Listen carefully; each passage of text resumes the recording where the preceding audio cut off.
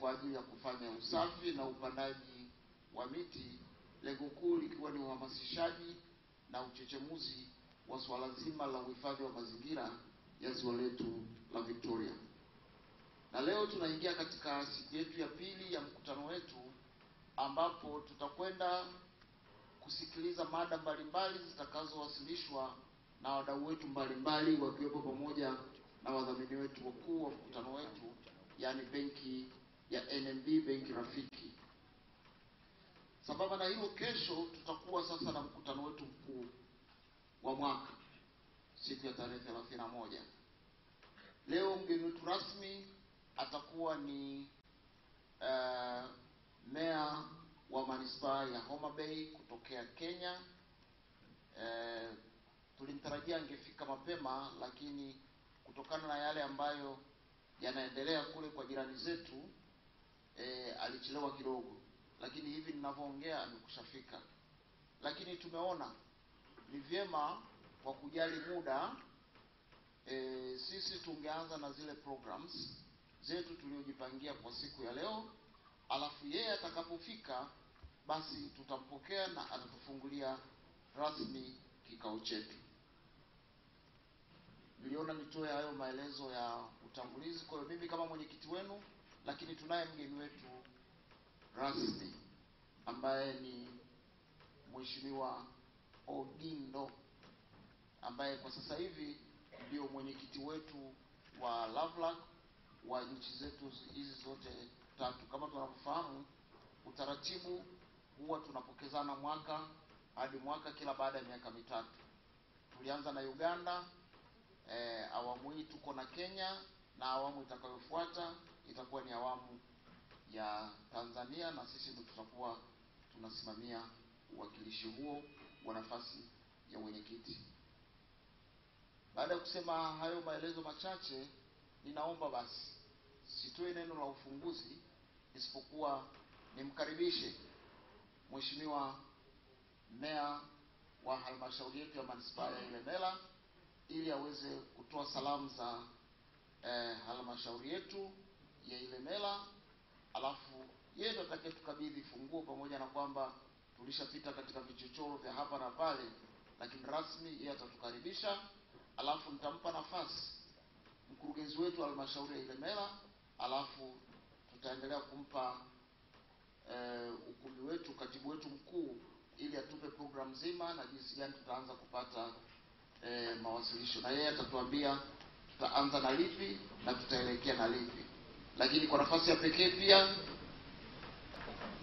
tunaye mkurugenzi wa benki ya NMB. Alikuwa na matukio mawili, analo hili la kwetu hapa, lakini pia alikuwa anashiriki katika uzinduzi wa kampeni ya upandaji wa miti kule eneo la Butimba huko, na yeye yuko njiani pia anakuja. Kwa hiyo atakapofika naye naomba tusimchukulie kwamba ni mchelewaji, ila tumpokee, ni kutokana na mwingiliano wa program. Asante. Asante sana. Asante sana. Basi kabla hatujanyanyua mstahiki meya kwa ridhaa yako mwenyekiti, tungeomba basi katibu ama wewe tupate utambulisho wa watu ambao tuko ndani huko. Karibu. Ruksa katibu.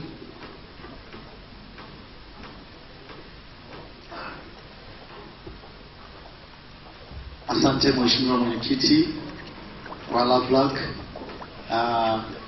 Mheshimiwa mstahiki meya wa Ilemela, na pia mkurugenzi mtendaji wa halmashauri ya Ilemela, na pamoja na wajumbe wote waheshimiwa, itifaki imezingatiwa. Nichukue nafasi hii kufanya kwa haraka utambulisho wa wajumbe ambao wako katika mkutano huu, pamoja na wadau ambao wameshirikiana na sisi siku ya leo.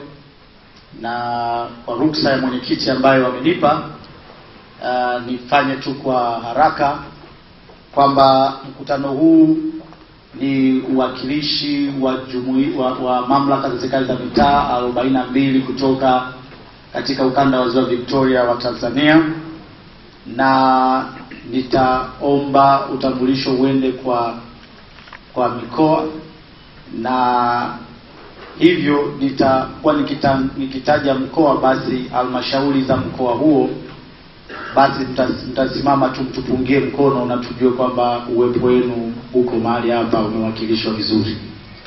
Na basi kwa heshima kabisa ningependa nianze na utambulisho wa mkoa ambao una uwakilishi uliochangamka kidogo.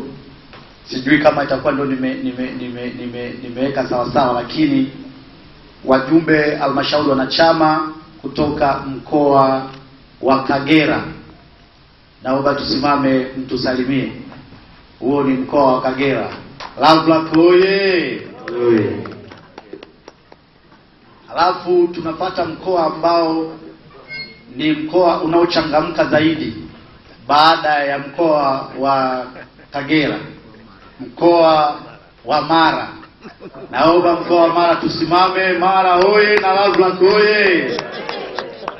Mimi nilijua watu wa Mara watapiga kelele zaidi ya hapo bwana, wakiongozwa na Mheshimiwa Daniel Komote wa Tarime TC. Baada ya hapo nataka nipate mkoa wa wataratibu ambao nao si kwamba hawajachangamka, ila tu ni wataratibu. Huo ni mkoa wa Simiyu. Naomba watu wa mkoa wa Simiyu msimame mtusalimu. Simiyu oye! Naona Simiyu imenenewa na mwanamke jamani. Alafu tufate wakilishi kutoka mkoa wa Shinyanga. Oye!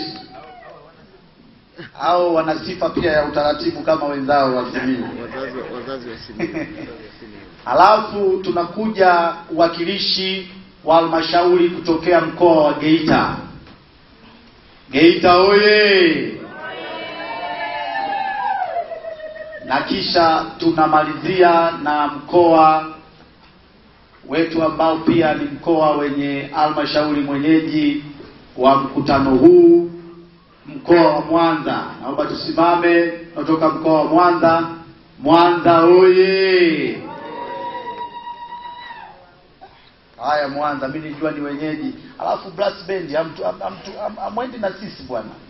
Tegemea tukiwa tunashangilia hivi na nyinyi tutataka mtalipia penalty. Okay. Lakini pia kwa ruhusa ya mwenyekiti nichukue nafasi hii kutambua wadau ambao wako pamoja na sisi leo mahali hapa. Tuna wadau ambao wangeweza kufika, lakini kuna wengine wako njiani, lakini nitawatambua tu na kisha tutaendelea. Watakapofika watajitambulisha wakati wanawasilisha mada zao. Nataka nitambue kwa heshima wadau kutoka governance leagues. Asante Dr. Kasongi, makofi tafadhali. Safi sana. Ningependeza inge na ngoma pembeni hapo. Alafu tuna wadau kutoka Emedo. Asante sana Emedo. Tuna wadau kutoka Good Neighbors. Yes, asante sana.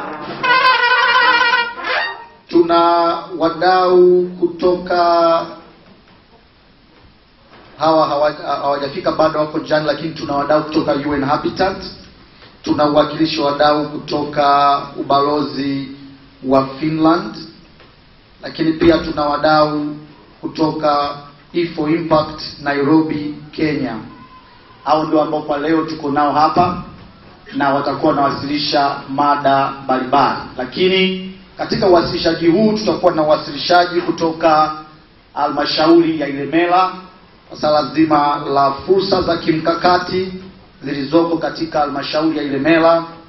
Na jana mkurugenzi alikuwa amesema tu kwa sababu ya ratiba, lakini alikuwa ameomba kwamba kuna mradi unaendelea na alitamani tupite. Basi nadhani katika uwasilishaji huo tutapata kujua Ilemela, na nikisemea mimi itaonekana bado, lakini kwa sababu niko LVRLAC, lakini Ilemela imejaa fursa nyingi nzuri. Na sasa sisi wajumbe lazima tujue kuinua na kutiana moyo, kwa sababu sisi ni wamoja. LVRLAC oye! Na pia nitambue uwepo wa wadhamini wakubwa wa mkutano huu, na hao sio wengine bali ni benki yetu pendwa, benki inayong'ara, benki inayoongoza kwa ubora, benki inayofanya vizuri, benki inayokuwezesha wewe hata ukiwa nje ya nchi ufanye malipo. Mimi ninayo prepaid card yangu moja, nikiendaga Ujerumani wapi huwa ndo natumia kulipia hiyo. Nao sio wengine ni benki ya NMB. Naomba makofi tafadhali kwa benki ya NMB. Hayo sio makofi ya kuwapigia makofi wa jamani. Asante sana.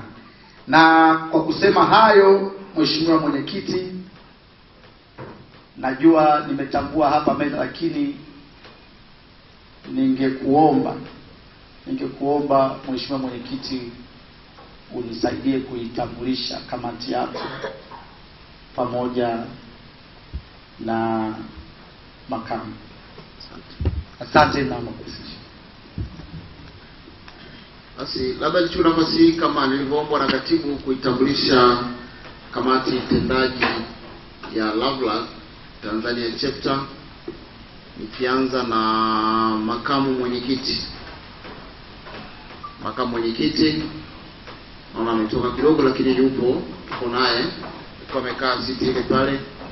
Lakini kwa sababu ya muda pia wajumbe wote naomba nyinyi msimame kwa pamoja, lakini kwanza kwa kutambua wale wenye viti wa vitengo, kamati ya fedha, kamati ya maji na mazingira, nyinyi wote naomba msimame kwa pamoja.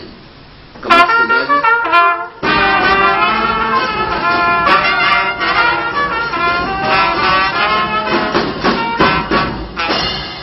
Lakini kuna mwenyekiti mwenza ambaye yeye anasimamia mtandao wa kina mama wa LVRLAC Tanzania.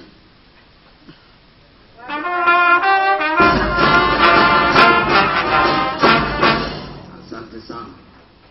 Basi lakini tuendelee, na nilisema tungeanza na mstahiki meya, lakini naomba tuanze na mkurugenzi, alafu baadaye atafuata mstahiki meya wa manispaa ya Ilemela. Karibu mkurugenzi.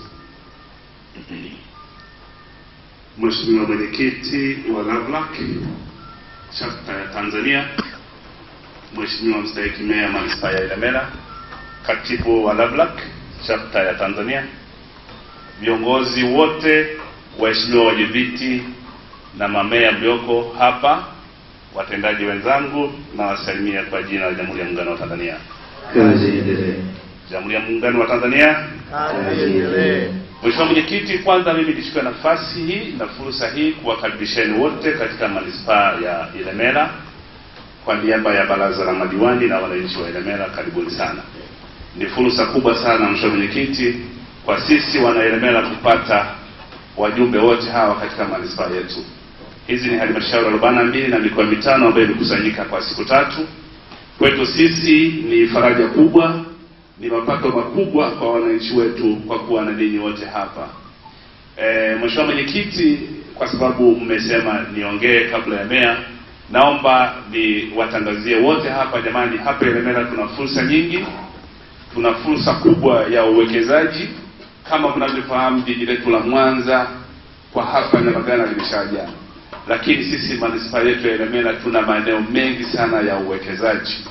Niwaombe wote kabla hamjaondoka, pateni maeneo ya uwekezaji. Tuna viwanja zaidi ya 3,000 ambavyo vimepimwa, vimeratibiwa vizuri, vinauzwa na bei yetu ni rafiki sana. Tunauza hadi shilingi 4,500 kwa mita moja ya mraba katika manispaa yetu ya Ilemela. Kwa hiyo nichukue nafasi hii kuwakaribisheni. Lakini sio hilo tu Mheshimiwa Mwenyekiti, sisi tuna ukanda mkubwa sana wa ufugaji wa samaki kwa njia ya vizimba. Ni jambo ambalo sisi tumelianzisha kama manispaa kwenye vikundi vyetu vya 10%, lakini vile vile na wananchi wengi wamejitokeza. Tuna ufukwe mrefu sana ambao una maeneo ambayo ni mazuri sana, hasa kwenye kata ya Mheshimiwa mstahiki meya wetu.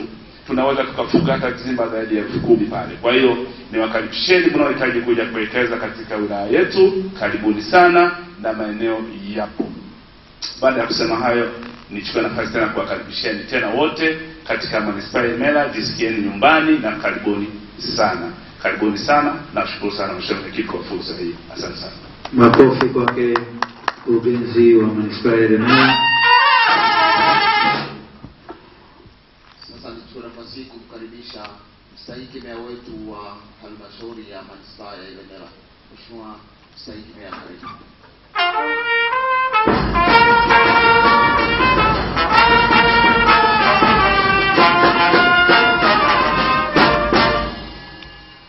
Mheshimiwa mwenyekiti wa LVRLAC chapa Tanzania na katibu wake, mkurugenzi mtendaji wa halmashauri manispaa ya Ilemela, mwenyeji hapa mlipo. Awali yote napenda nichukue nafasi hii kumshukuru Mwenyezi Mungu mwingi wa rehema kutupa afya njema siku ya leo kukutana kwa pamoja halmashauri zote 45 na mikoa hii 42 na mikoa yote. Hayo yote ni mapenzi ya Mwenyezi Mungu, imempendeza kuwa hapa siku ya leo. Ndugu zangu, na wasalimu kwa jina la Jamhuri ya Muungano wa Tanzania. Lakini Mheshimiwa Mwenyekiti, niruhusu nieleze kwamba manispaa ya Ilemela ukiwa hapa ni ndani ya jiji la Mwanza. Sisi tuna kauli mbiu yetu moja kwamba Ilemela ni yetu, tushirikiane kujenga. Sasa nikisema Ilemela ni yetu, semeni tushirikiane kujenga. Ilemela ni yetu, tushirikiane kujenga. Tushirikiane kujenga. Ilemela ni yetu. Mheshimiwa Mwenyekiti, naamini kwa siku zote umeweka hapa mambo sio mabaya. Kila mmoja nikimwangalia kwa nyuso hapa ameishi kwa amani na utulivu. Hii yote ni kauli mbiu yetu, tushirikiane kwa pamoja. Mheshimiwa Mwenyekiti, ninaomba sasa nichukue nafasi hii kuwakaribisheni kwa taarifa yangu fupi kama ifuatavyo. Mheshimiwa Mwenyekiti wa chapa la Tanzania, naomba nichukue nafasi kuwakaribisha manispaa ya Ilemela. Kwa niaba ya halmashauri ya manispaa ya Ilemela na jamii kwa ujumla, tunayo furaha kubwa kuwa wenyeji wa mkutano mkuu wa 27 wa LVRLAC nchini Tanzania. Tunaheshimu fursa hii ambayo inaongeza uzoefu mzuri kwa kushiriki kwenye shughuli kwenye shughuli na hafla zinazolenga kufikia ustawi wa maendeleo ya nchi yetu. Kama ilivyotamkwa na mwenyekiti wa LVRLAC kuwa kauli mbiu ya mkutano mkuu wetu huu, juhudi endelevu kati ya tawala za mikoa na jamii katika kudhibiti mabadiliko ya tabia nchi. Tunatoa wito kwa jamii kushiriki nasi katika shughuli hizi zinazoainishwa kwenye mkutano huu. Wananchi wajitokeze kushiriki katika kampeni ya usafi na kutunza mazingira ili kuunga mkono juhudi za kudhibiti mabadiliko ya tabia nchini Tanzania. Halmashauri yetu ya manispaa ya Ilemela inajivunia kuwa mwenyeji wa mkutano huu na kuwa balozi wa mfano kwa juhudi za maendeleo ya Tanzania katika maeneo haya. Mheshimiwa Mwenyekiti, baada ya kusema hayo, mimi sasa naomba nichukue nafasi hii kubwa kuwakabidhi ufunguo wa manispaa ya Ilemela ndani ya jiji la Mwanza ambao una mitaa 171 na kata 19. Ninaamini mtautumia ufunguo huu kwa utulivu wa hali ya juu sana, lakini acha utulivu na kufurahia zaidi katika maeneo haya. Sasa Mheshimiwa Mwenyekiti, mbele yako nasema nimewakabidhi ufunguo mkubwa, endeleeni kuutumia kwa muda wote mtakaokuwa hapa. Lakini naomba zaidi ya mkutano huu muendelee kuwa na utulivu katika eneo hili. Kutumia ufunguo huo usizidi wiki moja kuanzia sasa. Mungu awabariki na asanteni sana. Karibuni Ilemela na asanteni sana. Haya.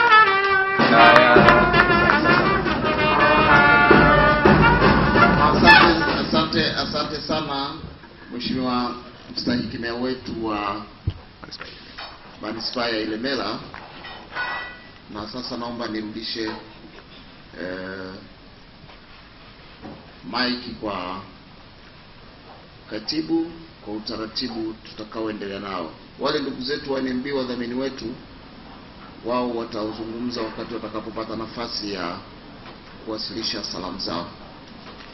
Karibu katibu. Asante Mheshimiwa Mwenyekiti, na baada ya salamu hizo nzuri kabisa, ninaomba wajumbe kwa kuitikia salamu hizo basi tupige makofi kwamba tumepewa funguo na sisi tumezipokea na sisi tutaonyesha ushirikiano wa matumizi. Makofi kwa pamoja tafadhali. Asante sana. Sisi wa Tanzania ni wakarimu na tunajua hivyo, na tunapopewa nafasi ya kupokelewa namna hii basi inatuonyesha kwamba tumekubaliwa kuingia katika manispaa hii ya Ilemela ambayo ina fursa nyingi. Wakati natambulisha niliruka kutambua uwepo wa baadhi ya vikundi ambavyo vimehusika na kushiriki pamoja na sisi leo, na moja ya dhima ambayo tuko nayo kama Jumuiya ya Tawala za Mitaa Kanda ya Ziwa Victoria ni pamoja na kujengea uwezo vikundi ambavyo ni bunifu na vinawaza kutengeneza njia na utatuzi wa changamoto za maendeleo kwa namna mbalimbali ambazo zinafaa na ni halali. Na hivyo basi naomba nitambue uwepo wa kikundi cha Hekima ambacho kinafahamika kwa jina la Hekima Group. Tafadhali mlipo naomba msimame mtupungie mkono kwa salamu. Asante sana. Na pia nitambue kikundi cha Tunza Mazingira. Tunza Mazingira, asanteni kweli nyinyi, kwa tisheti zenu za kijani inaonyesha ni watunza mazingira. Lakini sikuwatambua rafiki zangu ambao wametuongoza vizuri kwenye wimbo wa taifa na wa Jumuiya ya Afrika Mashariki, na nilipokuwa namuona rafiki yangu Mheshimiwa Magongo, Mheshimiwa mwenyekiti wa wilaya ya Muleba akiimba kutoka moyoni kabisa hizi nyimbo mbili, nikajua huu wimbo na jinsi ulivyopigwa kwa ala na utaratibu wake basi umefaa. Naomba nitambue uwepo wa kikundi cha Mwanza Brass Band, na mjipigie wenyewe tarumbeta.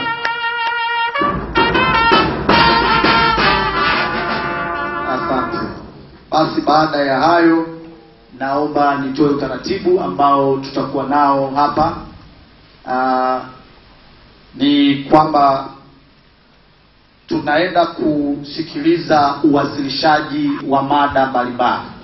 Lakini awali ya yote, kabla sijaruhusu uwasilishaji huu ufanyike, ningependa nitoe makusudi au nieleze makusudi kwa ufupi kabisa wa kwa nini tunafanya mikutano hii au tunafanya mikutano ya wadau.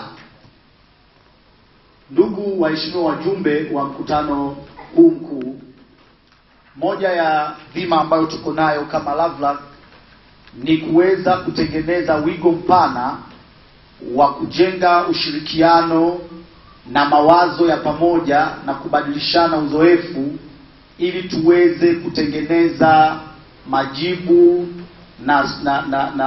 na solutions na utatuzi wa changamoto ambazo tunakutana nazo katika ukanda wa Ziwa Victoria.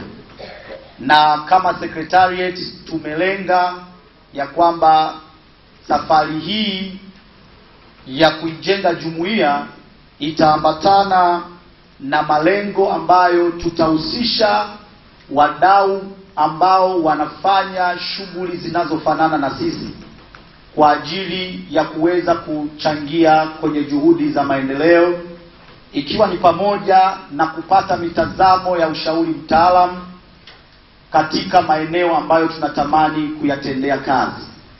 Kama ambavyo tumekuwa tukizungumza katika mikutano mbalimbali, ni kwamba moja ya kusudi tulionalo kama LVRLAC ni kutengeneza wigo na nafasi ambayo tunaweza kwa pamoja kuvutia miradi na fursa mbalimbali ambazo zitanufaisha halmashauri wanachama katika sekta mbalimbali, kwenye uchumi, kwenye mazingira, afya, elimu na kadhalika. Na kutokana na hilo ni vyema kabisa katika mikutano yetu tupate kusikia mitazamo, tupate kusikia mawazo, tupate kuona jinsi ambavyo wadau wengine wanatazama rasilimali ya Ziwa Victoria na vile wanavyolitazama bonde la Ziwa Victoria na fursa zilizoko. Lakini tofauti na hivyo, tuone wadau ambao wanachangia kwenye maendeleo ya ukanda wetu. Na hivyo sababu ya kwanza ambayo kama nimetaja, sababu ya platform hii tuliifanya ya kwanza mwaka jana, na mwaka huu tulikuwa tuwe na wadau wengi sana kutoka kwenye balozi mbalimbali, lakini European Union alikuwa ameahidi kufika, lakini kwa sababu ya changamoto alizopata za ratiba hakuweza kufika. Ila amesema baada ya mkutano huu anatamani kuona deliberations zilizofikiwa, maana yuko tayari kushirikiana na LVRLAC kwa ajili ya kutengeneza miradi kwa ajili ya jumuiya, kwa ajili ya kunufaisha jumuiya yetu ya LVRLAC. Na nilipokea mawasiliano hayo, lakini pia nimepokea salamu kutoka ubalozi wa Ujerumani kwa mheshimiwa balozi mwenyewe. Alitamani kuwepo, lakini naye kwa sababu ya changamoto ya kiratiba hakuweza kufika. Na hivyo basi naomba nitaje makusudi haya machache kwa haraka kabla hatujaweza kuingia kwenye uwasilishaji. La kwanza, tumedhamiria kama jumuiya tutaimarisha mtandao wetu na wadau wa maendeleo katika ukanda wa Ziwa Victoria, tukiweza kutumia kila fursa ambayo ni halali na ni njema kwa ajili ya kujenga maendeleo ya halmashauri zetu, wanachama, pamoja na shughuli ambazo zinafanyika huko ndani, ili tuweze kuwa relevant katika LVRLAC hii. Mara nyingi pamekuwa na maswali ambayo yamekuwa yakiendelea kwamba LVRLAC inatuletea nini, LVRLAC inatufanyia nini. Lakini kwa platform hizi tunaendelea kufanya juhudi, na hadi sasa tuna wadau wengi sana. Nadhani tutaona kesho kwenye kikao na taarifa ambayo umeipata ni kwamba wadau wengi wamevutiwa kushiriki na kushirikiana pamoja na sisi katika kufanya maendeleo katika jumuiya yetu. Kwa hiyo tumekusudia kujenga mtandao ambao utaweza kutuimarisha na kutuweza kututengeneza, na kama mnavyofahamu chuma siku zote inanoa chuma, na hivyo tunategemea kwamba ndani ya mwaka huu tutakuwa na interactions mbalimbali na wadau katika kubrainstorm, kufikiri na kuweza kuja na mawazo ambayo yatatatua changamoto hizi katika halmashauri zetu, lakini pia kuchochea fursa za maendeleo. La pili ni kwa ajili ya kubadilishana uzoefu na kuboresha utendaji. La tatu ni kujadili na kuibua miradi ya pamoja. Leo hii tulikuwa tutie sahihi na wadau wawili wa maendeleo. Tutaandaa tukio hilo muhimu kwa ajili ya shughuli hiyo, na tunategemea kutia sahihi ya makubaliano ya ushirikiano kati yetu sisi LVRLAC na shirika la EMEDO. Lakini pia kuna shirika jingine liko Kenya linaitwa E4Impact ambalo linafadhiliwa na ubalozi wa Italiano. Walikuwa wawepo leo hapa, lakini kutokana na changamoto mbalimbali ambazo zimetokea tena zinazoendelea kule kwao wameshindwa kufika. Kwa kusudi pia ni kwa ajili ya kuibua miradi ya pamoja. Uwasilishaji huu utakaoona leo sisi secretariat tutauchukua na tutapanga kuja kuwa na kikao na hawa wahusika ili tuweze kuibua joint projects, miradi ya pamoja ambayo italeta manufaa kwa wanachama. Lakini pia la mwisho, tunafanya uwasilishaji huu ili pia tuweze kujua hawa wadau wanafanya nini kwenye ukanda wetu, na kisha tuweze kutoa ushirikiano.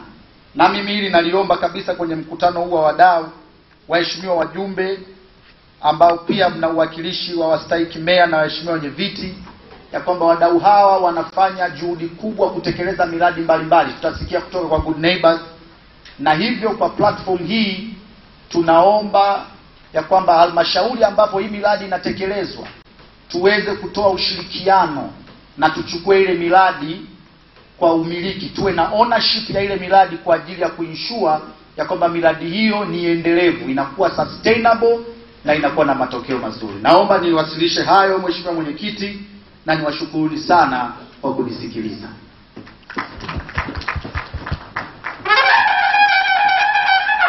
Makofi hayajatosha wakati wetu tafadhali.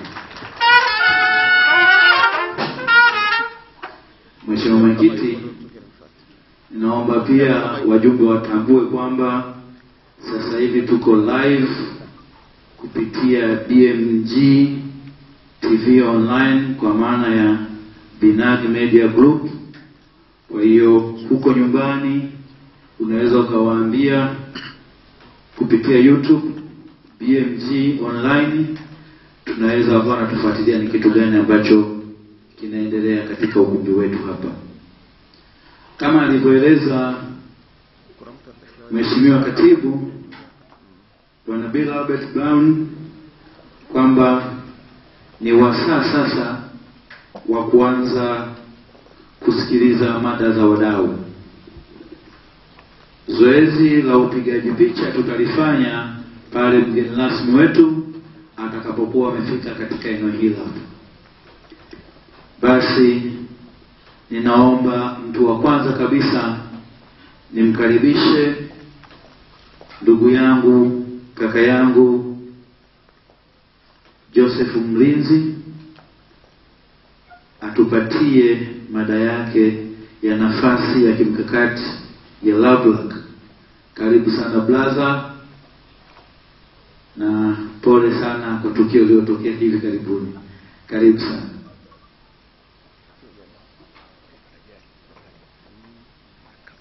Wataalamu, hebu tuelekeze anafanyia wapi shughuli yake, ni hapa mbele ama ni wapi? Hapa. Unatumia TV pale, si ndio?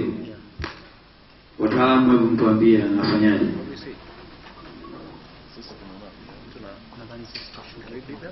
Wakati wanaseti mitambo yao hapa blast band, tusikilize.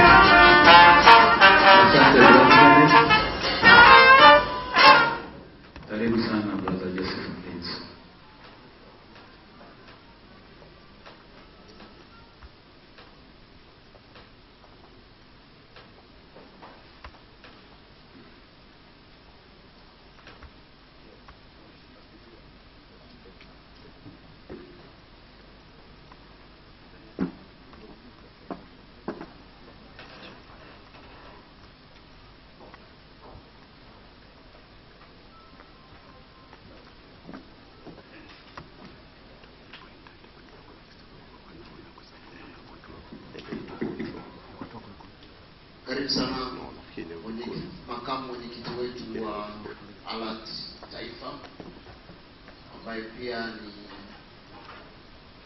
mstahiki meya wa jiji la Mwanza. Karibu sana. Taarifa zako tunazipata, ulikuwa pamoja na ndugu zetu wa NMB katika zoezi la upandaji wa miti kule Mitaa. Karibu sana. Karibu tuendelee. Asante Mheshimiwa Mwenyekiti, uongozi mzima, meza kuu, waheshimiwa washiriki, na kwa namna pekee tambua uwepo wa waheshimiwa kwenye viti wa halmashauri, waheshimiwa madiwani, waheshimiwa wakurugenzi wa halmashauri zetu, watendaji, wadau, pamoja na washiriki wengine tofauti, bila kuwasahau waandishi wa habari. Jina langu ni Joseph Alex Mlinzi. Kwangu mimi hii ni fursa kubwa sana kuweza kushiriki na kushirikishana pamoja nanyi katika mada taja hapo mbele. Actually ikiwa ni baada ya wiki mbili tu. Leo natimiza wiki ya pili baada ya kupatwa na ajali moja mbaya sana ambayo ilipelekea mjomba wangu kufariki pale pale. Kwa hiyo kwangu mimi hizi ni neema na baraka kubwa sana. Mada ambayo ninawasilisha, na nikitambua kwamba kuna washiriki wengine ambao watawasilisha mada zingine kwa ajili ya kuhakikisha kwamba naenda vizuri na screen, bali kuna zingine ambazo wanaona washiriki wengine pia.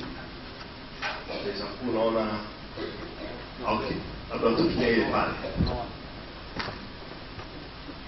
Mada yetu ni strategic mandates of LVRLAC kwenye Lake Victoria Region Basin. Hapa tunazungumzia Ziwa Victoria. Presentation iko kwa lugha ya Kiingereza na nitajitahidi kuwasilisha kwa lugha ya Kiswahili.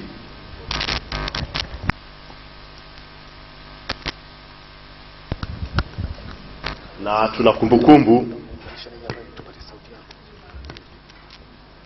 tuna kumbukumbu kabla ya huyu bwana John Hanning speak mwaka 1958 kuita Ziwa Victoria Lake Victoria, lakini sisi kwa asili yetu tulikuwa na majina pia. Wazee wetu wa kipindi hicho kwa upande wa Kenya walikuwa wanaita Namlolwe, na Uganda walikuwa wanaitwa Narubale, lakini upande wa Tanzania hususan Mwanza na Rwanda walikuwa wanaita Nyanza. Ndivyo jina lilivyokuwa likiitwa kipindi hicho. Na of course tunatambua kwamba kuna juhudi ambazo zinafanyika, labda tutazikaribisha kiasi gani hiyo inategemea na sisi wenyewe, ya kuangalia namna ya kurudisha majina yetu ya zamani katika maeneo yote tofauti tofauti, hasa kwa kuzingatia umuhimu wa Ziwa Victoria. Kwa haraka yawezekana tuna kumbukumbu tofauti tofauti.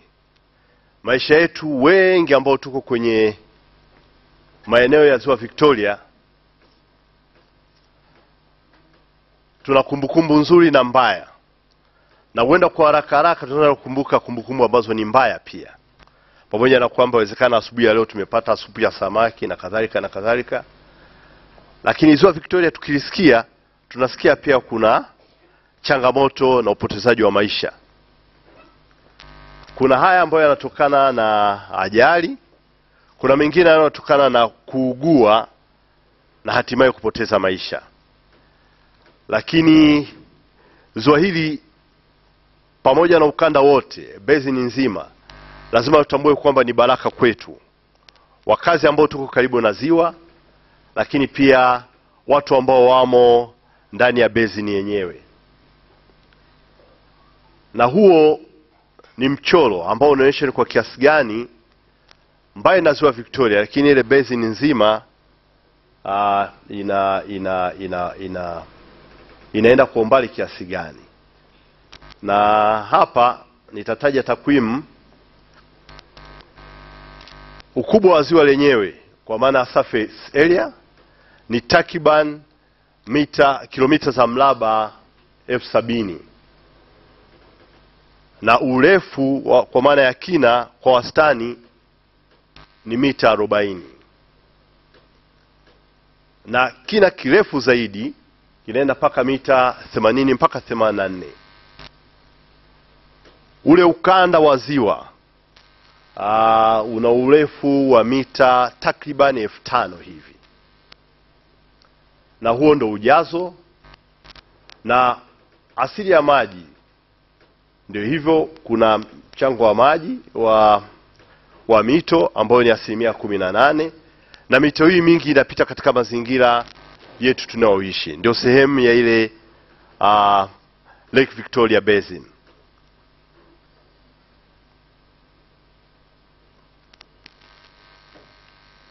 Kwa hiyo vyanzo vya maji ni pamoja na maziwa madogo madogo, mito ambayo inatiririka katika ziwa lenyewe, kuna mabwawa, lakini pia kuna mvua ambayo inachangia kwa 82%. Kama tunakumbuka mvua za mwaka 2019 na 2020, kina cha maji kiliongezeka kwa kiasi kikubwa sana. Kuna ground water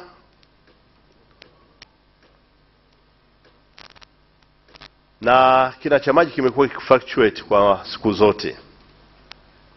Kwa haraka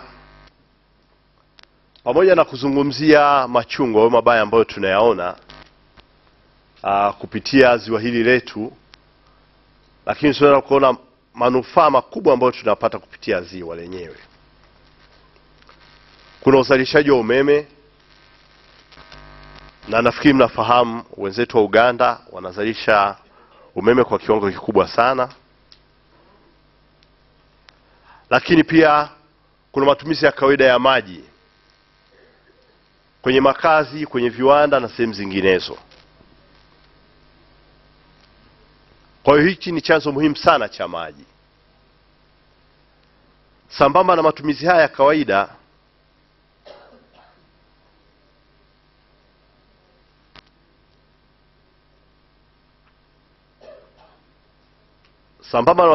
kawaida, lakini pia kuna fursa ya uvuvi kwa maana ya samaki na products zingine ambazo zinaendana na shughuli za uvuvi. Na ukiangalia tu kwa takwimu za mwaka 2011, kulikuwa kuna ongezeko hili la kifedha takriban dola 250 kwa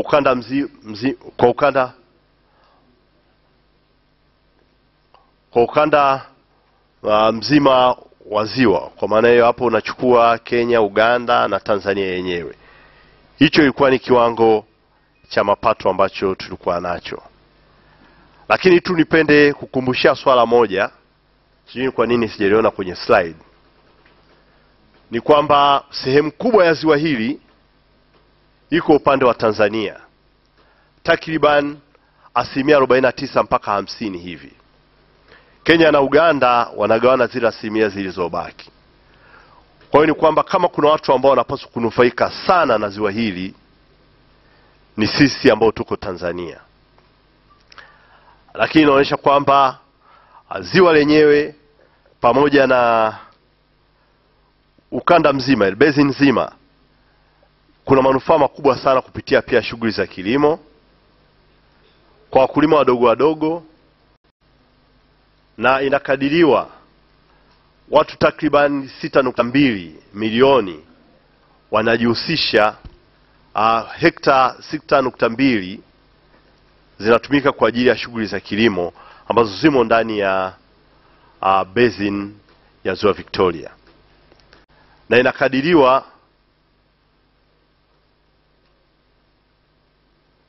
zaidi ya 70% ni ardhi yenye rutuba.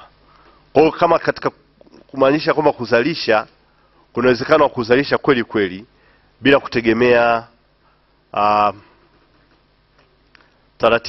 bila kutegemea mvua, lakini kama kweli utakuwa na matumizi mazuri ya ziwa. Na labda kwenye upande wa shughuli za uvuvi, kuna kuvua, lakini pia kuna fursa zingine za uzalishaji wa samaki. Na kwa wenzetu wa Uganda, wao wamepiga hatua zaidi, wanafanya ile fish caging na wanazalisha kwa kiwango kikubwa sana. Kwa upande wa Tanzania tumeanza, japo ni kidogo sana. Ndugu yangu Fanueli nafikiri atakuwa na fursa ya kuzungumzia uvuvi na sheria zilizopo katika maeneo haya yana manufaa au yana madhara kiasi gani. Kwa hiyo hizo ni fursa ambazo tunapaswa tujivunie na tuzifurahie kupitia Ziwa Victoria. Kuna shughuli za utalii ambazo kwa kiwango kikubwa zina manufaa sana katika jamii zetu, na hasa kwa kuwa sasa hivi kuna hamasa kubwa sana ya kufanya vitu vinaitwa ecotourism, yaani jamii inashiriki katika shughuli za utalii. Watalii wengi tumezoea kwamba lazima waende kwenye mbuga na kweli hii ni sehemu ya Lake Victoria Basin, lakini katika maeneo yetu tofauti tofauti kule bado tunaweza tukavutia watalii ambao wanaweza wakaja, wakala, wakanywa, wakashiriki tamaduni zetu na mila zetu. Labda hili ni eneo ambalo pia tunaweza tukalitoa na kunufaisha ulimwengu wetu au ulimwengu mzima, na tukawafundisha uzuri wa tamaduni zetu na ubora wa tamaduni zetu.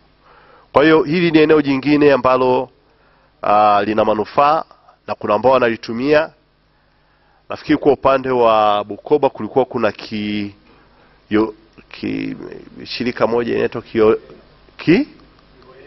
Kiloera. Wanafanya vizuri sana kwenye masuala ya ecotourism.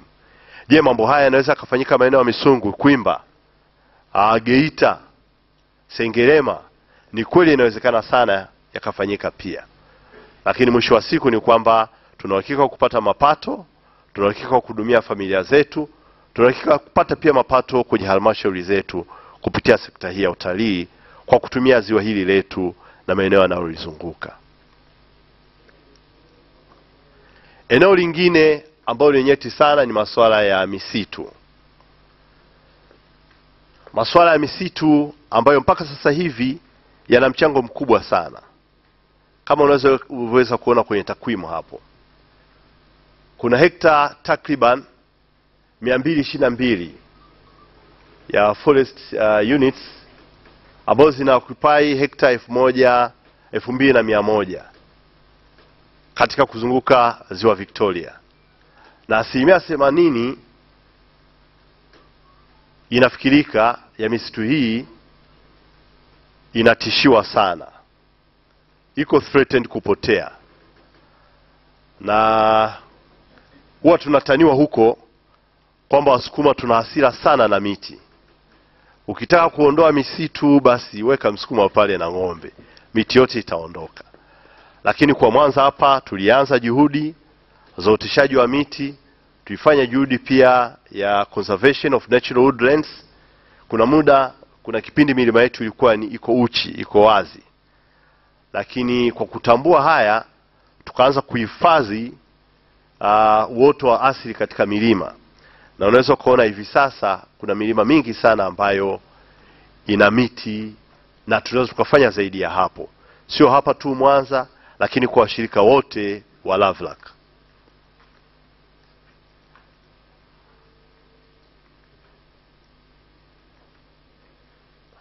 Eneo jingine ambalo ni la manufaa katika ukanda huu wa ziwa Victoria ni masuala ya mining. Kuna shughuli nyingi sana za uchimbaji wa madini kama inavyoonekana hapo.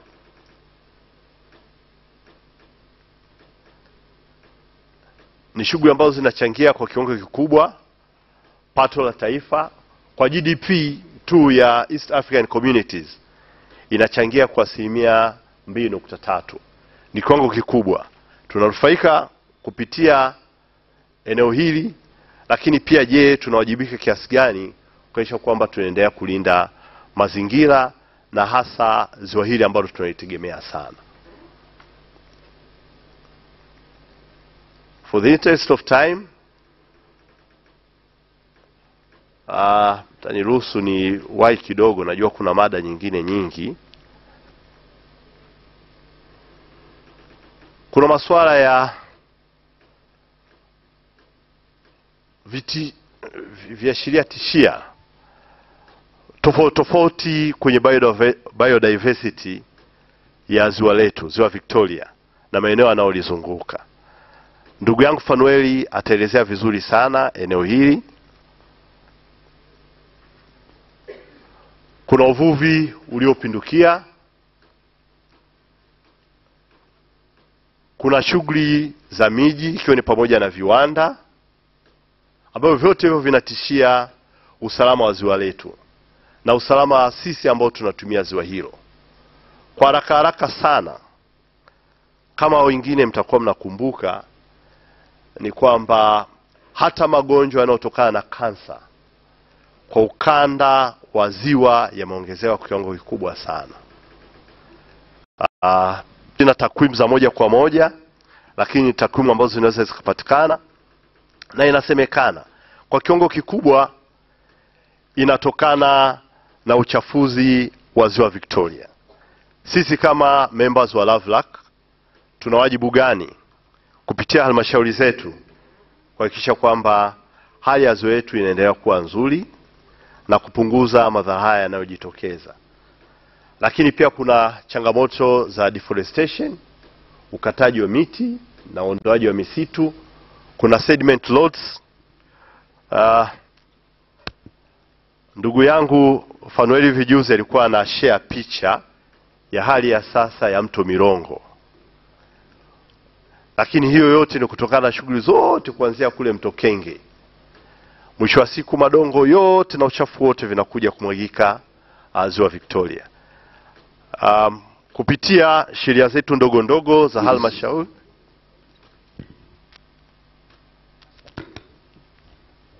kupitia bylaws zetu, yawezekana kuanzia ngazi ya mtaa, ubalozini, ngazi ya kata na vijiji, kuna mambo mengi sana ambayo tunaweza tukafanya kuhakikisha mwisho wa siku Ziwa Victoria inakuwa salama kwa ajili yetu sisi na kwa kizazi kijacho.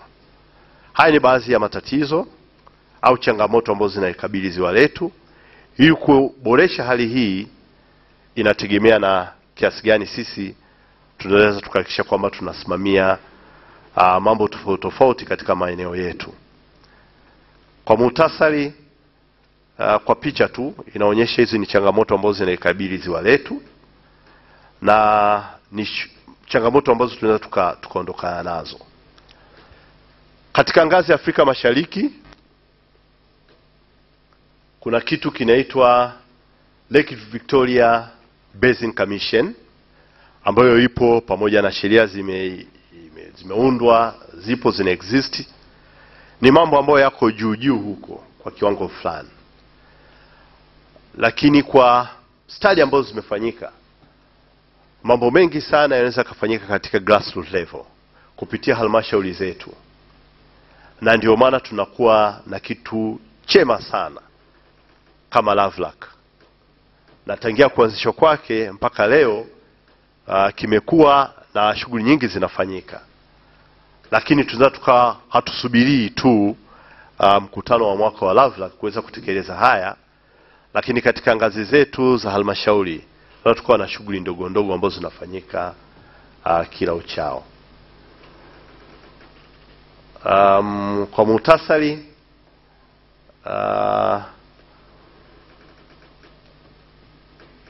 mimi ninaomba niishie hapo.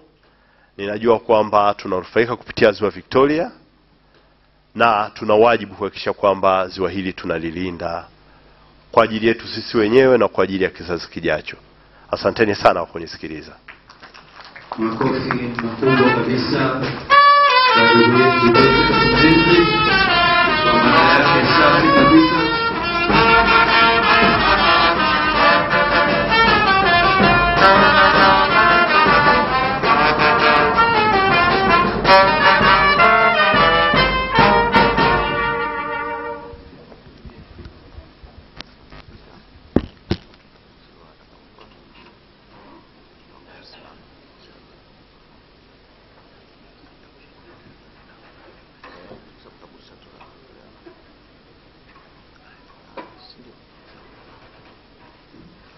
Asante sana Bwana Joseph kwa mada yako ya kwanza, na tutaendelea na watu wa mada wengine mmoja baada ya mmoja kadri muda unavyoruhusu. Basi ndugu zangu, naomba niwataarifu kwamba mgeni wetu rasmi amekushafika eneo hili hapa. Ninaomba secretariat tufanye utaratibu wa kumweza kumuingiza ndani mgeni wetu rasmi, kwa sababu nimepata taarifa kwamba yuko maeneo haya. Katibu, tusaidie kama mgeni rasmi yuko hapa nje. Mgeni rasmi basi tunamuomba aingie eneo hili hapa. Karibu sana. Yuko ndani ya eneo hili hapa. Naomba tusimame tumpokee mgeni rasmi.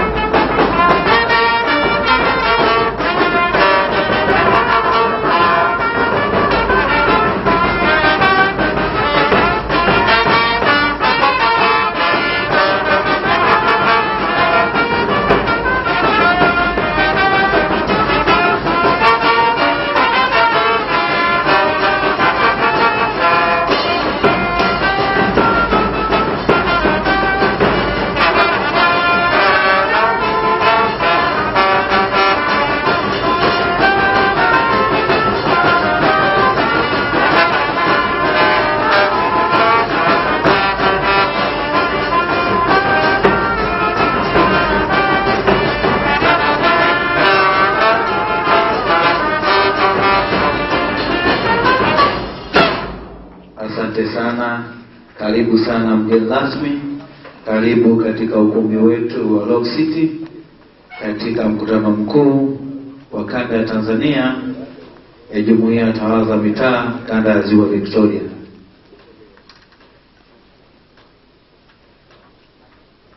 Basi ninaomba nimkaribishe mwenyekiti aweze kuendelea na utaratibu meza kuu. Mheshimiwa mgeni wetu rasmi, Mheshimiwa Ogindo, meya wa kaunti ya Homa Bay, lakini pia mwenyekiti wetu wa LVRLAC wa nchi zetu Tanzania, Kenya na Uganda, nichukue nafasi hii kukukaribisha na nimefurahi kuona kwamba umefika salama.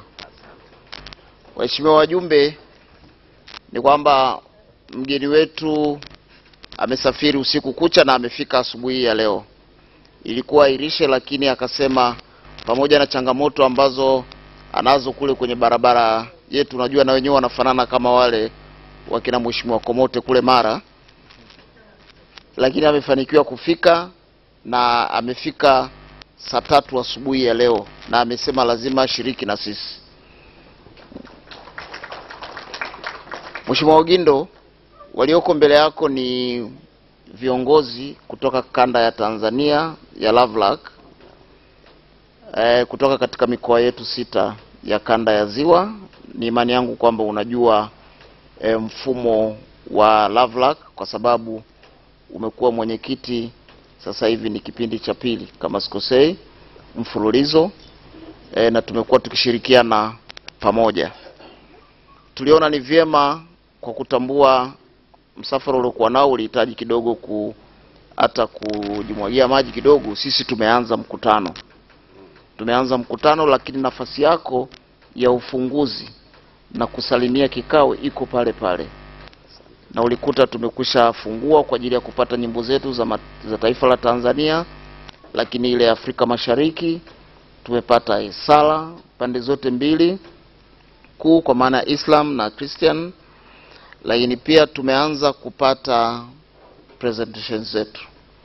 Ni kuombe sasa, wakati ukiendelea kupumzika, tuendelee na kupata mawasilisho ya presentation, wakati ukiendelea kujiweka sawa na jiografia ya ukumbi wetu, na baadaye tutakuomba sasa uweze kusalimiana nao rasmi na hatimaye kutoa salamu zako kwa ajili ya ufunguzi wa mkutano wetu wa LVRLAC Tanzania.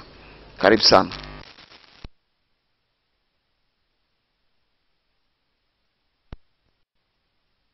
Rasmi ambaye ameingia katika eneo letu hapa. Wakati huo basi ninaomba nimkaribishe mwakilishi kutoka benki ya NMB, naye tumsikilize ana lipi la kutueleza.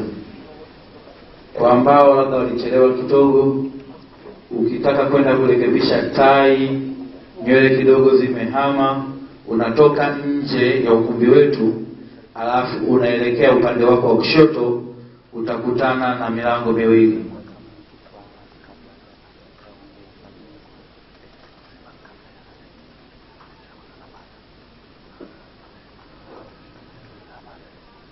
Asante, karibu NMB.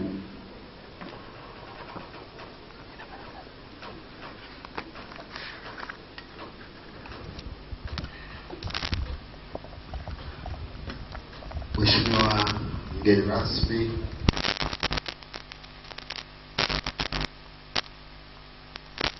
Homa Bay,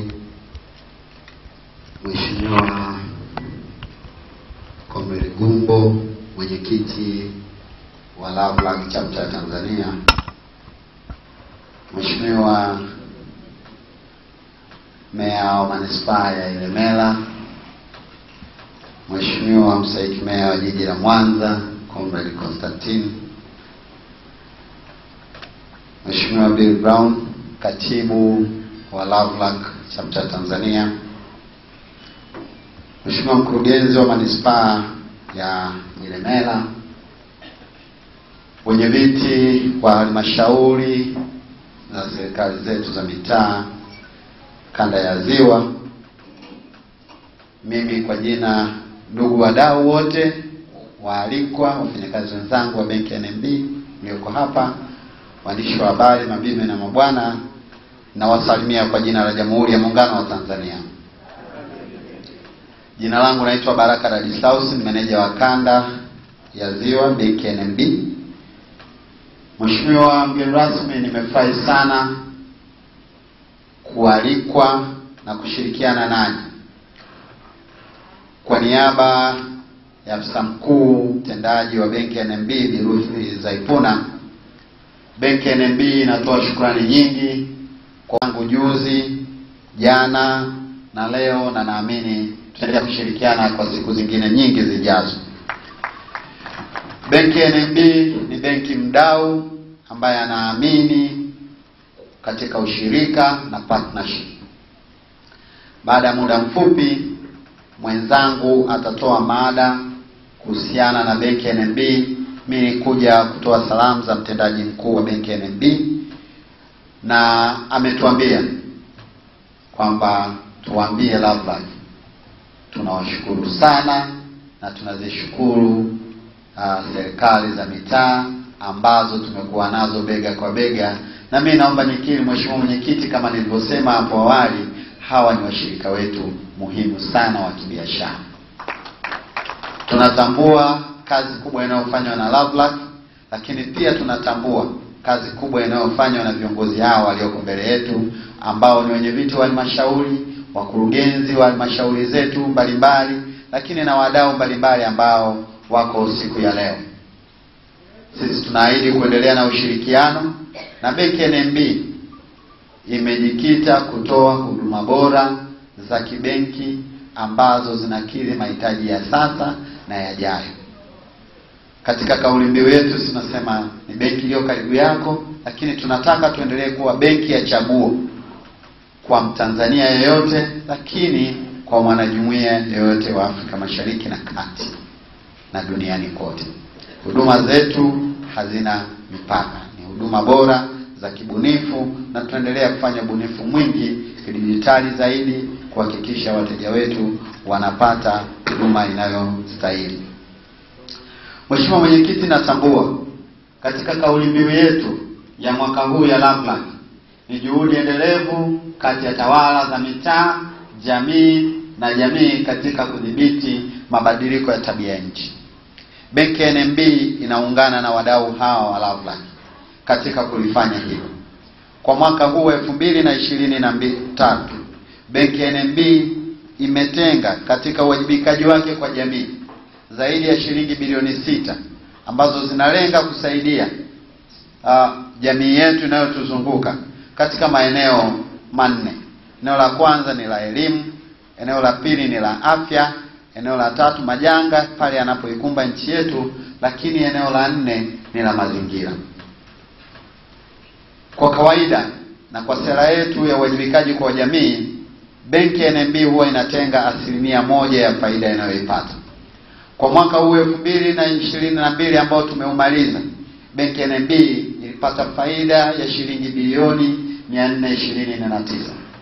Na kwa hiyo ilistahili kutenga shilingi bilioni 4.29 kwa ajili ya uwajibikaji.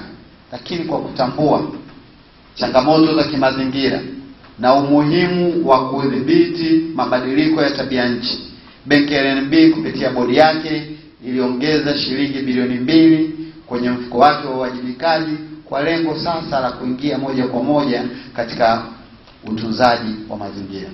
Nikutaarifu tu Mheshimiwa mgeni rasmi, benki ya NMB tarehe 27 mwezi huu wa 3 ilizindua kampeni yake ya kupanda miti milioni 1 nchi nzima. Na zoezi hilo lilizinduliwa na Mheshimiwa Makamu wa Rais Dr. Philip Isdor Mpango pale Dodoma, na zoezi hili limeendelea kuzinduliwa katika kanda mbalimbali, na leo asubuhi tumezindua upandaji wa miti kwa kanda ya Ziwa.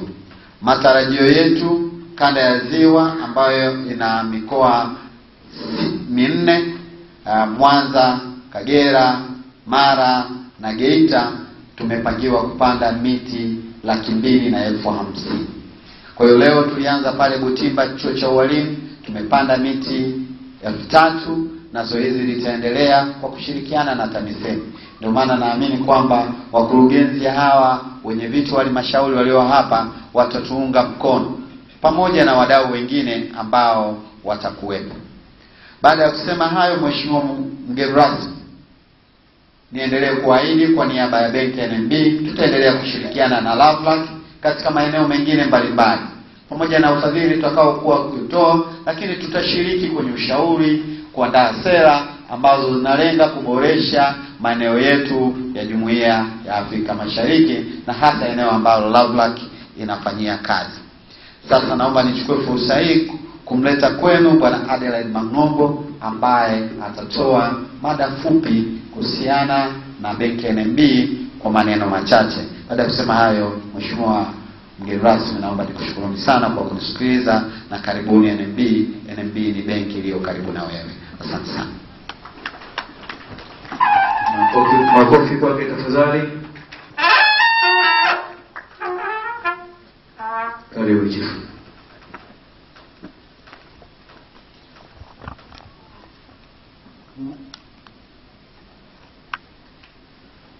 Mheshimiwa Mwenyekiti wa LVRLAC, Mstahiki Meya na raia namba 1 wa Ilemela, Mstahiki Meya wa jiji la Mwanza, mkurugenzi,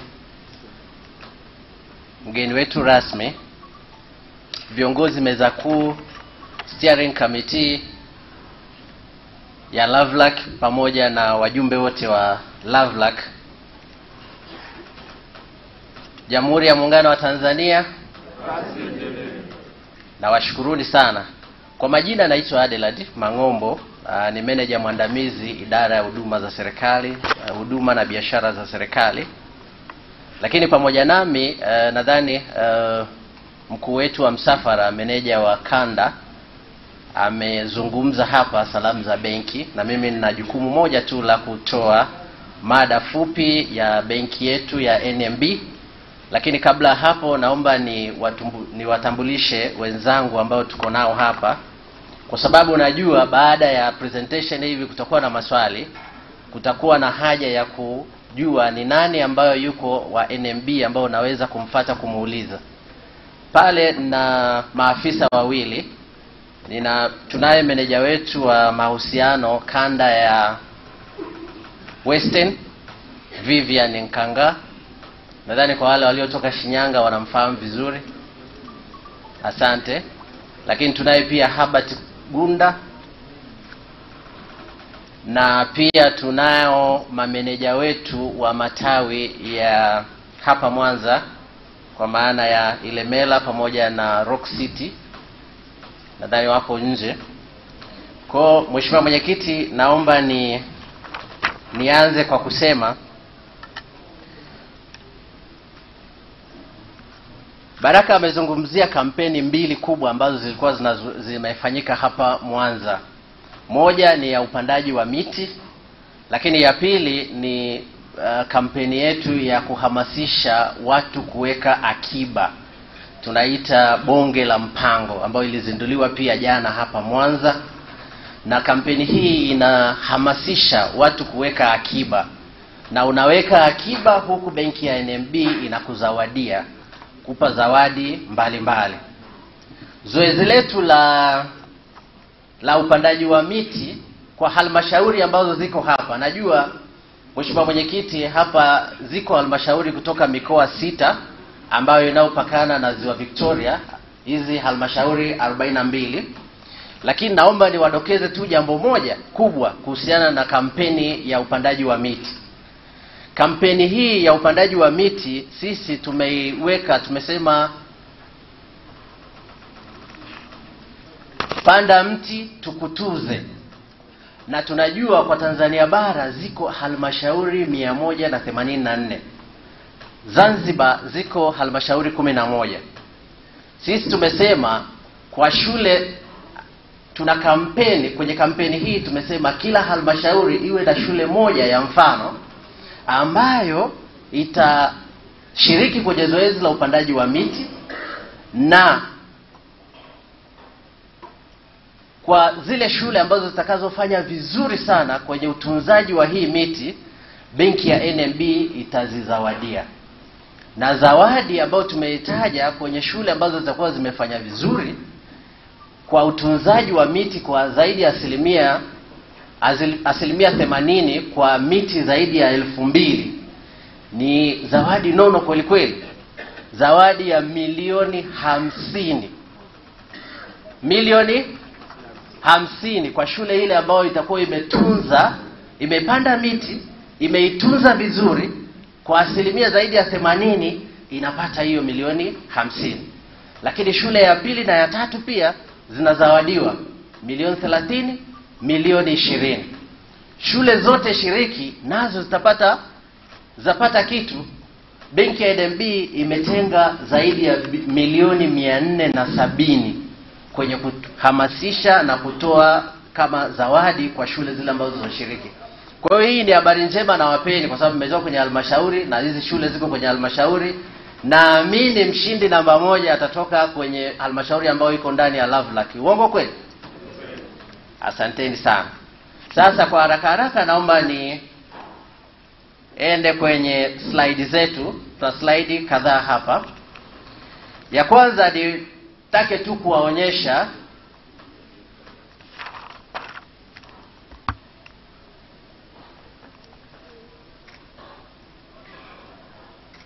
hapo, nataka kuwaonyesha tu benki ya NMB tulikotoka. Maana kuna wengine wanafikiri hii benki ya NMB historia yake hawaipati vizuri. Benki hii ilianzishwa mwaka 1997 baada ya kugawanyika kwa benki ya NBC, ambapo kipindi kile tulikuwa na matawi 97 tu ukiangalia pale. Sasa hivi tuna matawi 227 kote Tanzania. Na wakati ule pia tulikuwa na wateja ambao hawazidi kama 600,000 tu. Lakini leo tunazungumzia wateja milioni 6. Kipindi kile tulikuwa hatuna mawakala. Lakini sasa hivi naamini mnaona kokote mnapopita benki ya NMB kila mahali kuna mawakala, na mawakala tuliokuwa nao zaidi sasa hivi wanakaribia 20,000. ATM pia hatukuwa nazo wakati tunaanzishwa. Lakini kwa sasa hivi tuna ATM 781, na idadi hatukuwa na takwimu ambazo zilikuwa zinaonyesha idadi kamili ya wafanyakazi, lakini tunavyozungumza NMB ina wafanyakazi zaidi ya 3,500. Lakini cha msingi pale nataka muone kitu kimoja. Benki ya NMB inakuwa recognized kimataifa kwa taasisi za ndani pamoja na taasisi za kimataifa. Benki ya NMB imetajwa kama benki salama zaidi Tanzania. Unajua sisi kwa upande wa benki tunasema nyinyi mnakuja kuweka hela benki, si ndio? Kwenye professions wanasema profession namba 1 ambayo inayoaminika zaidi ni profession ya udaktari, ambao ukienda pale daktari akikuandikia chochote wengi wetu hatuhoji, si ndio? Lakini ya pili ni bankers, kwa sababu ukiangalia matajiri wote ambao wanaozungumza hapa Mwanza na pengine popote pale, hela zao zote ziko kwenye mabenki, si ndio? Na wanaamini benki fedha zao ziko salama, na benki salama zaidi ambayo iliyotajwa kwa Tanzania ni benki ya NMB. Lakini tumepata hizi award zaidi ya 20 kwa mwaka jana, na moja kati ya hizo ni Best Bank in Tanzania, ambao tumekuwa kwa zaidi ya miaka 8 tumekuwa tunatajwa kama benki bora zaidi Tanzania. Lakini tumeendelea kuwa rated vizuri, kwa maana kwamba tunaweza kusupport biashara za kimataifa, za ndani na za kimataifa. Hapa nataka niwaonyeshe tu umiliki wa benki ya NMB, na hapo mkiangalia serikali ya Jamhuri ya Muungano wa Tanzania inamiliki shares 31.8%. Hii ina maana kubwa sana kwa serikali, na tangia benki tuanze mwaka 2008 kutoa magawio mpaka 2021 tumetoa zaidi ya bilioni 96.7 kwa serikali kama dividend. Sasa mwaka jana tumevunja rekodi ya performance kwa sekta za mabenki Tanzania. Tulitengeneza faida kubwa sana, faida ambayo ni bilioni 429. Kwa hiyo tunategemea dividends au gawio ambao tutakaolitoa kwa serikali kwa kipindi cha mwaka jana itakuwa ni kubwa zaidi kuliko ile ambayo tulikuwa tumetoa kwa kipindi cha mwaka 2021. Lakini Mheshimiwa Mwenyekiti, benki yetu imeendelea kuwa na kitabu imara sana. Total assets za benki zimecross trilioni 10 za Tanzania. Na sasa hivi bahati nzuri mgeni wetu rasmi ametoka, ni meya wa Homa Bay. Sisi kwa Tanzania sasa hivi tumeshajiondoa kujishindanisha na benki za hapa. Sasa hivi tumeenda kwenye regional banks. Tunajikompea na mabenki makubwa ya East Africa, ya Afrika Mashariki, kwa sababu ndiko level yetu sasa hivi ilipo. Lakini hayo yote tunayafanya kwa sababu tunapata support kubwa sana kutoka kwa wateja wetu. Na wateja wetu namba moja ni serikali. Na serikali kupitia halmashauri hizi ambayo LVRLAC nyinyi ndio sehemu ya mafanikio haya. Kwa hiyo ukiangalia assets za benki zimecross hiyo trilioni 10.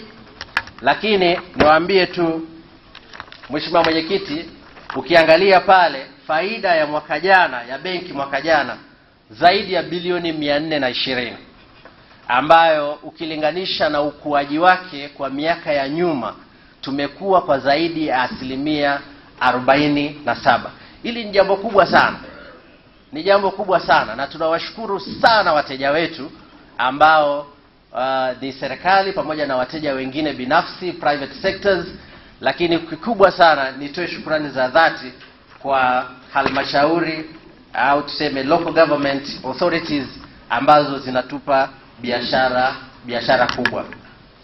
Kwenye mpango kazi wetu tumesema yapo mambo mengi ambayo tunayoyafanya ambayo yametusaidia kufikia mafanikio ambayo tunayojivunia leo.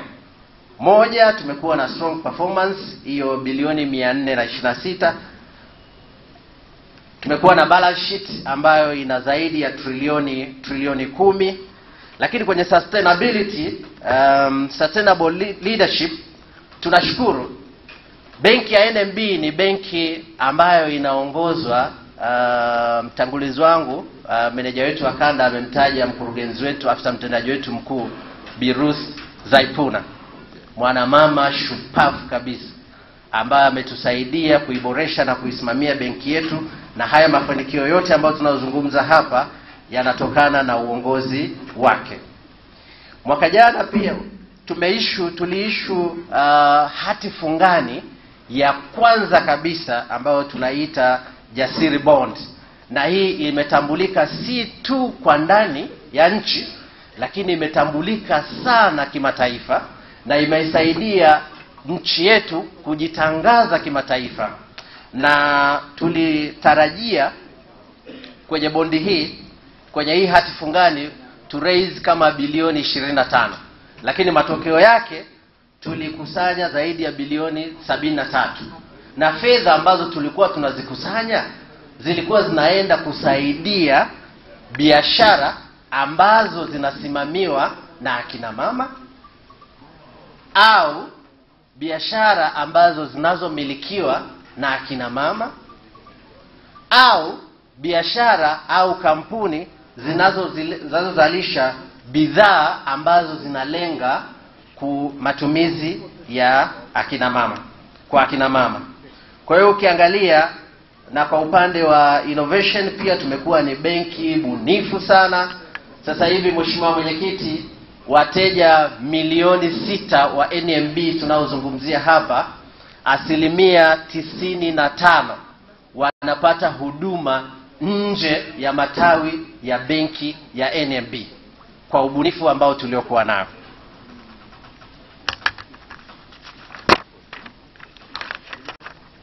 Hii ni ile bond ambayo tulikuwa nazungumza hapo. Nilisema tumeissue Jasiri bond ambayo imekuwa na impact kubwa sana kwenye jamii. Tulitegemea kukusanya bilioni 25, lakini tumekusanya zaidi ya bilioni 74. Lakini pia hii itasaidia sana kuongeza fursa za kazi pamoja na kuboresha biashara mbalimbali ambazo zinazosimamiwa au zinamilikiwa au zinazozalisha bidhaa ambazo zinalenga kuwasaidia wa akina mama. Na hapa Mheshimiwa Mwenyekiti na meza kuu pamoja na wajumbe, mtaona ile ubunifu ambao nilikuwa nazungumza hapa kwamba tunafanya ubunifu wa kuhakikisha kwamba benki ya NMB inahudumia wateja wake, na ile 95% ya wateja wetu wakiwa wanahudumiwa nje ya matawi yetu. Hizi ni baadhi ya bidhaa na solutions ambazo tuliokuwa nazo. Naamini sasa hivi baada ya serikali kutoa maelekezo kwa halmashauri, naamini kwenye zile strategic projects ambazo ziko kwenye baadhi ya halmashauri, benki ya NMB tuko tayari kwa ajili ya kuzungumza na nyinyi na kuwasupport kama alivyosema kiongozi wangu meneja wa Kanda kwamba sisi tuko tayari kuwa finance, lakini tuwapa ushauri. Baadhi ya bidhaa ambazo tunazo ni kwenye hizo payment solutions. Tuna QR codes, tuna mawakala wa kutosha, lakini tuna cards za kwetu ambazo zinazotumika kimataifa. Umemsikia katibu mkuu wa LVRLAC akiwa anazungumza kwamba anavosafiri kwenda nje ya nchi, mathalan kama Ujerumani, huwa anatumia kadi yetu ya NMB, na naamini Mheshimiwa Katibu hatujawahi kukuangusha, si ndio? Asema hatujawahi kumwangusha. Kwa hiyo tunawakaribisha muendelee kutumia bidhaa na huduma zetu. Lakini pia zipo, wakati tunazungumzia serikali kama taasisi, hatujasahau kwamba serikali inaendeshwa au kusimamiwa na watumishi. Na watumishi au tuseme watu ambao wanaendesha hii taasisi ya serikali ni nyinyi ambao mko hapa. Kwa hiyo tuna bidhaa na huduma ambazo zinawalengeni nyinyi. Tuna mikopo, tuna akaunti mbalimbali ambazo zinalenga kuwahudumieni. Tuna executive loans ambazo wengi wenu ambao mlioko hapa mna qualify, na tunasema hii inaenda mpaka milioni 150. Lakini sasa hivi tumezindua pia huduma au bidhaa mpya ya mortgage, mikopo kwa ajili ya nyumba, ambao tunatoa kwa miaka 15, na kiwango cha juu inategemea na nyumba unayoenda kujenga ama kununua ama kwenda kuimalizia. Kwa hiyo tumefungua hiyo fursa, naomba muipokee, na sisi staff wetu wako hapo, tunaweza kuwaona na kuitumia hiyo fursa vizuri. Lakini tunasema kwa level ya kwenu tunawapeni, pamoja na vitu vingine, tunawapeni dedicated RM, relationship manager, mtu ambaye atakuwa anakusaidia kuhakikisha kwamba mahitaji yako ya kibenki unayapata popote pale ulipo. Lakini pia tumekuwa na competitive rates, tumekuwa na exclusive launch, private launch na specialized account kwa ajili ya kwenu.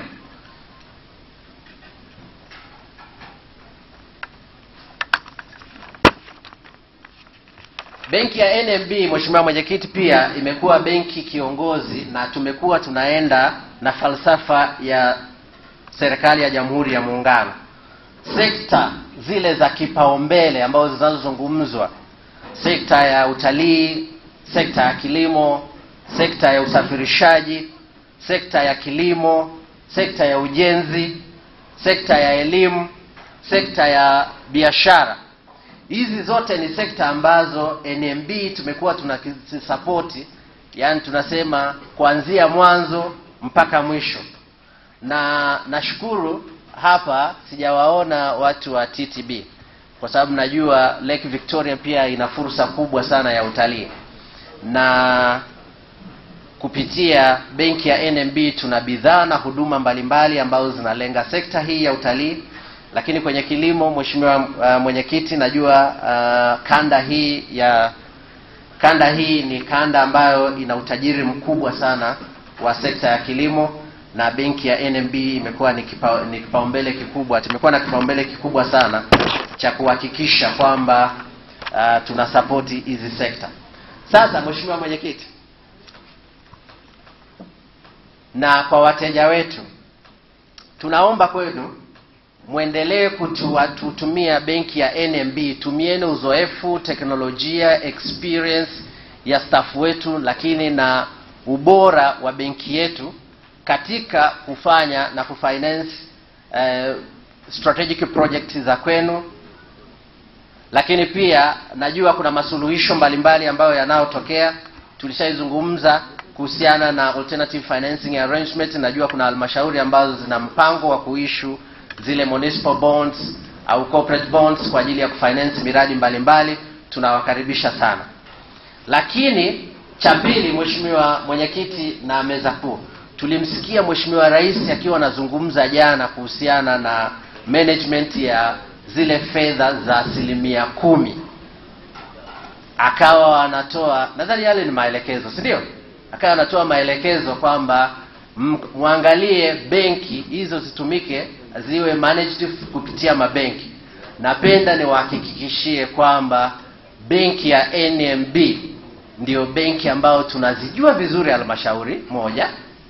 Mbili, tunawajua vile vikundi vizuri sana. Tuna mitandao ya kutosha, tuko kila halmashauri. Kwa hiyo tunaweza kufanya kazi vizuri sana kwa sababu tunawajua na tunajua vikundi vile na tunajua utaratibu wa serikali. Kwa hiyo naombeni mtakaporudi, mtakapokuwa mnazungumza, mtakapokuwa mnataka kuchagua benki ya kufanya nao kazi, basi msibabaike, ni benki ya NMB. Lakini ingine ni kwamba tuendelee kuomba mashirikiano, na katibu yuko hapa na steering committee ya LVRLAC. Nadhani tumekuwa na mazungumzo kadhaa ambao tumekuwa kwenye level nzuri. Tunataka kuwa na memorandum of understanding ili mahusiano yetu kuyahalalisha, kuyaformalize mahusiano yetu kati ya jumuiya na benki ya NMB. Baada ya kusema hayo, mheshimiwa mwenyekiti, na kushukuru sana kwa muda mliotupatia na kwa heshima ambayo mliotupatia benki ya NMB. Tunaahidi kwamba tutaendelea kufanya kazi na nyinyi, tutaendelea kufanya kazi na halmashauri mikoa yote, tutaendelea kufanya kazi na LVRLAC steering committee, tutaendelea kufanya kazi na kuwahudumieni nyinyi kwa mahitaji yenu binafsi pamoja na halmashauri zenu. Na wakati mtakapokuwa mnachagua benki ya kufanya nayo kazi, basi mjue NMB ni benki ambayo tayari imeshajitoa kufanya kazi na nyinyi. Baada ya hapo niseme asante sana mheshimiwa mwenyekiti.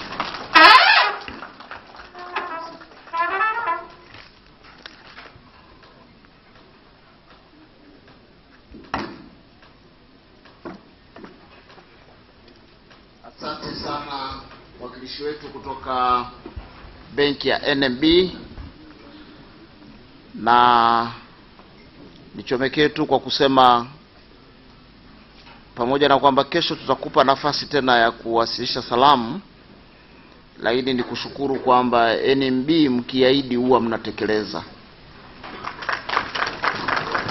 Katika mkutano wetu wa mwaka jana mliahidi kwamba kwa mwaka huu tutakuwa na mkataba wa mashirikiano, a signed agreement.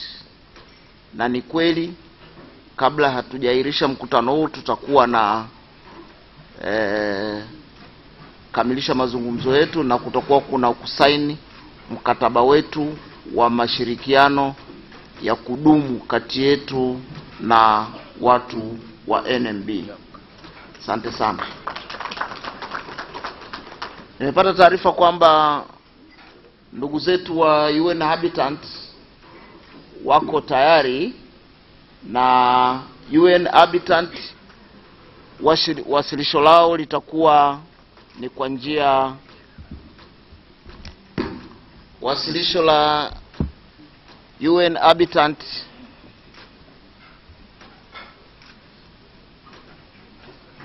MC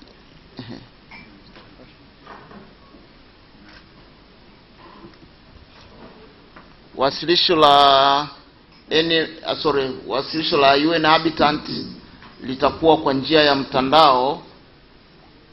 Kutokana na mwingiliano wa ratiba hawakuweza kusafiri kuweza kufika hapa tulipo, lakini ni ndugu zetu ambao tumekuwa na mahusiano nao katika kipindi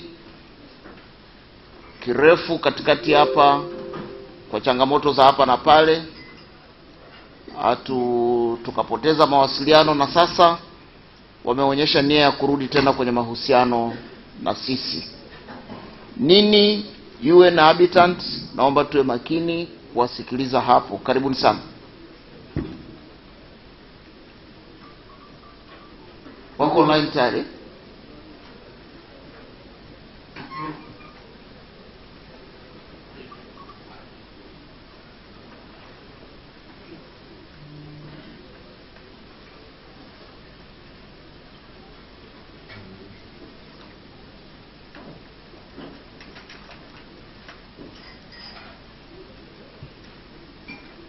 Tukishapata wasilisho la UN Habitat, tutapata mapumziko mafupi kwa ajili ya hii, sijui niite kifungua kinywa. Naamini wote tulala hotelini, tulishafungua vinywa. Bado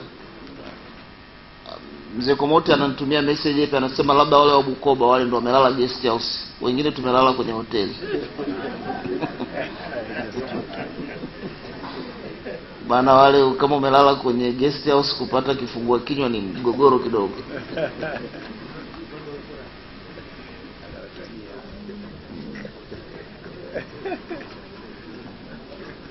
Sasa hoteli kuna bed and breakfast. Kwa guest house. Kwa guest house just bed. Just bed.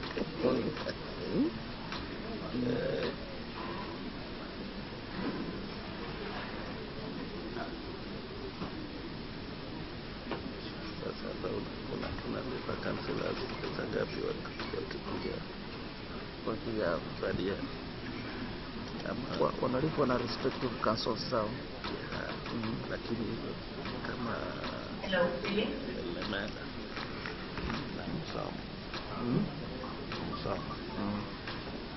wanamlipa 120.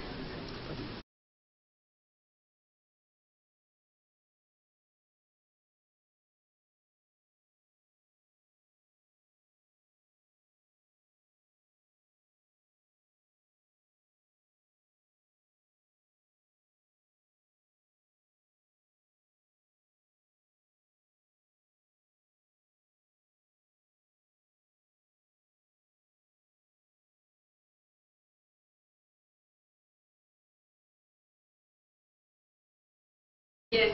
Okay, so yeah, your own, and please you can continue with the presentation. Karibu. Asante sana really. Hello, it's great to see the people and the panelists of the Annual General Assembly of Lake Victoria and local regional governments here connected online. It's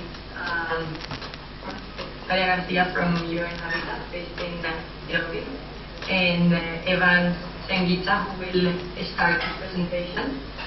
And just to mention that the reason why we are here connected online for this meeting is to briefly present the work on SDG localization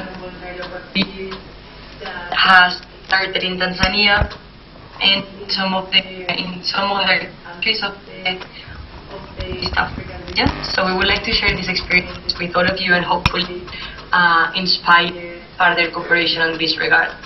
So that being said, I'm going to share on the screen a presentation and give the floor to directly. Okay. So I would need your confirmation if you can see my slide.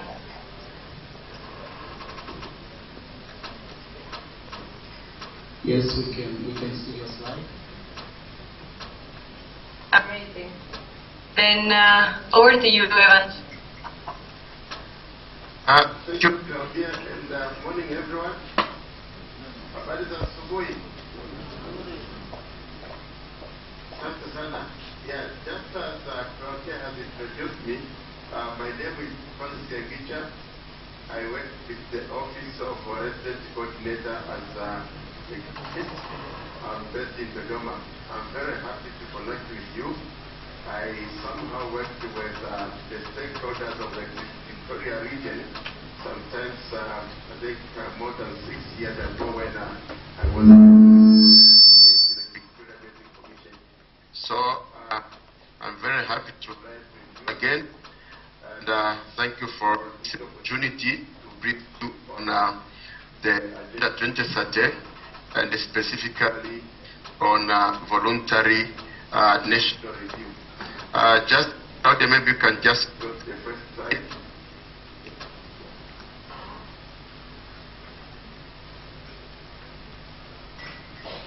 Just as a background, we recall that way back in the year 2015, when Agenda 2030 was adopted, one of the resolutions of the General Assembly was to encourage the member countries to make periodic review of the progress that has been done towards Agenda 2030 and its 17 SDGs. So this is one of the lessons which was led from the Millennium Development Goals, and really an opportunity for the countries and the local authorities to assess the progress which they have made so far in Agenda 2030 and SDGs, and be able to reflect on some concrete actions which they can put in place to make sure that the challenges addressed on time, but also the countries from other on experiences which are being done towards implementation of these commitments. So this exercise is usually done under the umbrella of what we call voluntary nationwide, and every year in July there is an opportunity under the umbrella of Economic and Socio-Economic Council, Highland Political Forum, for countries to volunteer, and after every 4 years, Highland Political Forum and the auspices of General Assembly sit and assess progress which has been done.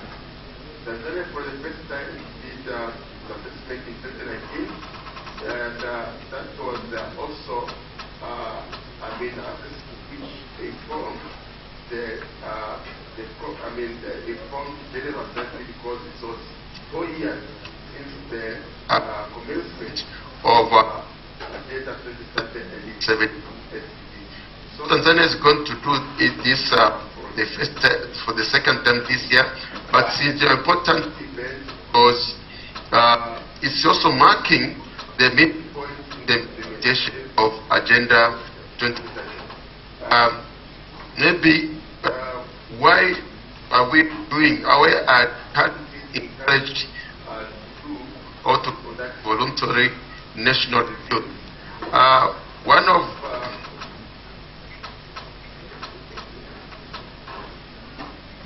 the reasons is what I say is to assess the progress which have been attained in terms of these commitments, but also to communicate the progress across various stakeholders on the implementation of these commitments and have feedback from all these stakeholders. We recall that in 2015, although the commitment was made by heads of state and government, but really it was a process which involved very many stakeholders. More than 3,000 associations contributed to this declaration. And it's really important to ensure that reflections from the local authorities, reflections from civil society, reflections from all other associations are really captured on time, and we are collected, and some concrete actions can be undertaken on time.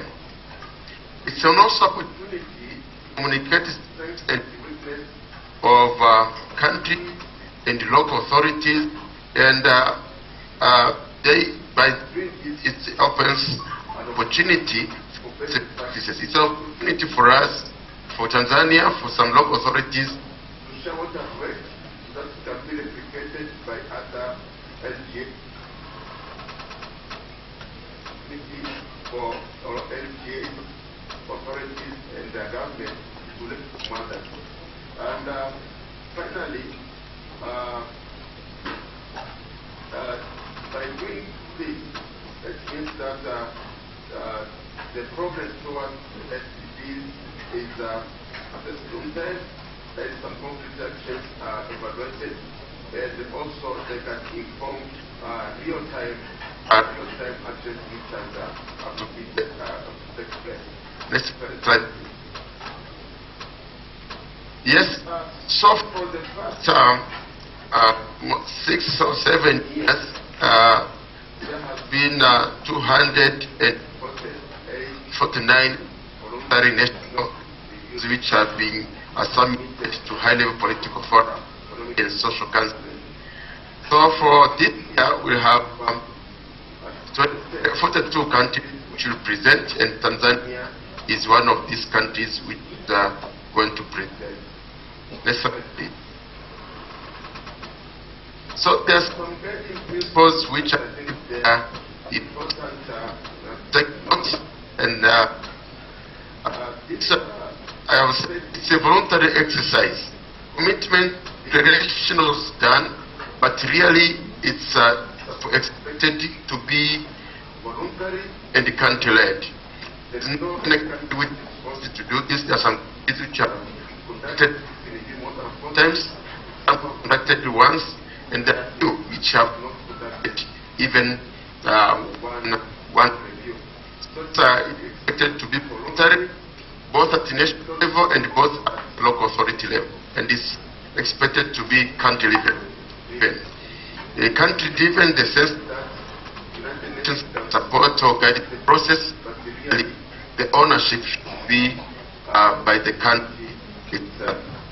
It's also expected to be holistic and integrated, not the fact that the SDGs are very much interlinked, and it's very important during this assessment to make sure that it's not conducted in pieces, but it takes into consideration aspects of SDGs and the countries or the communities which are concerned. The other thing, long-term orientation, to look beyond where we are now, and to look at 2030 budget of what the actions which should be done beyond 2030. So we are not suggesting and putting in place some actions or strategies which will address short-term challenges, but we are looking ahead on a broad perspective, and we are looking ahead on what can be attained in the long future. That expected to be supported by all the relevant stakeholders, and local authorities are very key in this process, because we can have central government and organizations which operate from the capital, but the real connection between individuals at local level and all these mechanisms which are being put in place. I mean, they can easily be coordinated by the local authorities, and that's why the local authorities are very important stakeholder in this process. The principle that is expected to be gender sensitive, to adhere the principles including human rights and ensuring that development is attained, but everyone is benefiting from all these initiatives in the what you call leaving no one behind principle. The other principle which of the review is it's built on existing platforms and processes. Yeah, and this is what the countries are being attempting to do in terms of implementation of the agenda. What many countries or governments have been done is to see how to align the SDG indicators with some existing development plans and strategies. So it's true not expected to create very parallel initiatives which would be cumbersome or to be difficult to trace or to implement, but align with the existing systems. That's why there are no parallel or shadow LGs which are established specific for SDGs.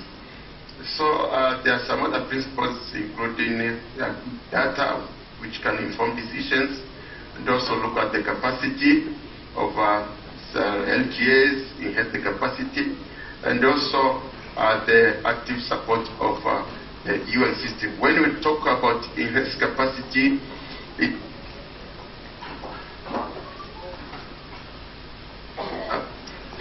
we are not looking at 100 or 7 pages report.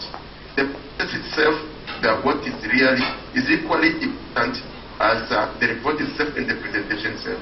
That's why it can end up having maybe like 700, 120 pages, but really the process on the reflections of the stakeholders, the actions, the involvement of the stakeholders is what is very important. And through this process we can also assess the capacity gaps, and you can also identify some areas which the capacity can be enhanced using the existing platforms or using the support from other stakeholders. Next please.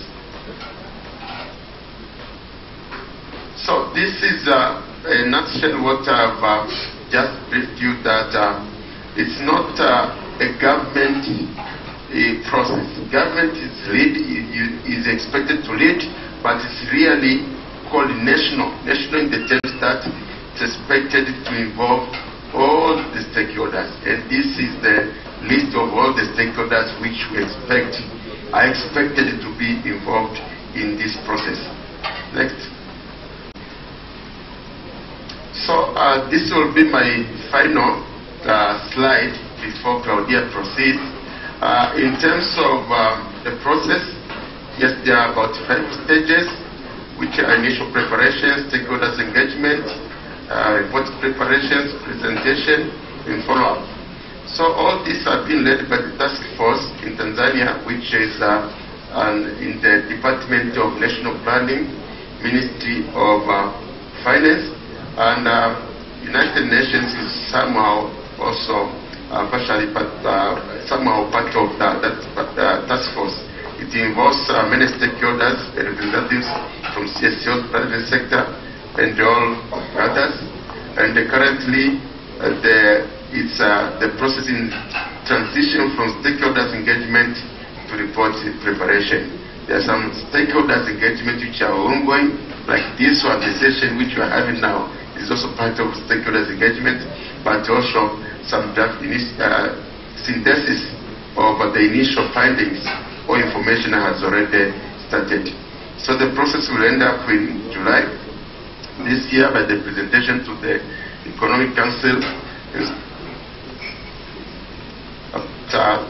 That will also inform the General Assembly a resolution or decision which will be in September.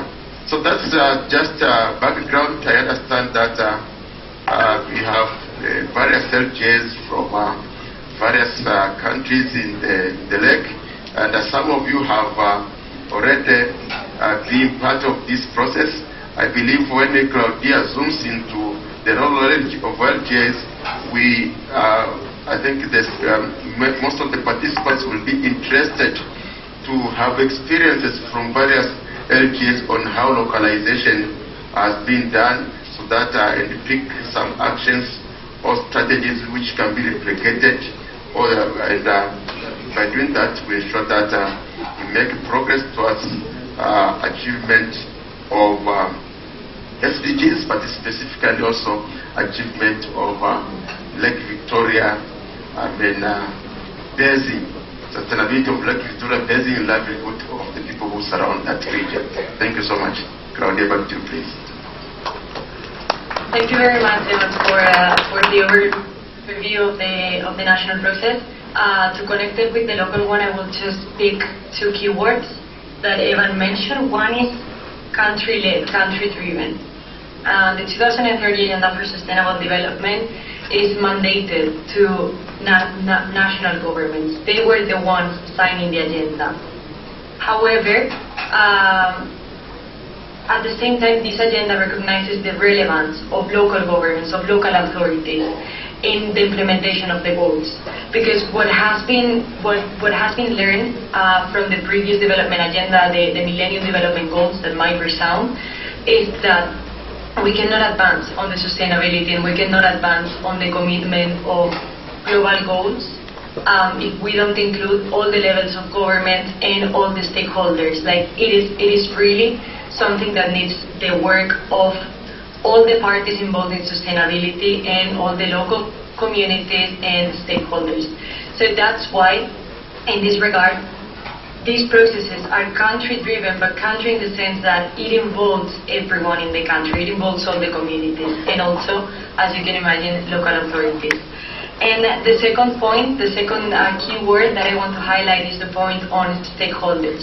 How LGAs can become key stakeholders in sustainability, and in particular in this.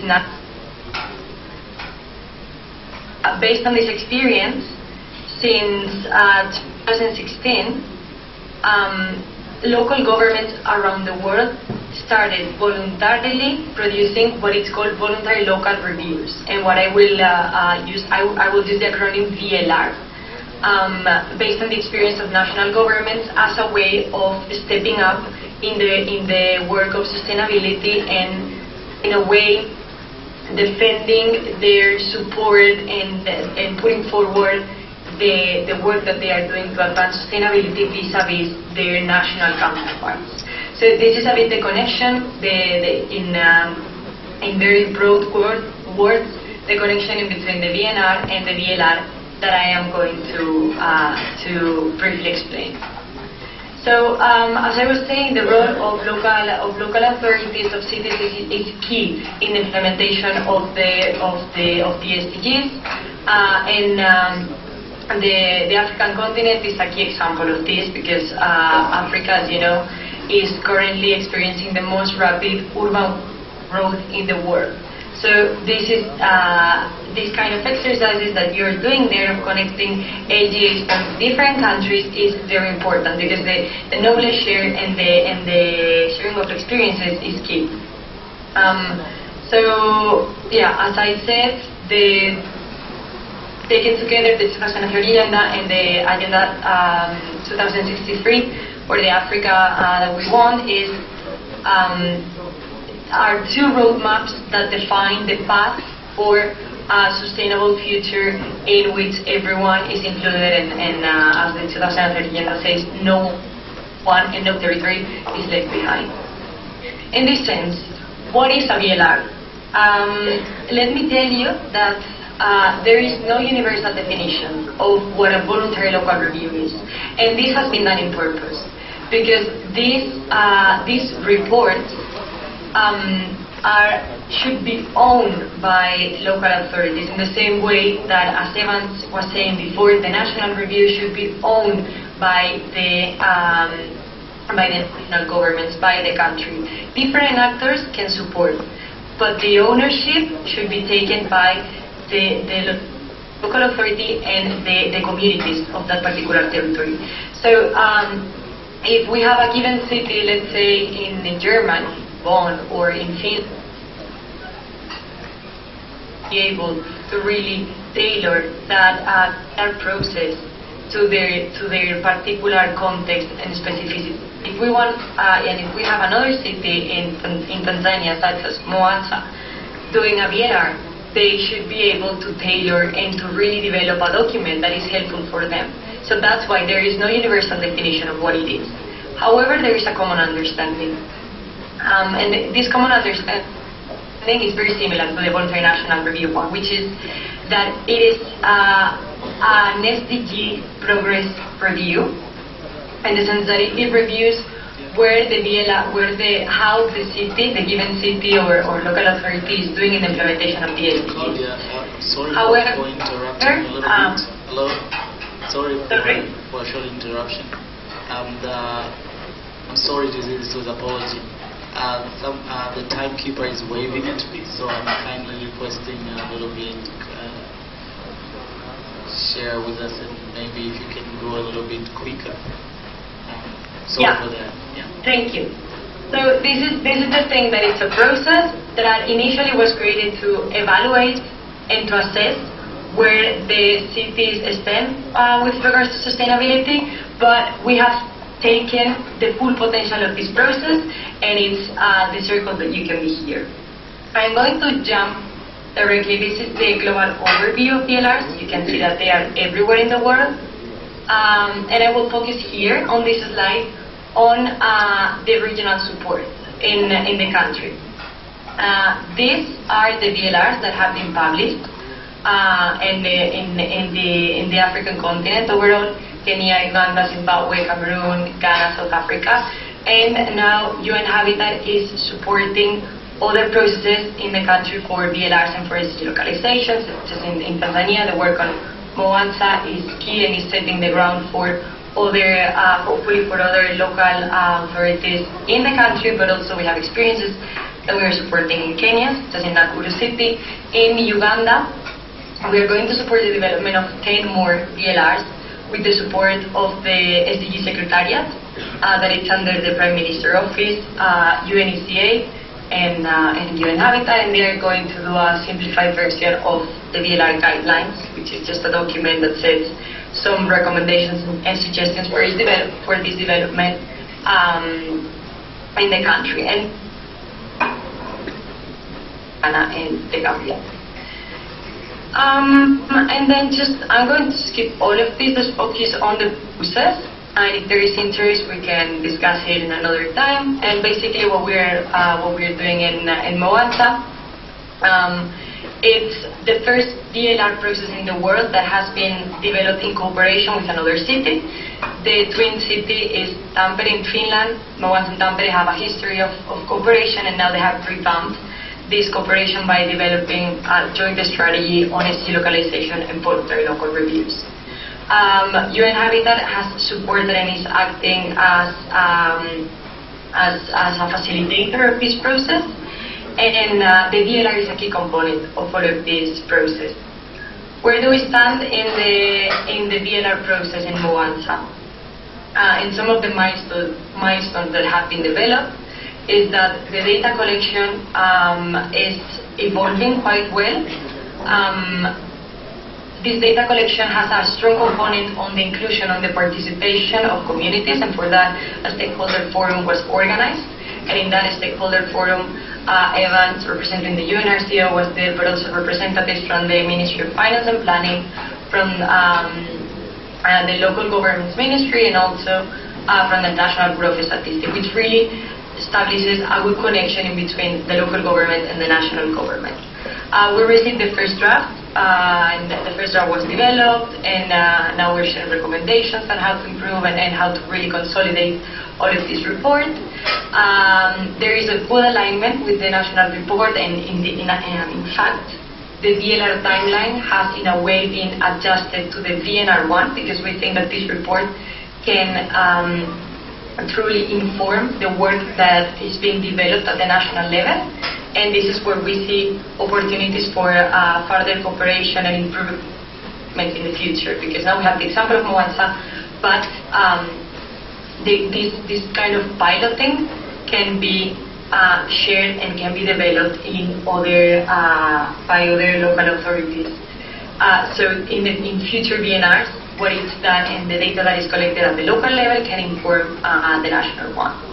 And the initial and expected timeline for the launch of the DLR will be mid-June, with hopefully an event in Mwanza to launch this process. Hello, Claudia. Can you... Here is that this report will have impact at the local level because it has been done in consultation with different local stakeholders. It will gather recommendations that hopefully can be actionable and can be implemented in Mwanza towards 2030 vision of the city. We hope that we can explore conversations on a national scale up based on the experience of Mwanza, and we will be happy to know your interest about this process. Now that you know somehow about it, we can explain more, but the idea will be to really take in and include all other authorities in developing this exercise, to also generate some knowledge exchange and practices in this regard and on the sustainability in general. And of course, we will do this in cooperation with the UNRCO and with the ministries that are in charge of these processes with local governments. And then the DLR and the localization have a strong component of visibility and international positioning, such as the one with the city of Tampere, that we can create connections with other cities around the world, but also with involvement in UN processes and international events. And with this, I am closing. Thank you very much, Evans, for sharing this presentation, and thank you everyone for listening. I wish you a very fruitful discussion in Mwanza. Thank you very much, and over to you, Willie. Thank you very much, Claudia, on behalf of the entire delegation of Lake Victoria Region Local Authorities Cooperation. We truly appreciate your presentation, and I know we had to quicken you up a little bit. I'm sorry because there's a lot of congestion in the program and we are a little bit behind time. But I really appreciate that we got, I was jotting it because I have to translate it in Swahili at some point, and because some will need to catch up. And please, may you kindly, if you don't mind, share the presentation, if it's okay, unless it's confidential, but if it's not, please, you can share it with us so our members can have it for their review and recite again. But on behalf of the entire meeting today, may I say asante sana, and thank you Evans, and thank you for your great time. We really expected to have you physically here, but we hope in the upcoming meetings we will be having an opportunity to actually have you physically in our meeting. Karibu sana and asante sana, Claudia. Please, may we applaud for the presentation. Asante sana.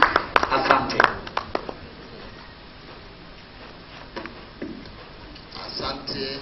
Asante sana.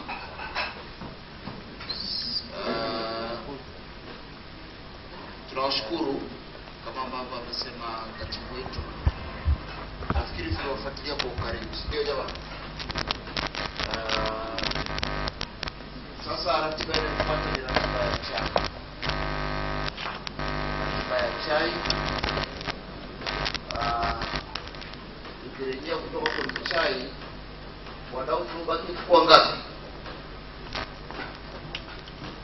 Wanne. Kama tumebaki wadau wanne, kila mtu atajiandaa kuwa very precise. Kila mtu atatumia muda usiozidi dakika 10 kwa wale ambao tumesalia. Karibu dakika usiozidi dakika 10. Chai tutatumia muda gani? Kubaliane. Kuna mtu amesema dakika 7. Dakika 30 zinatosha. Sasa tutumie dakika, sasa hivi ni saa 6 na dakika 21. Tutumie nusu saa of late, saa 7 kamili kila mtu awe amechukua siti ili tuendelee na programu inayofuata. Tukitoka kwenye chai, naomba wote tuwahi kuingia, tuendelee na tutakubaliana whether tuendelee na wawasilishaji wetu, alafu mwisho mgeni wetu rasmi ndio ataongea na sisi.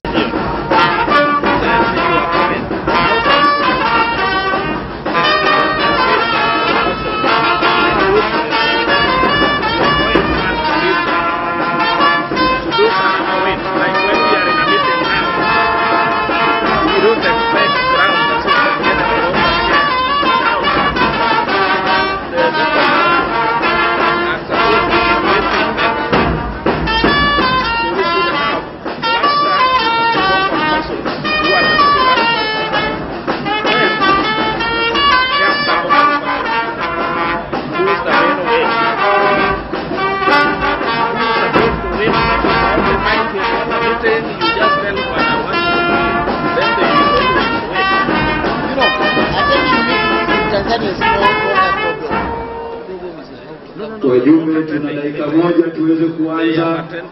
Kwa hiyo wajumbe mlioko nje, naomba sana muweze kurudi huku ndani ya ukumbi. Wajumbe, tuna dakika moja tuweze kuanza. Tunaomba basi turudi huku ndani tuweze kuendelea na ratiba yetu. Naona Brown. Umeelewa? Anasema ni kama hivi. Si tunalikuwa sita. Tungeitwa sita.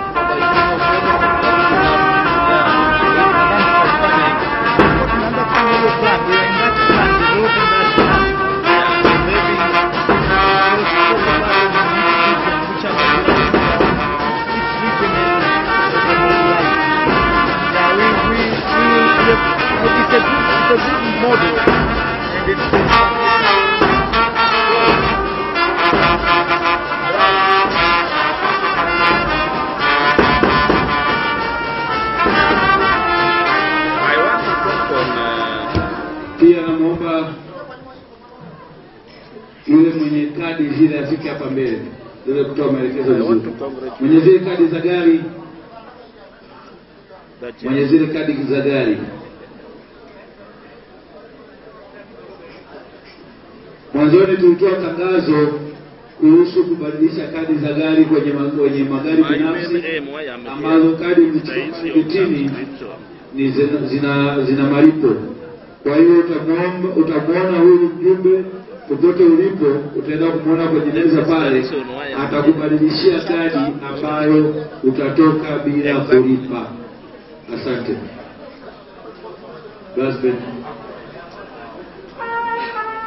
I know if you make chapter, even if they subscribe, go on the Brown.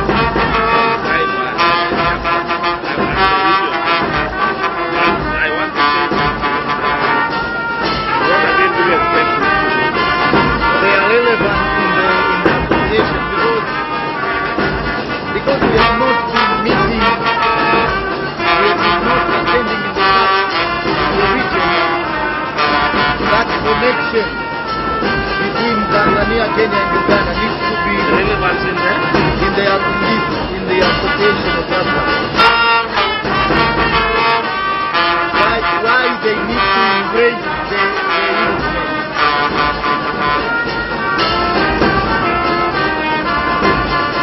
Yes.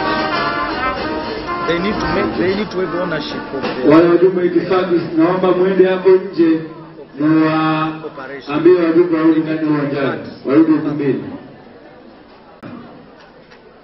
Kudensiana Mr. Phineas, naomba watu wa itifaki hao waende nje wakawaambia wajumbe waingie ndani wote. Wakumbushe wajumbe warudi huku ndani tuweze kuanza. Karibisha Dr. Anza. Basi naomba nimkaribishe Dr. Kasongi aweze kuendelea.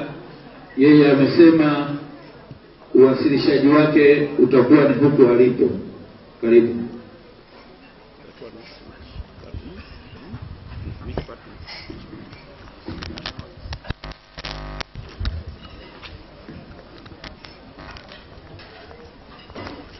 Habari za mchana. Mheshimiwa mgeni rasmi Richard, najua ni member wa Constituent Assembly ya Homa Bay. Na tuna mradi wa daka kule, kwa hiyo hapa tuna daka kule. Mheshimiwa mwenyekiti wa LVRLAC chapter Tanzania, Mheshimiwa William Gumbo, Bile Secretary General wa LVRLAC chapter Tanzania, kwa Karagwe mpaka Tarime na Simiyu. Wengi tumefanya kazi pamoja. Na shughuli zangu, nusu ya muda wangu huko kwenye shughuli za bonde la mto Nile.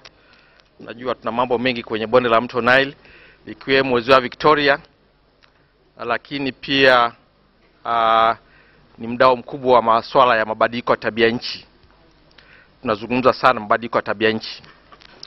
Tuna program ambayo tumeanza, tunaendelea na Danida Mozambique, pamoja na upande wa Kenya magharibi huko anakotoka Richard, Homa Bay, Kisumu na Migori. Tuna program pia mabadiliko ya tabia nchi ambao nimeomba kuja kuzungumza juu ya mabadiliko ya tabia nchi eneo la ziwa Victoria.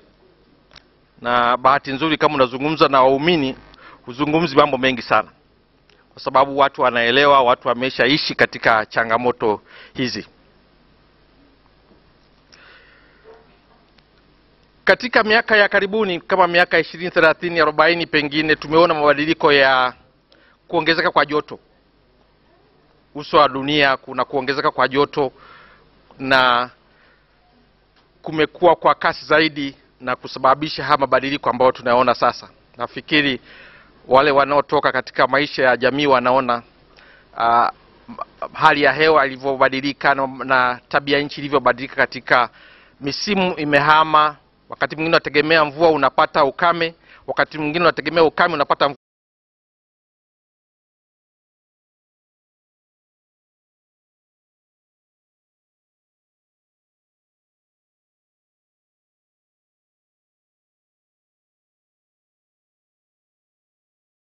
Ongezeko katika miaka hii iwe 1.5, kitu ambacho ni vigumu sana kukitekeleza. Kwa hiyo wengine wanasema tutakwenda inapofika 2030, 2050 tutakwenda kwenye degrees 3, 5 na hali yetu itakuwa mbaya zaidi. Na athari kubwa ni hali ya mvua na ukame. Ukame mahali pengine, mvua zaidi, na inaathiri maisha yetu, inaathiri chakula, inaathiri mambo mengi katika maisha yetu ya kila siku.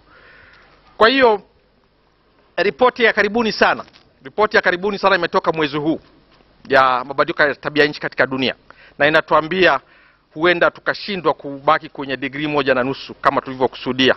Hizo ni ripoti ambazo tangu wameanza kutengeneza, lakini sasa zinatuonyesha kwamba tunaweza hatuwezi kubaki kwenye degree 1.5. Kwa hiyo hali yetu itakuwa pengine sio nzuri sana. Mhanga mkubwa wa mabadiliko ya tabia nchi ni maji. Kuna mahali maji yanakuwa mengi sana, kuna mahali maji yanakuwa na ukame wa muda mrefu mkali zaidi, na wale wa vijijini nafikiri wanajua umuhimu wa maji kwa ajili ya kuzalisha chakula. Sisi wa mjini tunafua, tunakunywa, tunapika, tunaosha magari, tunaosha na mbwa, lakini vijijini wanajua umuhimu wa maji zaidi. Nafikiri gharama kubwa ya maji wanaoipata kwa kutopata maji safi na pengine salama. Kwa hiyo athari kubwa zitakuwa kwetu hapa zitakuwa kwenye maji, kilimo na chakula, kwa sababu sekta kubwa inayotuhudumia sisi katika maisha yetu ni sekta zinazotegemea ardhi pamoja na maji.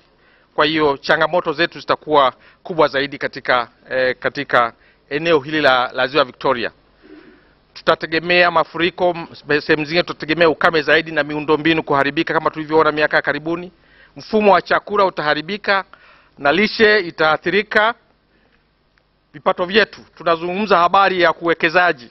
Hauwezi kuwekeza kama hakuna maji. Maji mara nyingi hatuzungumzi, tunazungumza miundombinu, tutawekeza hapa, lakini bila maji uwekezaji hautakuwa na maana. Hata sekta yetu ya uvuvi sasa imeanza kuathirika sana. Wataalamu wanasema, ingawa hakuna takwimu za karibuni sana za uvuvi, lakini tutaishi kwa matumaini tu katika uwekezaji katika uvuvi kama hali itaweza endelea kuwa hivi. Kwa hiyo mazingira yetu na ekolojia yanaendelea kuathirika kwa sababu ya mabadiliko haya, miundombinu kama tulivyosema. Kwa hiyo kwa kweli tuna kawaida mpya. Tuna kawaida mpya ambao sio kawaida, ambao lazima tujiandae vizuri zaidi. Na kujiandaa vizuri zaidi, kuna masuala ya kidunia, kuna masuala ya kitaifa, lakini muhimu zaidi ni mahala ambapo tulipo. Waingereza wanasema unaweka chakula kwenye mdomo, uweke chakula kichwani. Sasa mara nyingi sisi tunasubiri sana. Tunasubiri mipango ya kitaifa, baada ije mkoa, ije wilaya, it's too late. Tunachelewa sana. Nafikiri Mheshimiwa Richard ana experience nzuri sana, anaweza kusaidia kule Kenya. Wamedevolve masuala ya climate change kutoka kwenye ngazi ya taifa kuja kwenye county, na bahati nzuri wenzetu wana counties zinaruhusiwa kuweka policy. Zinatengeneza policy. Sisi hapa tunasubiri ofisi ya makamu wa rais, TAMISEMI, alafu wafanye mchakato, watuletee, watoe maagizo. It takes decades. Kwa hiyo tunahitaji kwenda haraka zaidi. Kwa hiyo mabadiliko haya ni swala mtambuka, haliko kwenye sekta moja. Bahati mbaya sana kile ukizungumza mabadiliko ya tabia nchi watakuletea wataalamu wa mazingira peke yake. Watakuletea wataalamu wa misitu, watakuletea watu wa uvuvi wa maji. Ni swala mtambuka. Sasa tatizo la swala mtambuka kwamba linabaki ni swala mtambuka na hakuna anayeshughulika nalo. Kwa hiyo kitu tunaita, wataalamu wanaita mainstreaming integration, tumeshindwa kwa sababu ya tunadhani kwamba liko kwenye sekta moja. Ni swala ambalo linaathiri sekta zote. Kwa hiyo mabadiliko haya yanaendelea kutuathiri, lakini athari kubwa iko kwenye ngazi ya jamii. Kwenye ngazi ya jamii, chakula, maji na mengine hayo. Kwa hiyo tunahitaji ubunifu katika kukabiliana na mabadiliko ya tabia nchi, kwa sababu ni kawaida mpya. Tunahitaji ubunifu. Hatuwezi kuwa na kufanya kawaida kama tulivyokuwa tunafanya siku zote. Tukifanya hivyo business as usual, tutakwama kimaisha, kimapato na hata masuala muhimu ya chakula. Kwa hiyo uwekezaji katika mbinu za kukabiliana na mabadiliko ni muhimu, lakini unakabiliwa na changamoto nyingi. Wengine wanasubiri fedha, wengine wanasubiri taaluma, wengine wanasubiri teknolojia. Ni changamoto kweli kweli. Rafiki yangu mmoja alikuwa ananiuliza, ili tuendelee, mwalimu alisema tunahitaji watu, ardhi, siasa safi. Anasema na watano na mzungu. Sasa mzungu ana matatizo yake. Sasa tutafanya nini? Kwa lazima tujipange sisi wenyewe. Kwa hiyo katika Tanzania inategemea sana kilimo, na kilimo ni cha mvua ya asili. Kwa bahati mbaya kilimo chetu ni cha mvua ya asili. Kwa hiyo tunahitaji kutengeneza namna ambayo tutapunguza kuathirika kutokana kwa kukosa mvua ya asili. Mazao ya chakula huathirika sana na jua, ukame wa muda mrefu kama chakula chetu. Maana yake tukisema Tanzania, ukisema tuna chakula kingi sana, na maana yale magara ya NFRA yamejaa mahindi, wanasema kuna chakula kingi. Lakini hicho ni chakula tu, sio lishe. Ili uwe na lishe unahitaji vitu vingine zaidi ya chakula na zaidi ya mahindi. Kwa hiyo lazima tujiandae vizuri zaidi. Uharibifu wa mazao na mambo mengine utaongezeka sana, na wanakadiria kwamba mwaka 2050 uharibifu huu utakufikia 50%. Kwa hiyo uzalishaji wetu wa chakula utaathirika pia kwa karibu 50%. Kwa kama tunazalisha leo tani 20, tusitegemee tutazalisha zaidi ya tani 10 miaka michache ijayo, miaka 20 ijayo. Tunahitaji kujiandaa vizuri zaidi. Kwa uwekezaji katika taifa katika mabadiliko ya tabia nchi ni muhimu sana. Na sasa kitaifa tuna sera ya mazingira, tuna mkakati wa mabadiliko ya tabia nchi, lakini nini kinatokea huku chini ndio changamoto kubwa sana, kwa sababu huku ndiko watu wanakoathirika. Kwa hiyo tunahitaji nafasi ya serikali za mitaa ni muhimu sana katika kufanikisha hili. Changamoto zilizopo ni moja, ni uratibu. Kama nilivyosema, hili ni swala mtambuka, na je, nani anaratibu sasa? Au tunaliacha tu, au tunaliweka tu kwa watu wa mazingira, tunawapa mzigo ni watu wa mazingira? Kingine ni taarifa na tafiti. Kuna shida katika mazingira yetu, lakini nafikiri tunaweza tukakusanya taarifa zetu wenyewe. Kwa nini halmashauri ya wilaya, kwa nini halmashauri ya mji, halmashauri ya jiji, manispaa isitengeneze taarifa za kujua hali yake ya mabadiliko ya tabia nchi? Sio rocket science. Lakini unahitaji kuwekeza kidogo, kuandaa wataalamu wako, kuweza kuwa na mpango wa halmashauri wa kukabiliana na mabadiliko ya tabia nchi. Ndicho tunachokihitaji. Sio rocket science. Lakini sasa tunasubiri sana. Kingine ni ushirikiano wa kisekta. Sekta hazizungumzi pamoja. Mtu wa kilimo anazungumza peke yake, hali ya hewa anazungumza peke yake, mazingira anazungumza peke yake, misitu, tuliambiwa hapa misitu yetu inakwisha sana. Kuna misitu mahali mengi imebaki kwenye ramani tu. Hakuna misitu. Lakini ramani zetu tunasema tuna hekta milioni za misitu. Kwa hiyo tunahitaji taarifa ambazo ni za leo asubuhi. Tumeambiwa Mwanza kuna watu 3.8 milioni. Ina maana gani? Inatafsiriwa namna gani katika kuhifadhi mazingira, ekolojia, na kuweza kuwapa mahitaji yao hao watu ya maji, chakula? Tuanze kupanga.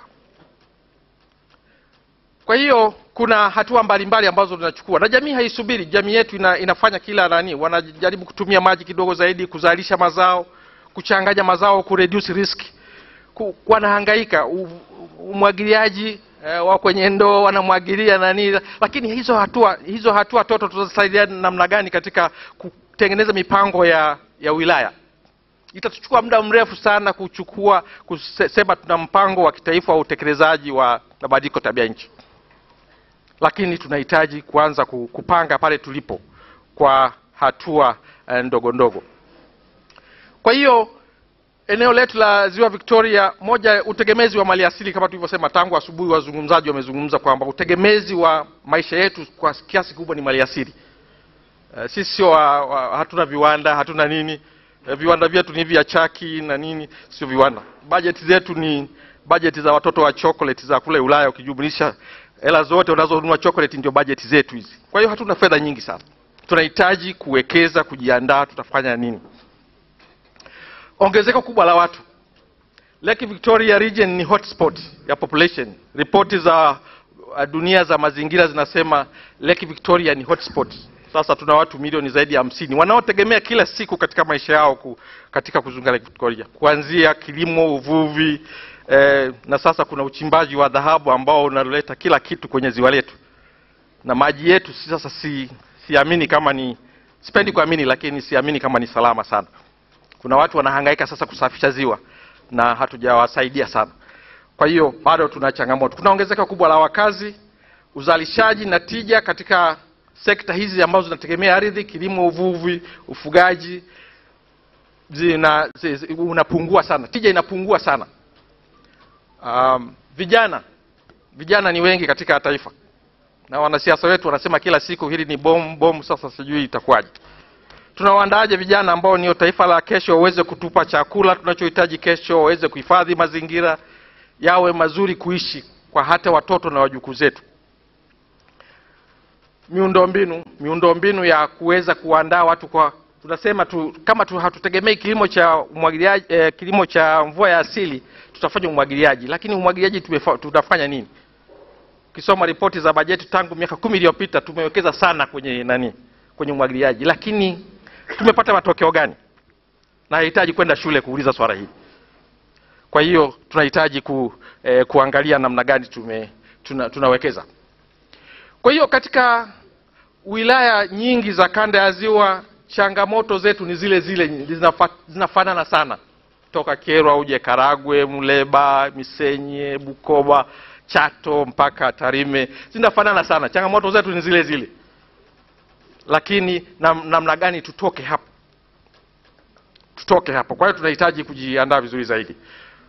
Ukame ambao unatuathiri sana, uhaba wa chakula na lishe, kipato kuporomoka, pamoja na mabadiliko haya ambayo yana mchango mkubwa katika shughuli zetu za kila siku. Hata miji yetu hii, tunapenda tuwe na miji mizuri, lakini tunataka tuwe na miji salama. Huwezi kuwa na miji salama kama watu hawawezi kula. Huwezi kuwa na safe city kama watu hawezi kula, kama watu hawezi kupata mahitaji. Utaanza kuona matukio makubwa ambayo hukuyategemea. Halafu utashangaa. Kwa hiyo lazima tujiandae vizuri zaidi. Kwa hiyo kwangu mimi swala la mabadiliko ya tabia nchi ni swala la utawala bora. It's a governance issue. Sio swala la sekta. Sekta ni watu wa kutafsiri mawazo yetu. Tuwasaidie, tutoe uongozi, tuwasaidie wataalamu wetu kuweza kutafsiri tunataka nini. Tunataka Geita ya namna gani mwaka ujao, kwa miaka 5 ijayo, pamoja na dhahabu zetu, lakini kwa mabadiliko ya tabia nchi tunataka mji wa namna gani, tunataka halmashauri ya namna gani, tunataka ziwa la namna gani. Sisi ndio tutoe uongozi. Tukishatoa uongozi, wataalamu watatafsiri huo uongozi sasa kwa mipango yao na kutafuta rasilimali. Lakini tunatakiwa kutoa uongozi. Sasa tuna changamoto hiyo. Tuna viongozi, lakini je, tunapata uongozi? Hilo ndio swali ambalo ningependa tubaki nalo. Kwa hiyo ni swala mtambuka. Tunahitaji maamuzi ya kimkakati. Strategic decisions. Strategic decisions, sio kila mtu anaweza kufanya strategic decisions. Unapokuwa na jamii ambao kila mwananchi analalamika, na kiongozi analalamika, na mwenye fedha analalamika, na mwenye maamuzi analalamika, it's a nightmare. Dunia inakimbia. Tunahitaji uongozi. Mimi nafanya kazi kwenye mgogoro wa Ethiopia na Misri, Egypt, kwenye maji. Lakini kuna mgogoro kwa sababu kuna uongozi. Kwa sababu kila mtu anapigania maslahi yake. Sasa je, sisi kama viongozi tunapiganiaje maslahi ya jamii yetu? Kwa sababu lazima tutoe uongozi, tuseme tunataka kwenda pale ili tuweze kuendelea kuwa na maisha endelevu. Kwa tunahitaji ubunifu katika utendaji. Na kila mahali kuna fursa na changamoto zake. Na wakati mwingine tuvunje hii mipaka ya kwamba hii ni ya wilaya hii tu, hii ni ya wilaya hii. A district is too small. Planning yetu tunapoteza rasilimali nyingi sana kwa kupanga mipango midogo midogo. Mipango ya kitoto. Ya wilaya moja tu inabaki ijifungie, nataka uwekezaji wake, nataka. Kwa nini msifanye joint ndani? Kuna mambo mengine ya kufanya kati ya wilaya na wilaya. Kama ambavyo LVRLAC inawaunganisha, muangalie across the 42 districts kuna potentials za namna gani kuwekeza. Tutashirikiana na nani? Serikali, sekta binafsi, asasi za kiraia, sekta ya fedha. Tumesikia NMB walivyo na commitment hapa. Tunawabaki namna gani? Au wanabaki wao tu wanastoa hizo billions? Tutapanda miti, akina Kaseni watakuja kuuza survival ya miti 25%. Miti 1,000,000, miti iliyosalimika 200,000. NMB watatukimbia. Sema you're not serious. You're not serious. So this is an investment ambayo wala uhitaji kwenda darasani kufikiria. Uongozi, tutoe uongozi. Tutoe leadership. Ndio maana nasema ni swala la utawala bora. Kwa hiyo tunahitaji sana uongozi kuweza kufanya hivyo. Kama nilivyosema awali, mabadiliko ya tabia nchi hayana sekta iliyobaki nje. Vituo vingi, ripoti ya juzi ya World Health Organization inasema vituo vyetu vya afya 60% havina maji. Kama sijui kama tunajua au pengine, lakini mfumo huu wa decentralization by devolution ambao katika Afrika Mashariki umekuwa ni maarufu sana, unatupa nafasi ya kuweza serikali kuu inatoa sera, lakini huku chini tunaweza tukapanga mipango yetu sasa. Sera zinatolewa, serikali za mitaa zinapanga namna gani mahitaji ya wananchi hao pale walipo, na wananchi wanaweza kushiriki katika utekelezaji katika ngazi ya jamii, wakatekeleza na tukaweza kuwasaidia namna ya kutekeleza. Kwa hiyo tuitumie nafasi ya devolution. Tuna devolution nzuri sana, lakini devolution ya finance ndio changamoto pia. Tanzania ni nchi ambayo inaonekana, ukiangalia hesabu za dunia, kuna fedha nyingi sana za mabadiliko ya tabia nchi. Lakini kila wilaya unayokwenda hawajawahi kusikia kuna fedha za mabadiliko ya tabia nchi. Sasa ndio masuala ya leadership. Lazima halmashauri zenyewe ziulize huko juu kwamba kuna fedha zipo na zina utaratibu gani ili tuweze kunufaika nazo kusaidia jamii zetu kukabiliana na mabadiliko ya tabia nchi. Kwa hiyo tunahitaji fedha, na fedha hizi kuna vyanzo mbalimbali. kuna mifuko ya serikali, kuna mifuko ya green finance, green climate finance kule, kuna mifuko mbalimbali, kuna sekta binafsi, kuna taasisi mbalimbali kama taasisi za fedha ambazo kama mfano NMB walivyojitoa hapa. Kuna vyanzo tuvitambue ili tuweze kufanya kazi pamoja, ili tuweze kufanikisha. Tuone nani vyanzo viko wapi, tutagharimia namna gani, na nani ahusike kufanya nini katika nani. Kule kwa Mheshimiwa Richard, private sector inashiriki sana katika mpango wa climate change. Katika Homa Bay wanakaa na serikali, civil society pamoja na private sector. Je, sisi tunaweza tukawana na nia namna hiyo? Kwa hiyo tuna fursa na tujenge mfumo wa uwajibikaji. Hii nafikiri ni kwa ajili ya wataalamu tu. Hivyo ni vyanzo vya mifuko mbalimbali. Kuna mifuko mingi sana ya fedha sasa kwa ajili ya mabadiliko tabia nchi. Hiyo ni kwa ajili ya wataalamu wa kwenye wilaya, masuala mpango, wakurugenzi kufuatilia wapi wanaweza kupata fedha katika baadhi ya hizo katika mifuko hiyo. Kwa hiyo ushirikiano huu ni muhimu sana. Niliomba nizungumze kidogo juu ya mradi ambao tunaanza kutekeleza kwa usaidizi wa Danida katika wilaya ya Magu.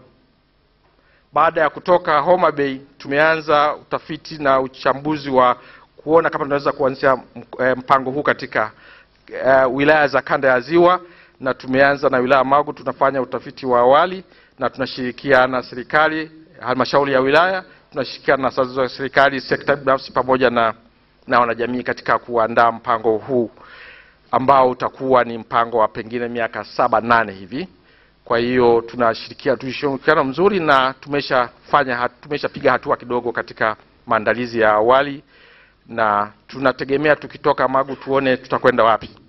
Kwa hiyo na makusudio makubwa ya mpango huu ni kujenga ustahimilivu katika jamii, resilience, climate resilience, kwamba tunataka kustahimili sio kuweza kukabiliana tu, lakini kuweza kuendelea kuishi katika changamoto hizo na kuweza kukabiliana nazo. Kwa hiyo tunajenga ustahimilivu. Tumeanza na tutaanza na wilaya Magu. Na ustahimilivu ni kwa masuala ya kijamii, kwa masuala ya kiuchumi, masuala ya mazingira pamoja na miundombinu.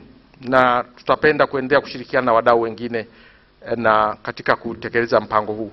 Tumeshaanza hatua za awali kama nilivyosema.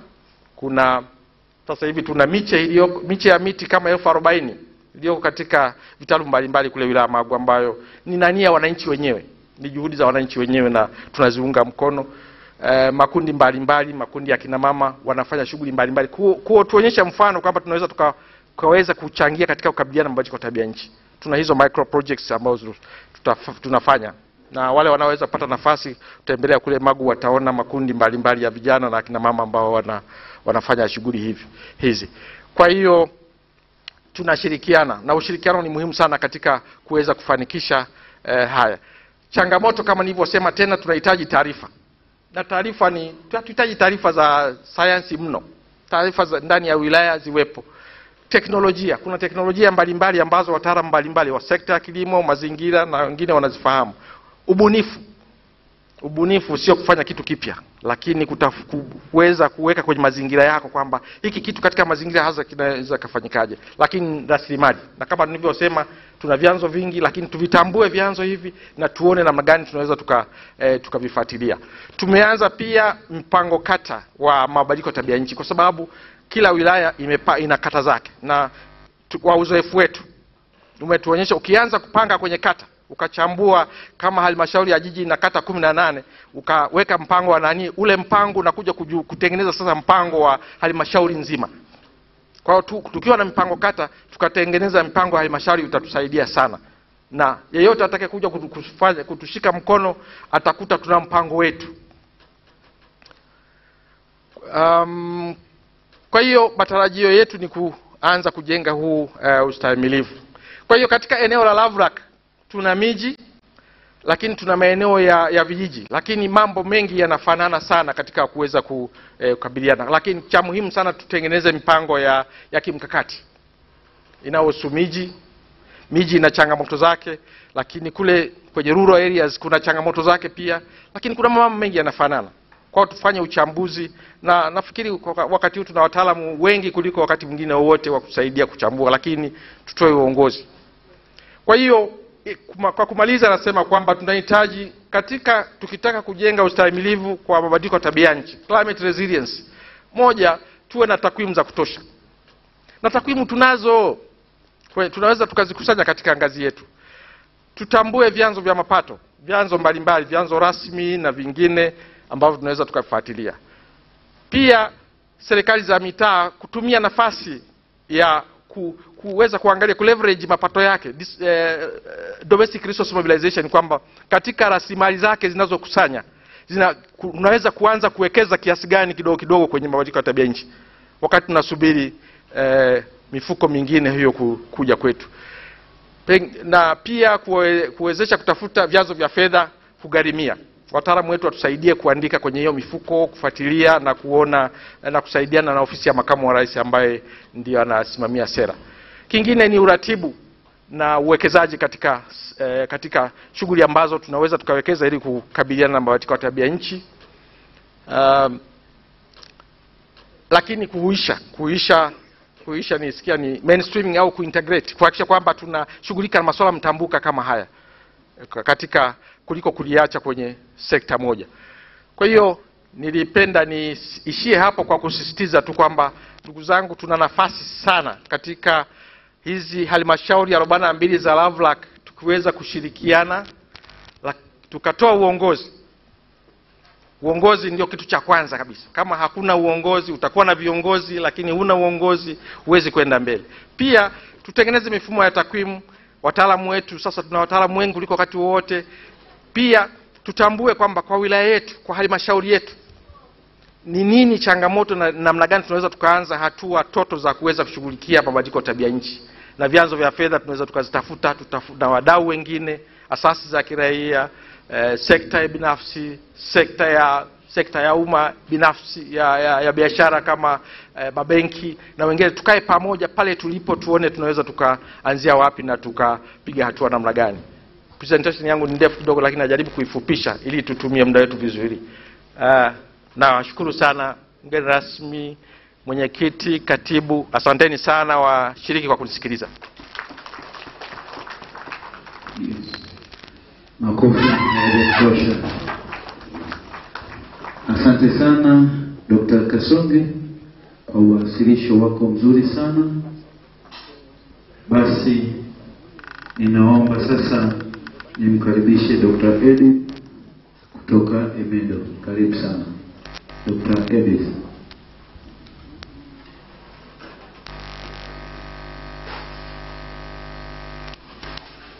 Utakuja huku au utakuja pale? Umejisikia wapi kusimama? Hapo Okay. Blacksmith.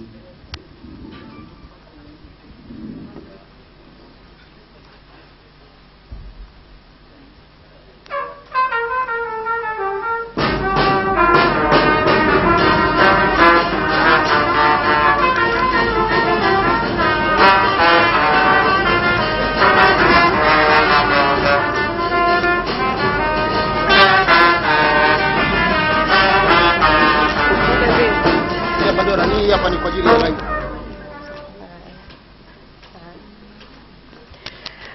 Ndugu mgeni rasmi, ndugu katibu mkuu, naona viongozi wengine wametoka, waheshimiwa wote mlioko hapa, viongozi na wadau wote, naomba niseme tu itifaki imezingatiwa. Kwa majina naitwa Edith Lukanga.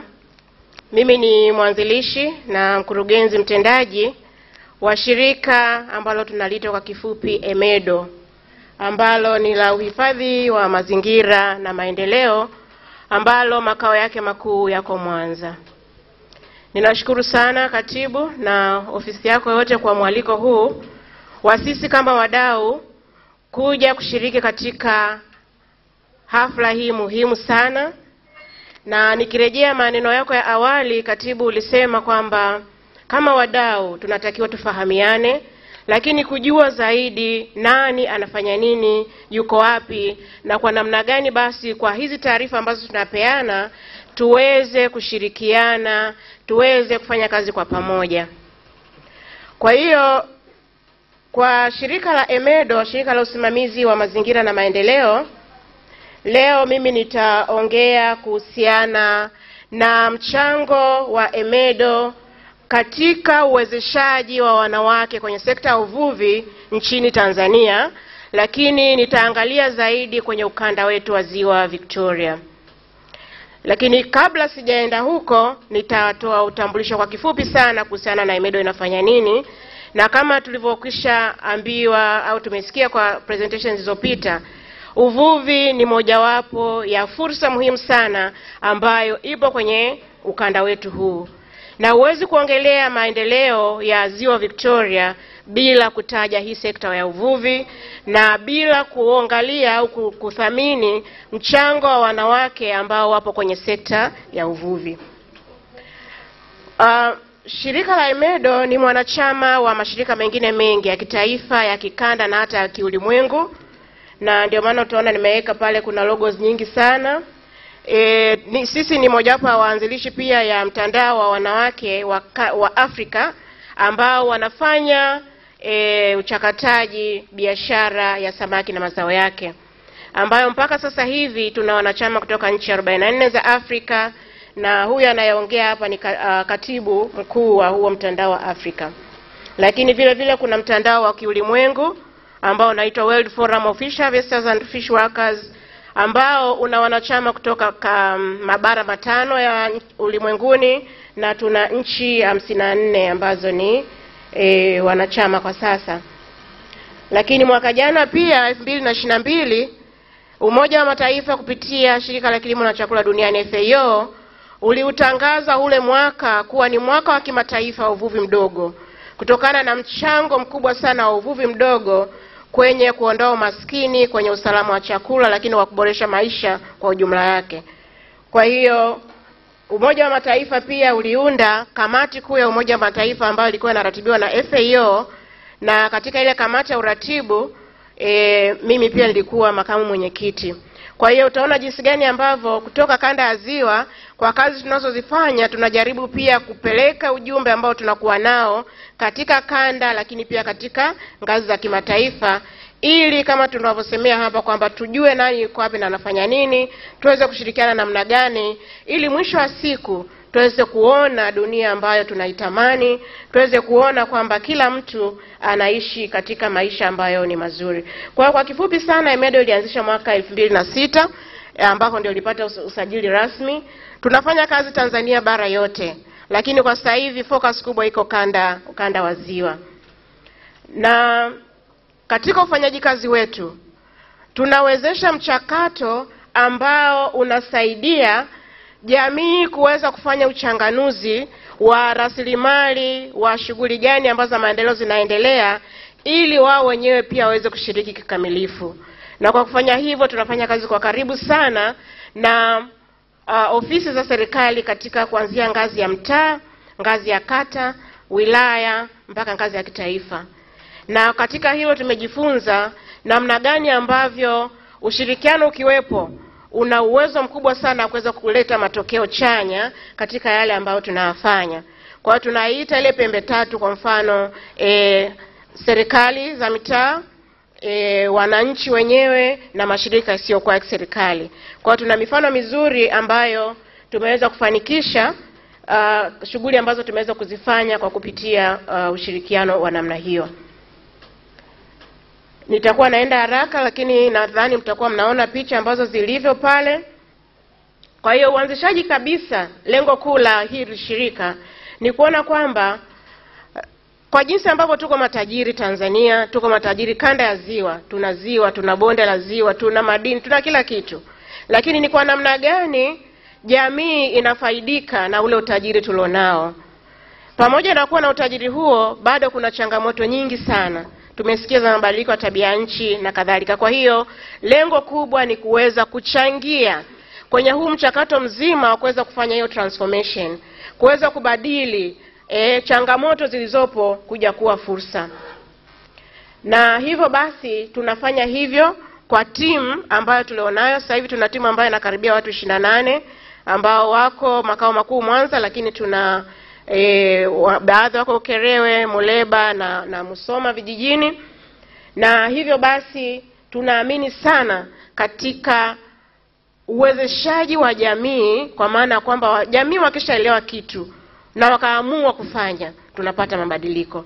Na ndio maana sana sisi tumeangalia sana kwenye maeneo yale. Ukiangalia zile picha, wale ni wakina mama wachakataji na wafanya biashara samaki, pale ni Musoma, na tunawafuata kule waliko. Kwa hiyo kama nilivyosema, mkakati wetu ni participatory learning and action, kwamba tunajifunza kwa pamoja alafu tunachukua hatua, iwe katika ngazi ya jamii, vile vikundi tunavyofanya navyo kazi, serikali za mitaa tunafanya nao kazi sana na tumeona umuhimu wake, na wadau wote ambao tunafanya nao tunajifunza kwa pamoja ili tuweze kuchukua hatua kwa yale ambayo tumekuwa tunakubaliana, kwa sababu tumekubaliana kwa pamoja, then hata utekelezaji wake unakuwa rahisi. Na mara nyingi uingiaji wetu kwenye jamii ni kupitia vikundi vya kijamii. Kwa hiyo tunafanya kazi sana ambao ndio target group ni wanawake pamoja na vijana walioko ndani na nje ya shule. Kwa vijana kwenye shule tuna school clubs ambazo tunafanya nao, na kwenye vyuo vikuu kuna vikundi vya mazingira ambavyo tunafanya navyo kazi kwenye hivyo vyuo. Na hata wale wa nje wa vyuo kuna wengine ambao wamejiunga, wanafanya nyimbo za uhamasishaji mazingira na hasa za maendeleo, kuchukua hatua ili mambo yaweze kwenda vizuri. Kwa hiyo ukiangalia kwenye picha pale juu, ile ni school club, pale ni watu wa Iseni, pale chini katikati utakuta ni wale wa mama. Pale usini kwetu tuna kituo cha taarifa na maarifa ya mazingira ambacho tumekijenga kwa kutumia chupa za plastiki. Kwa hiyo kile kituo kimechukua karibia chupa 3200 ambacho kinaweza kuaccommodate watu 30 kwenye kikao.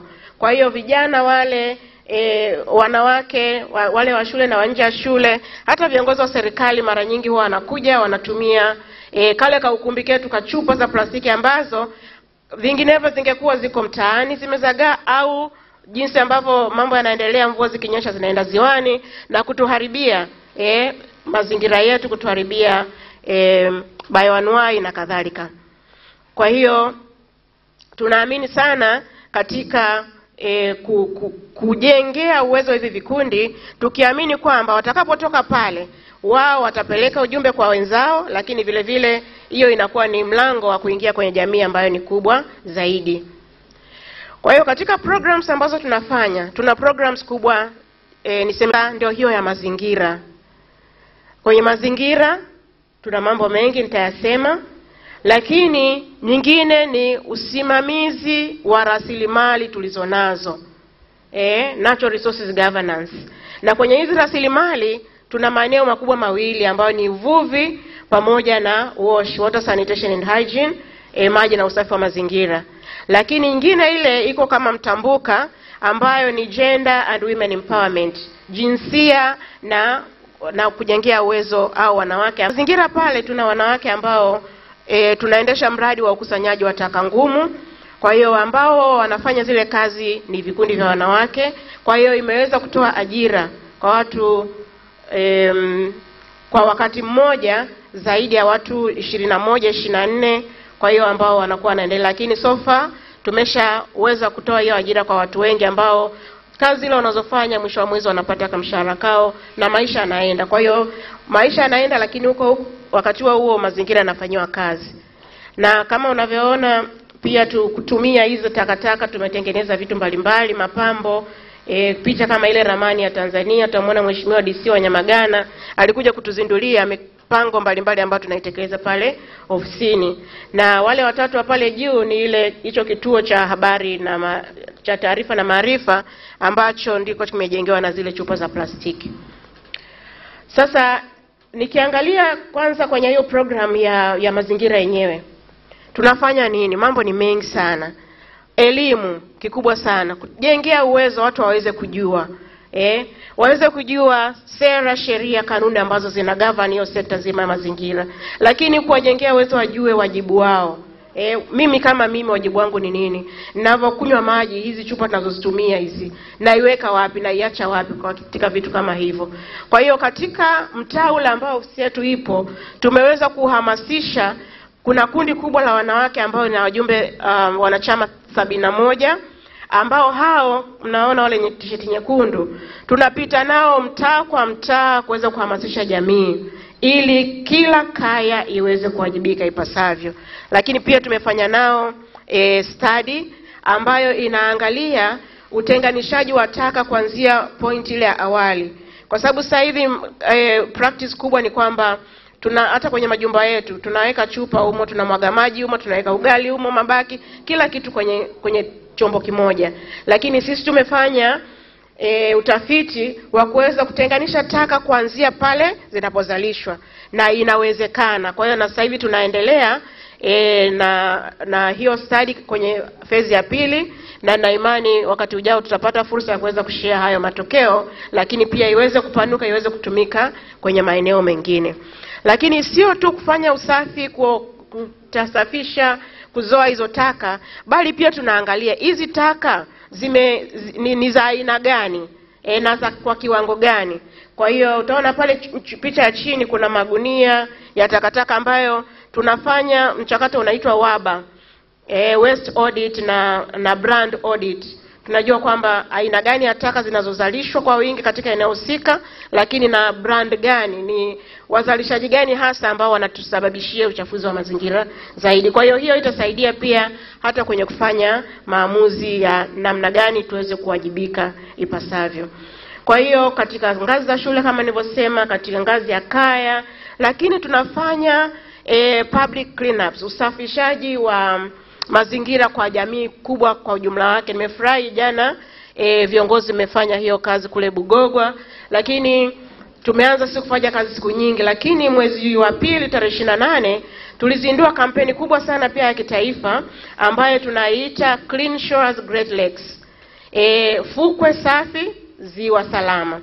Kwa hiyo hii kampeni tunashirikiana na Chuo Kikuu cha Dar es Salaam na taasisi nyingine. Ambacho tunafanya ni kuangalia fukwe hizi, kwa sababu taka zinavyotiririka fukwe ndio wanapokea. Wakishapokea zinaenda zote wapi? Ziwani. Kwa hiyo wakazi wale wote, wadau wote katika hizi fukwe, kila mmoja na wajibu, anatakiwa afanye kitu. Tunafanyaje sasa? Kwa hiyo tuna hii kampeni ambayo inaendelea. Tumefanya fukwe karibia 30 kwa jiji la Mwanza, Nyamagana na Ilemela kujumlisha.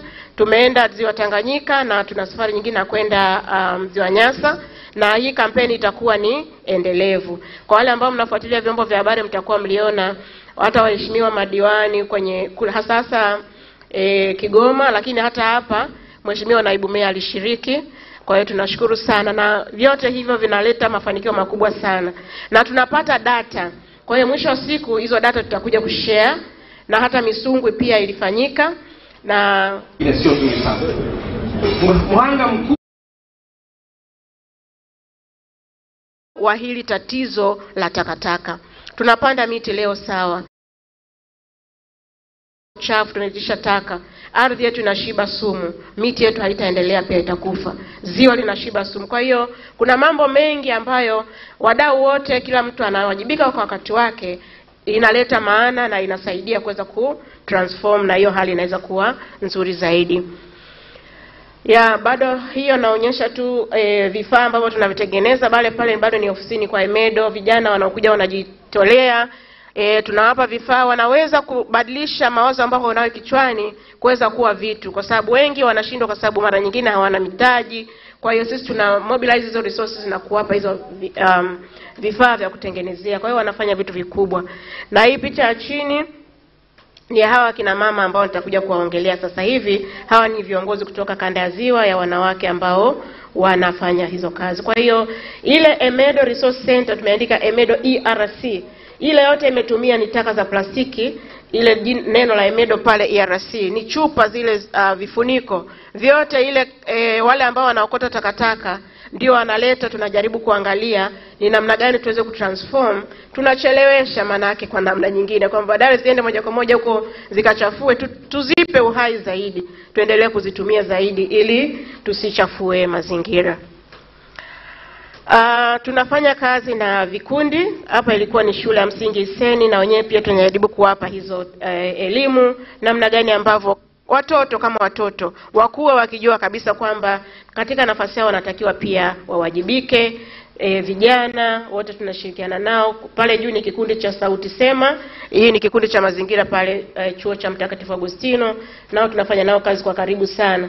Ukiangalia kwa karibu pale kuna picha ya samaki ambayo wameishika pale, nayo tulitengenezea pale Medo, kuonyesha pia jamii kwamba kama hatutakuwa makini, ipo siku wavuvi watakuja kuvua mifuko, chupa, takataka za plastiki badala ya kuvua samaki. Kwa hiyo tunajaribu kutengeneza, tunabadilisha taka kuwa art ambayo itakuwa inatoa mafundisho. Na mkipata muda mkitembelea pale bustani za Nyamagana, mtakuta kuna sanamu kubwa, sanamu au structure kubwa ya picha ya samaki ambayo imejaa maplastiki. Kwa hiyo ile inaonyesha inatoa elimu. Pia tumeandika kwenye mawe, endelea kutoa elimu kwa kila mtu anayepita, ajue kabisa kwamba kwa nafasi yake anawajibika. Hao ni pale juu ni hao ambao wameajiriwa na huo program ya kukusanya taka. Lakini tunachojaribu kufanya ni nini? Kuwarudisha watu kwenye nature, kwenye uasili, kwamba kama dunia yetu, mazingira yetu yangekuwa machafu, sisi tusingeweza kuishi. Kwa hebu turudi na sisi tuitendee mema. Yenyewe inatutendea mema na sisi tuitendee mema.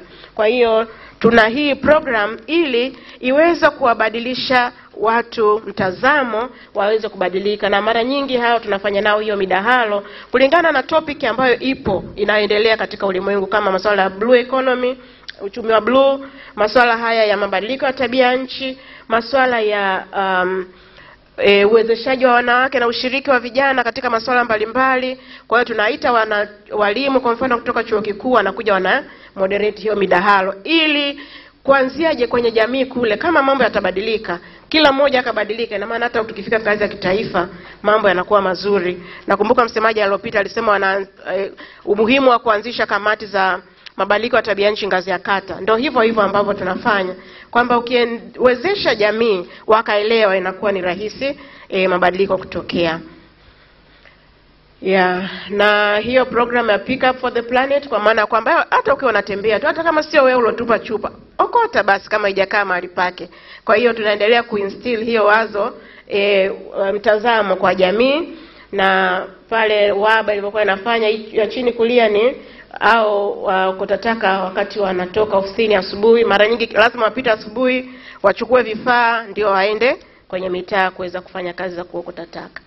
Sasa kwenye hiyo mada kubwa zaidi ambayo nilikuwa nasema nitafocus leo ni kuhusiana na uwezeshaji wanawake kwenye sekta ya uvuvi. Mtu anapotaja tu swala la uvuvi, picha inayokuja ya kwanza kwa mtu ni mwanaume ameenda ziwani, ameenda baharini, anaenda kuvua, lakini haiji picha moja kwa moja ya wanawake, si ndio? Lakini niwaambie kwamba wanawake wapo wengi, wanaendesha maisha yao kwa kutegemea hii sekta, na wanafanya vizuri, japo changamoto ni nyingi sana.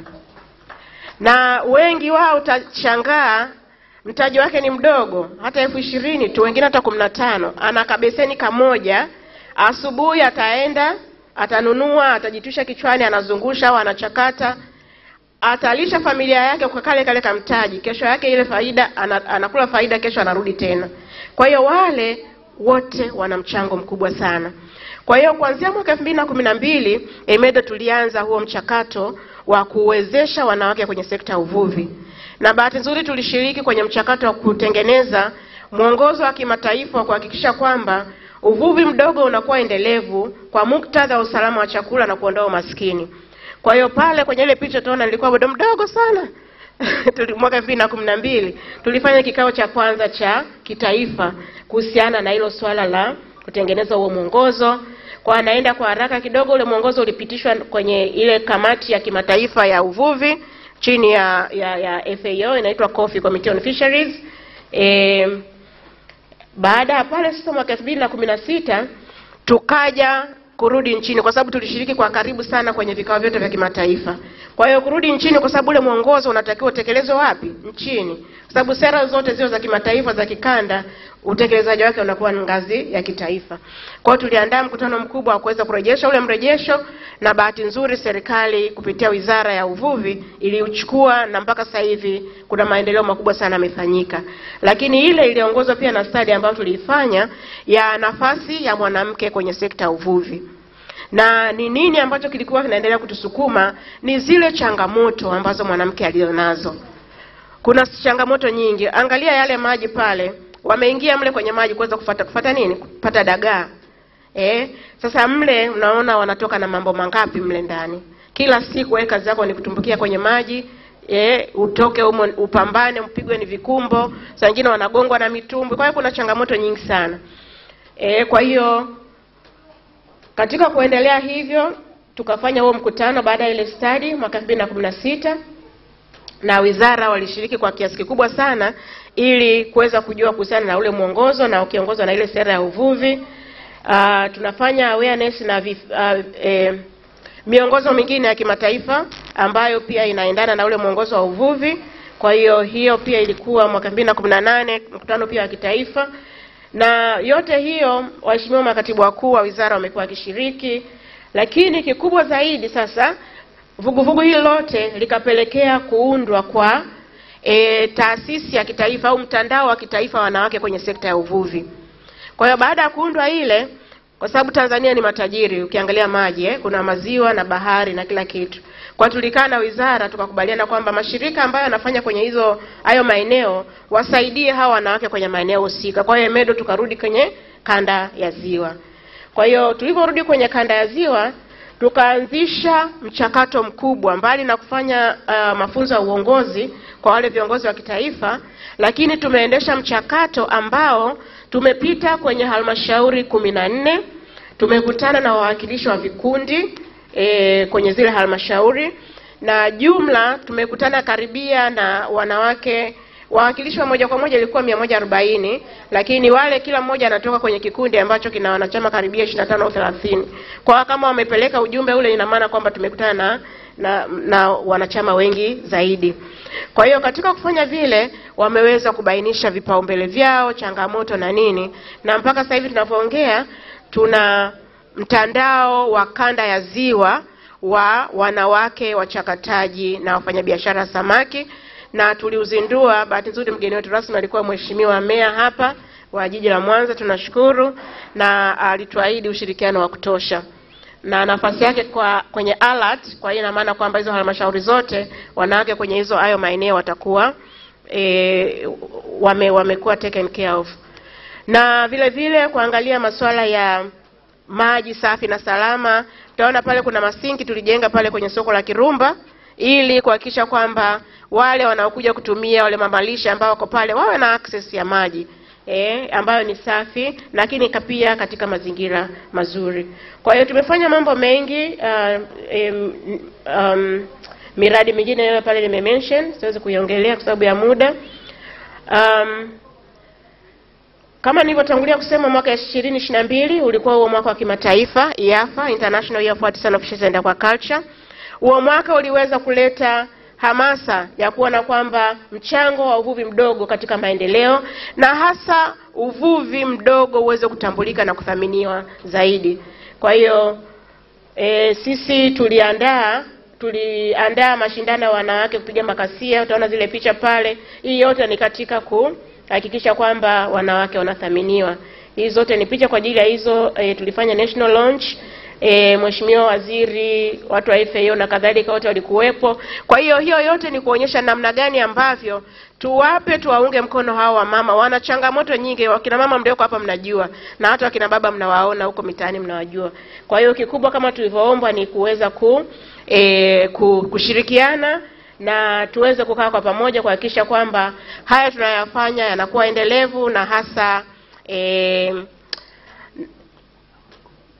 hasa zile shughuli ambazo tumezipanga za kuhakikisha bonde letu na rasilimali za ziwa zinakuwa endelevu.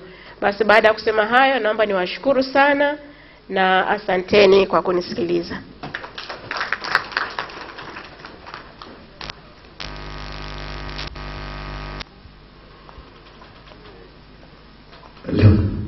Asante sana. Asante sana. Sasa nitaomba nimkaribishe mwakilishi wa Good Neighbors, lakini kabla hajaanza kufanya mada zake kuna salamu moja anatakiwa kutupatia. Sasa wakati tunataka kupata hiyo salamu, kwanza watu wote, hiyo salamu inapatikana tukiwa tumesimama. Basi naombeni tusimame kwanza.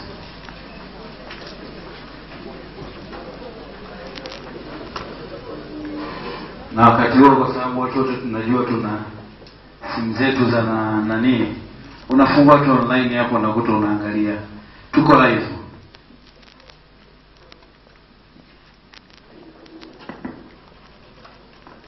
Asante sana ndugu mwezeshaji. Kabla tuanza, unajua ni muda mchache tumetoka kupata chakula. Sasa miili inajaribu kumengenya kile chakula. Kwa hiyo inawezekana kwa namna moja au nyingine ukao umekaa lakini unahisi kabisa usingizi unataka kukupitia. Tufanye zoezi moja, kwa sababu ni kikao ambacho kinahusu mazingira. Basi mimi nahisi tutengeneze mvua, alafu tuichome kidogo, alafu tukae tuendelee na mada inayofuata.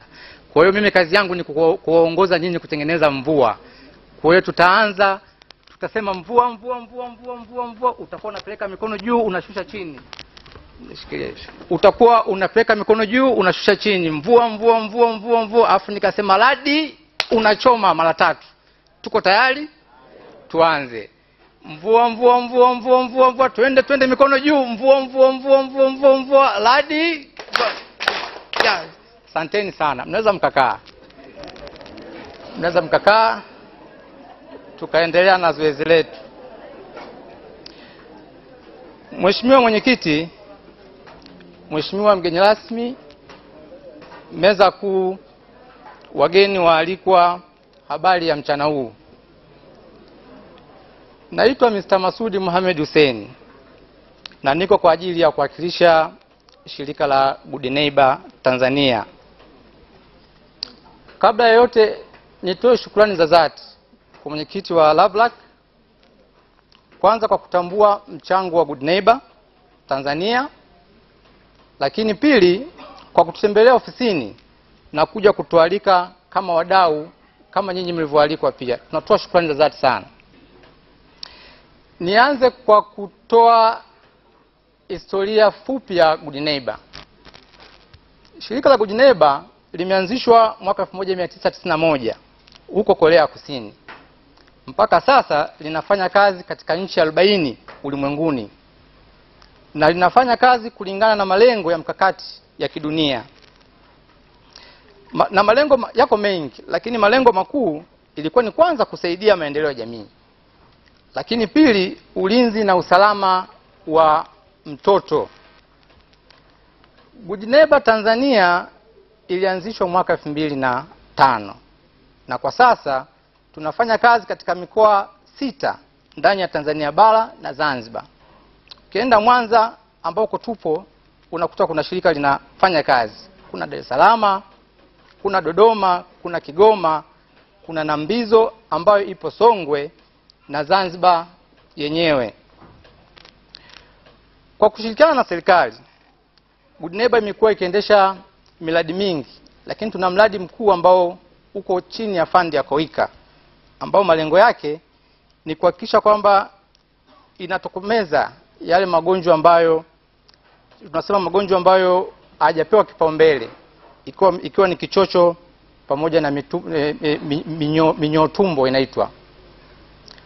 Mwaka 2011 tulijenga na kukabidhi jengo linashughulika na magonjwa yasiopewa kipaumbele. Jengo hilo ukienda kule Bwiru utalikuta kama inavyoonekana pale kwenye ile picha. Kwa sasa Good Neighbor inafanya miradi yetu katika wilaya mbili. Tumejikita maeneo hayo. Kuna wilaya ya Buchosa katika kisiwa cha Kome, lakini tuna wilaya ya Sengerema eneo la Chifumfu. Kwa nini tulichagua Kome? Tulichagua Kome kwa sababu zifuatazo. Kwanza,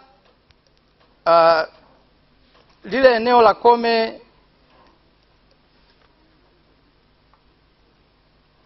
lilikuwa lina shida zifuatazo: afya, elimu, uelimishaji na mengineyo. Kwa sasa tuna miradi ya miaka mitatu ambayo lengo lake bado liko pale pale, kusaidia hii jamii iweze kufikia malengo ambayo imekusudia. Katika shughuli ambazo tunazifanya, kwanza tunachangia ukuaji na maendeleo ya watoto mashuleni. Hiyo ni eneo la kwanza. Katika hilo eneo tunafanya nini? Tumejenga miradi ya maji inayopeleka mashuleni na majumbani. Kufikia mwaka 2021 mwezi wa 4 tuliweza kukabidhi mradi wa kwanza ambao ulikuwa unatumia umeme. Kama unavyoona kwenye picha inayoonekana hapo, huo ulikuwa ni mradi wa kwanza katika eneo la Kabaganga. Lakini mradi wa pili ulikuwa katika eneo la Mfunzi, katika eneo hilo la Kome. Mradi ulikamilika mwaka 2022 na unatumia nishati ya jua kama unavyoona kwenye picha ambayo inaonekana hapo. Tumejenga visima vya maji 9 kwenye jamii ya Kome, ambayo visima hivi vilikamilika mwaka 2020 mwezi wa 12. Tumetengeneza miundombinu ya vitakasa mikono mashuleni kwa shule 12 kwa mwaka 2021. Mwezi wa 11 tuliweza kukabidhi hiyo miradi. Tumejenga miundombinu ya vyoo mashuleni. Tumejenga vyoo 6 na tukavuta maji taka kwenye shule 12 ambavyo sasa vilikuwa wanafunzi hawezi kuvitumia kutokana na kujaa uchafu. Katika shule za Buhama, Bugolo, Izindabo, Isenyi, Nyakasasa na Nyamwisi katika eneo lile la Kome, hayo ni maeneo yote ambayo tulifanya hilo zoezi la ujengaji na uvutaji wa maji taka kwenye vile vyoo. Kwa kushirikiana na halmashauri ya wilaya Buchosa, Bujineba ina mpango na inafanya shughuli kutokomeza ugonjwa wa kichocho na ugonjwa wa minyoo tumbo. Kwa hiyo kwa pamoja tulikuwa tunaendelea kufanya hizi jitihada za kugawa dawa mashuleni ili kusaidia kukinga au kutokomeza kabisa ugonjwa huu wa kichocho na minyoo tumbo. Tumejenga majiko katika shule 12 ili kufanikisha utoaji wa milo shuleni, kwa sababu Bujineba bado ina program ya kusapoti vyakula kwa watoto mashuleni. Tumefanya uhamasishaji kwa wanafunzi mashuleni juu ya afya na juu ya elimu. Kwanza kwa kugawa vifaa vya kujifunzia, lakini pili kwa kutoa vipeperushi mbalimbali ambavyo vilikuwa vikiwaeleza namna gani wanaweza wakajikinga na vitu mbalimbali ambavyo vingeweza kusababisha kuharibu afya zao. Katika shughuli zote hizi ambazo tunazifanya ziko changamoto. Lakini changamoto ya kwanza ilikuwa iko kwenye miradi ile ya maji. Changamoto ni uchangiaji mdogo wa jamii.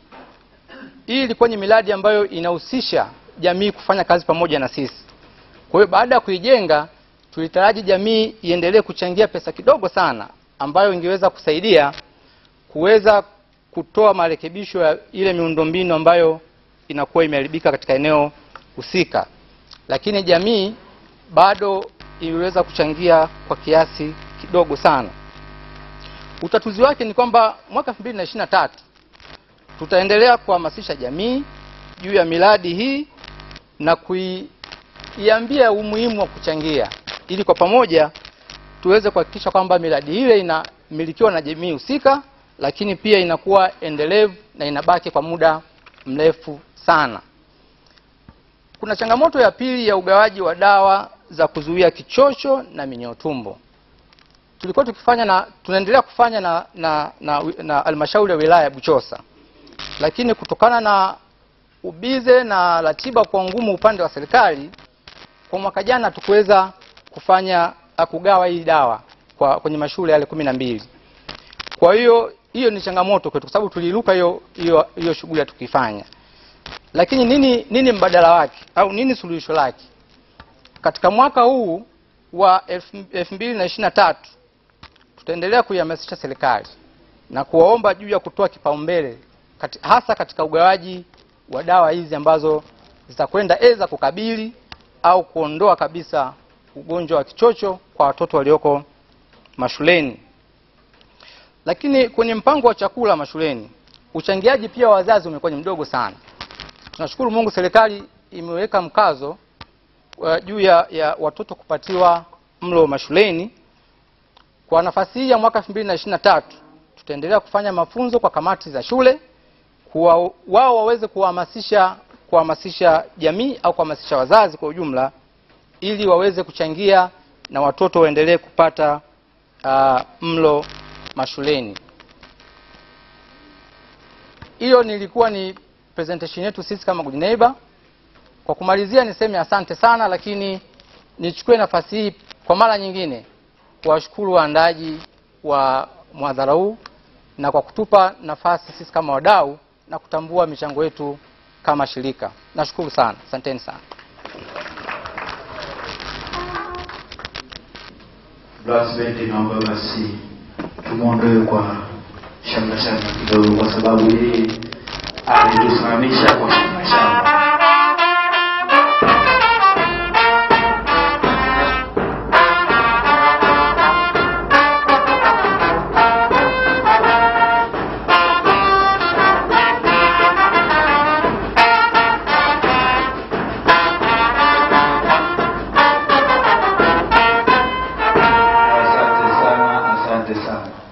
Sasa basi ninaomba nimkaribishe mtoa mada wetu wa mwisho, ndugu yetu kutoka manispaa ya Ilemela, Bwana Victor. Karibu sana.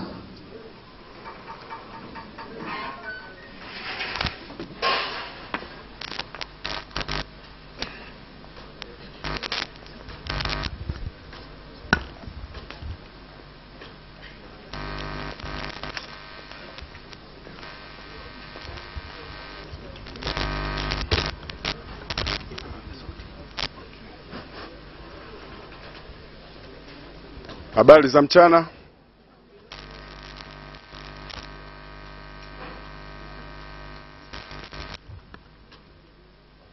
Habari za mchana.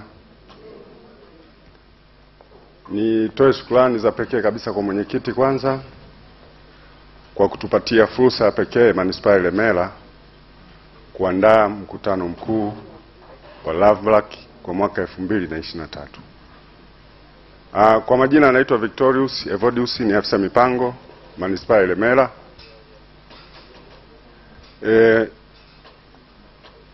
Tuliona ni vema wageni wetu wakapata kujua historia fupi ya manispaa ya Ilemela, fursa na mikakati yake ya maendeleo katika mkutano mkuu wa LVRLAC.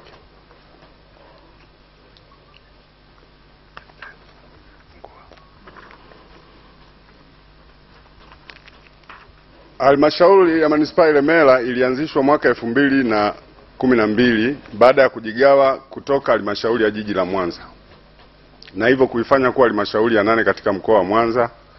Ilemela imekuwa moja ya sehemu muhimu kiuchumi katika ukanda wa kaskazini magharibi mwa Tanzania. Kijiografia, manispaa ya Ilemela inapakana kusini mwa Ziwa Victoria katika mkoa wa Mwanza. Mashariki imepakana na wilaya ya Magu, upande wa kusini imepakana na jiji la Mwanza, na upande wa kaskazini na magharibi imepakana na Ziwa Victoria. Ukubwa kwa eneo ina kilomita za mraba 1080.55. Kati ya hizo kilomita za mraba 828.45 ni sehemu ya maji ya Ziwa Victoria ambayo ni sawa na 76%. Na sehemu ya ardhi ni kilomita za mraba 252.10 ambayo ni sawa sawa na 23.3 ya eneo lote. Manispaa ya Ilemela ni ya pili kwa ukubwa ikilinganishwa na halmashauri zote za mkoa wa Mwanza.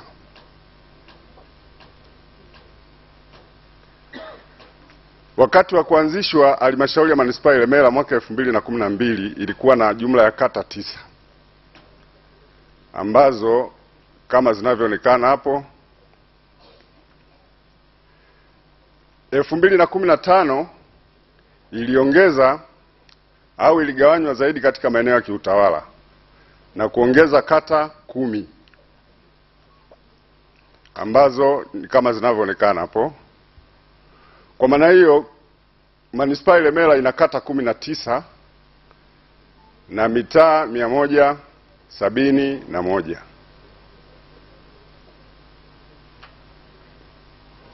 Idadi ya watu,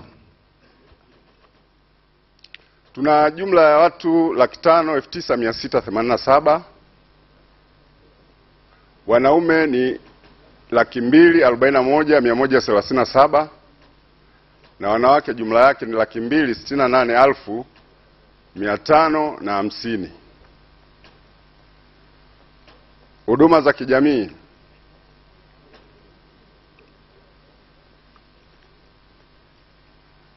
halmashauri ya manispaa Ilemela kama taasisi au chombo cha kiserikali kwa kushirikiana na serikali kuu na sekta binafsi inatoa huduma mbalimbali za kijamii. Kwa upande wa Ilemela tuna jumla ya shule za msingi 136 ambapo 76 ni za serikali na 60 zinamilikiwa na watu binafsi. Sekondari tuna jumla ya shule 56 za serikali ni 32 na zinazomilikiwa na watu binafsi au taasisi binafsi ni 24. Kwa maana hiyo fursa ya elimu inawafikia wakazi wote wa manispaa ya Ilemela, na kata zetu zote zimebahatika kuwa na shule za msingi pamoja na sekondari. Kwa upande wa maji, manispaa ya Ilemela 80% ya wakazi wa manispaa ya Ilemela wanapata maji, na kwa kuongezea kwa hiyo 20% ambayo inapata maji kwa mgao au hawafikiwi kabisa, kuna tanki jipya ambalo linajengwa kata ya Kahama ambalo litasaidia kuondoa mgao wa maji na kuwafikia maeneo ambayo hayajafikiwa. Kwa upande wa barabara, manispaa ya Ilemela ikishirikiana na Tawala imeendelea kuboresha miundombinu ya barabara. Maeneo yote yanafikika kwa urahisi, na hii inasaidia sana kukuza uchumi wa ndani ya manispaa ya Ilemela na kuvutia zaidi wawekezaji katika sekta mbalimbali. Usafiri wa anga, mkoa wa Mwanza na wilaya zake zote inapata huduma ya usafiri wa anga kupitia kiwanja cha ndege kilichopo manispaa ya Ilemela, na hii imekuwa pia ni chachu ya maendeleo na imerahisisha zaidi shughuli za maendeleo na utalii katika ukanda huu wa Ziwa Victoria. Kwa upande wa nishati ya umeme, Ilemela tumeendelea kuboresha nishati ya umeme. Shirika la TANESCO, almost maeneo yote ya Ilemela sasa hivi yamefikiwa na nishati ya umeme 95%, na maeneo yaliyobaki vile vile yanaendelea kushughulikiwa ili apate huduma hii. Hii vile vile imekuwa ni fursa au inaweza vile vile kuvutia wawekezaji kwa sababu umeme wa uhakika upo. Kwa huduma ya afya, Manispaa ya Ilemela imeendelea kuboresha miundombinu ya huduma za kiafya. Mpaka sasa hivi tuna jumla ya zahanati 18, vituo vya afya 4 na hospitali 1. Halmashauri imeendelea kuboresha na kujenga vituo zaidi na kuboresha huduma ya mama na mtoto. Fursa za kiuchumi. Wananchi wa Manispaa ya Ilemela wamekuwa wakijishughulisha na shughuli mbalimbali za kiuchumi kulingana na fursa zilizopo. Uwepo wa Ziwa Victoria umechangia kwa kiasi kikubwa kukua kwa uchumi wa Manispaa ya Ilemela, ambapo shughuli mbalimbali za uvuvi zimekuwa zikiendelea na biashara ya samaki imekuwa ikiendelea ya ndani na nje ya nchi. Pia uwekezaji katika viwanda vya uchakataji wa minofu ya samaki. Kwa upande wa ardhi, tuna ardhi yenye rutuba ambapo kwa sababu hapa ni mjini kilimo hakiwezekaniki, ila kwa nje ya mji zinafanyika shughuli za kilimo cha bustani, asasa kwenye maeneo ya kando kando ya Ziwa Victoria. Na haya ndio manufaa tunayoyapata wakazi wa kando kando ya Ziwa Victoria. Kwa upande wa viwanda, tumekuwa na viwanda vikubwa na viwanda vidogo vidogo ambavyo vile vile vimesaidia kukuza uchumi wa Manispaa ya Ilemela, kuwapatia ajira wakazi wa Manispaa ya Ilemela. Aina ya hivi viwanda ni vya kuchakata vyakula, viwanda vya vinywaji, viwanda vya kuchakata ngozi na viwanda vya bidhaa ngumu kama vile chuma na plastiki. Uwekezaji. Manispaa ya Ilemela inawakaribisha wawekezaji mbalimbali kuja kuangalia fursa na kuwekeza katika maeneo mbalimbali. Nitangulie kusema kwamba mkurugenzi nafikiri alieleza tuna mradi wa viwanja. Hivi viwanja vinapatikana maeneo ya Sangabuye. Kwa hiyo wale wote ambao watawiwa kufanya uwekezaji kwa Manispaa ya Ilemela basi mnakaribishwa.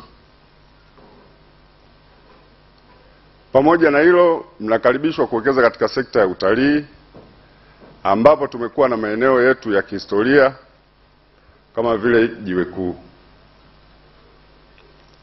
Usafirishaji, tuna usafiri wa barabara, tuna usafiri wa anga. Hii vile vile inasaidia katika uchumi na uwekezaji. Nawasilisha taarifa hii kwa niaba ya mkurugenzi wa Manispaa ya Ilemela, Engineer Modesti Apolinari. Nawasilisha.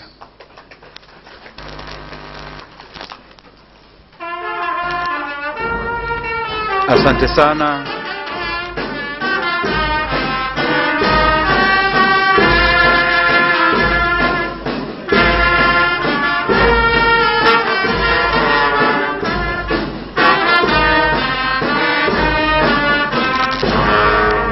Asante sana mwakilishi wa Manispaa ya Ilemela, ameweza kuelezea fursa mbalimbali ambazo zipo ndani ya Manispaa ya Ilemela.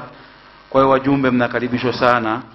Mkitoka hapa basi mnaweza mkafika kwenye ofisi za Manispaa ya Ilemela na kuweza kupata hasa hivyo viwanja ambavyo vimesemwa na vitu vingine ambavyo vinapatikana katika Manispaa ya Ilemela. Kwa upande wa hapa Mwanza, tunaposema jiji, tuna Ilemela na Nyamagana. Sasa kwa sababu zote ni za mjini, huyu akiwepo lazima huyu awepo. Naomba nimkaribishe afisa mazingira kutoka jiji la Mwanza. Karibu Bwana Ema.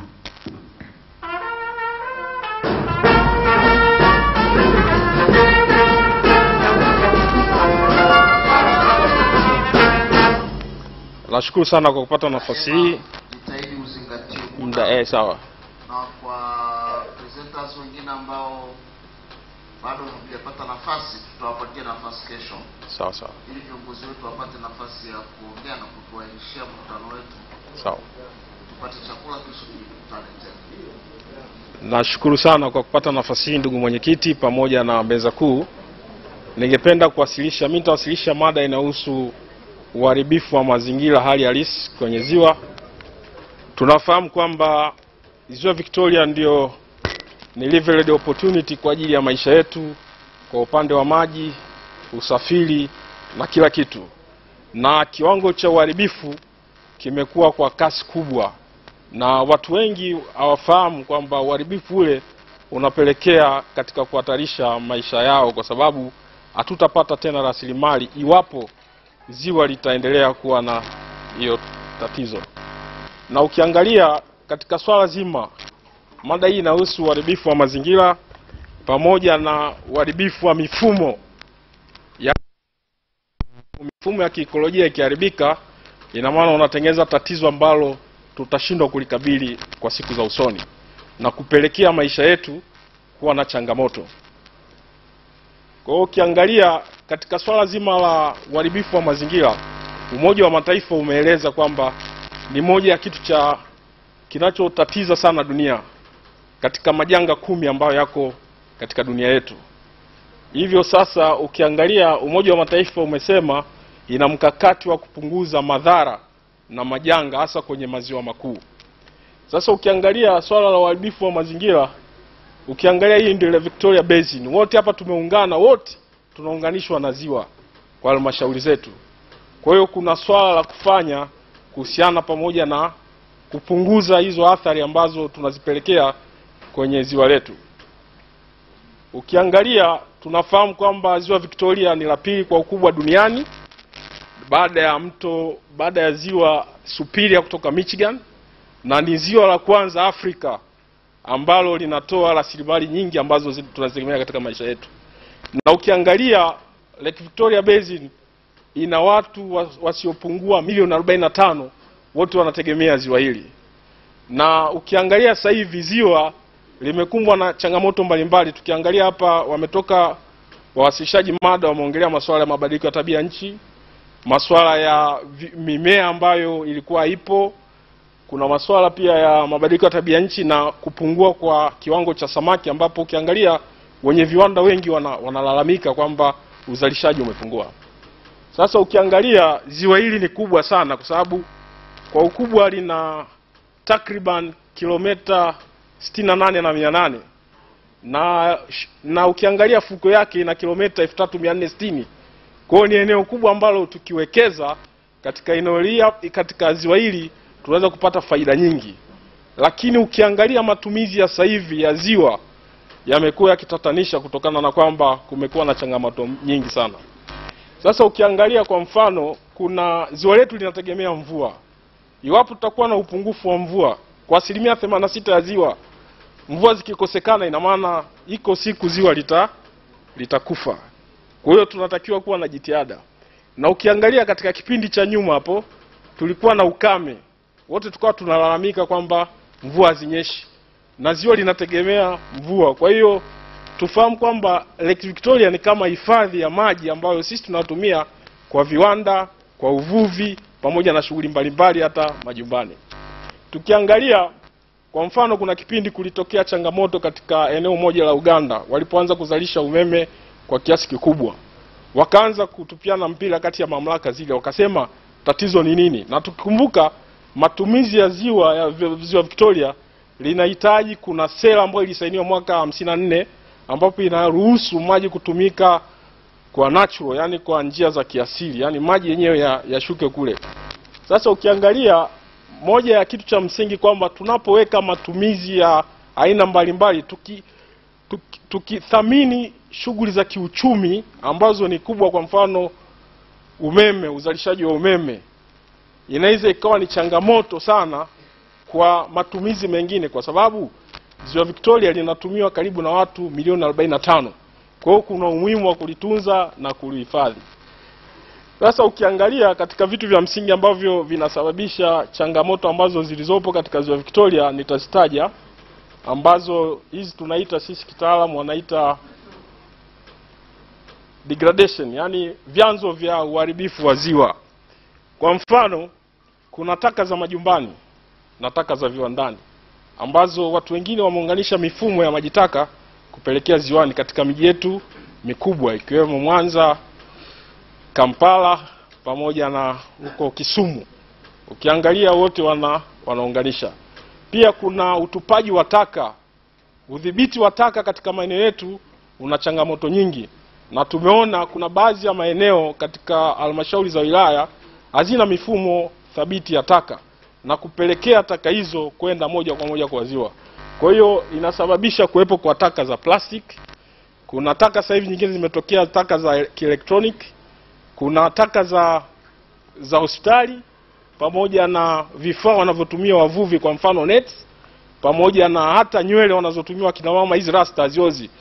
Tulikuwa tunafanya survey katika ziwa, baadhi ya wilaya kama 3 ikiwemo Mwanza, Ukerewe pamoja na maeneo mengi, tumekutana na hizi taka aina ya rasta ambazo haziozi. Na samaki waga, yeye ni mdadisi, waga anakula chochote anadonyoa. Kwa hiyo kuna changamoto pia. Kwa hiyo pia kuna mmomonyoko unaosababishwa kutokana na topografi yetu. Kuna udongo mwingi unaingia ziwani, pamoja kuna shughuli za kilimo zinachangia kuleta makemikali pamoja na dawa zinazotumika kwenye kilimo. Kuna mabaki ya kemikali, kuna atmospheric deposition, hewa ambazo zimechafuliwa na kuingia kwenye ziwa. Kwa hiyo vyote vinachangia kuleta stress kwenye ziwa, na hatimaye tunapopata hivi vitu vinavyochanganyika vinaleta madhara kwa wale viumbe pamoja na watumiaji wa maji hayo. Kwa hiyo kwa mfano sasa hivi kuna uvumbuzi wa hizi taa za wavuvi, ambazo wavuvi na wenyewe wameanza kuweka ufundi na kuanza kutumia betri za sola ambazo zina lithium, ambazo betri hizo pia wanapoenda kwa shughuli za uvuvi sengine wanapata ajali, zile betri zinaingia ziwani. Kwa hiyo kuna changamoto kubwa.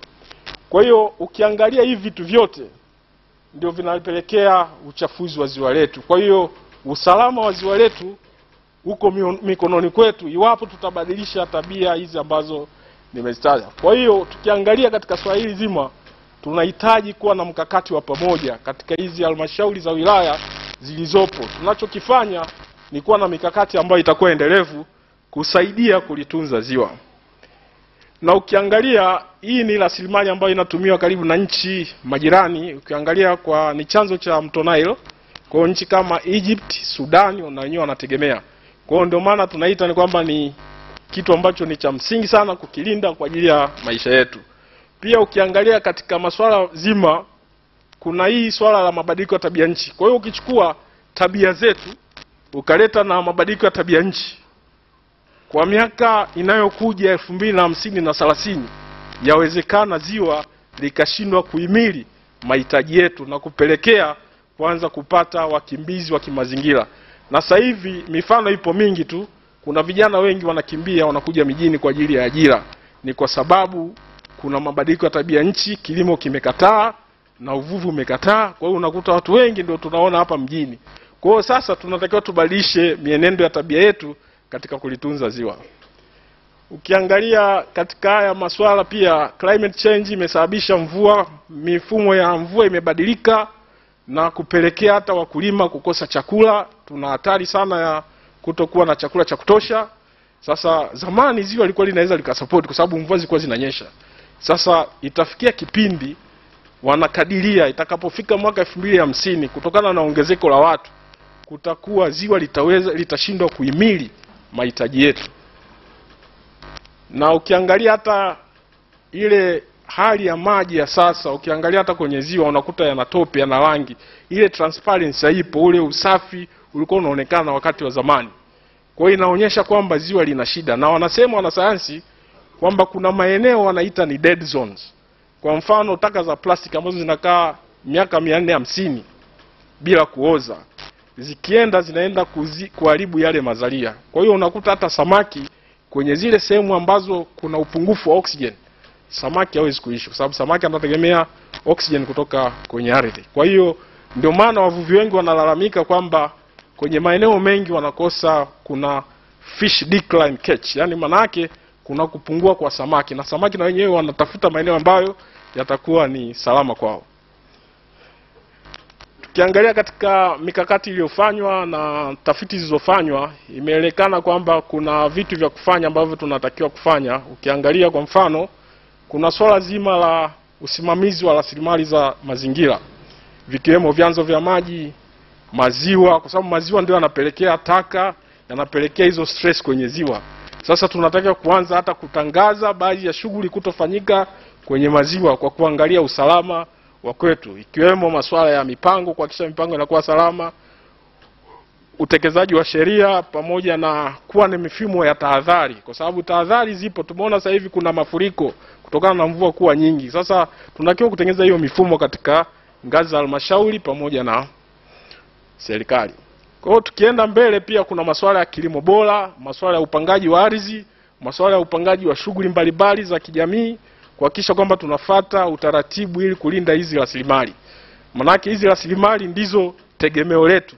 Zitakapokufa hatutaona kipato, hatutaona kazi, hatutaona na vitu vingine. Kwa hiyo tukienda katika masuala zima, tunatakiwa kuendelea kufanya tafiti, na hizi tafiti ziwafahamishe watu, wafanya maamuzi, wakiwemo viongozi. Nafurahi hapa kuna wakurugenzi, kuna wenye vitu wa halmashauri. Kwa hiyo tunatakiwa hizi tafiti tuende tukazifanyie kazi katika maeneo yetu, kwa sababu vizazi vitakavyokuja vitapata shida, na tukiwemo sisi tumeshaanza kupata shida katika hiyo. Kwa hiyo naomba kuwasilisha, ili ndio ilikuwa hali halisi ya uchafuzi wa mazingira katika ziwa letu. Asante sana. Asante sana mwakilishi kutoka jiji la Mwanza. Namuona hapa mstahiki meya alikuwa anachikilia kwa ndani kidogo akisikiza madini ya kijana wake. Asante sana mheshimiwa. Basi ninaomba nirudishe maiki meza kuu kwa mwenyekiti aweze kutuongoza. Karibu mwenyekiti.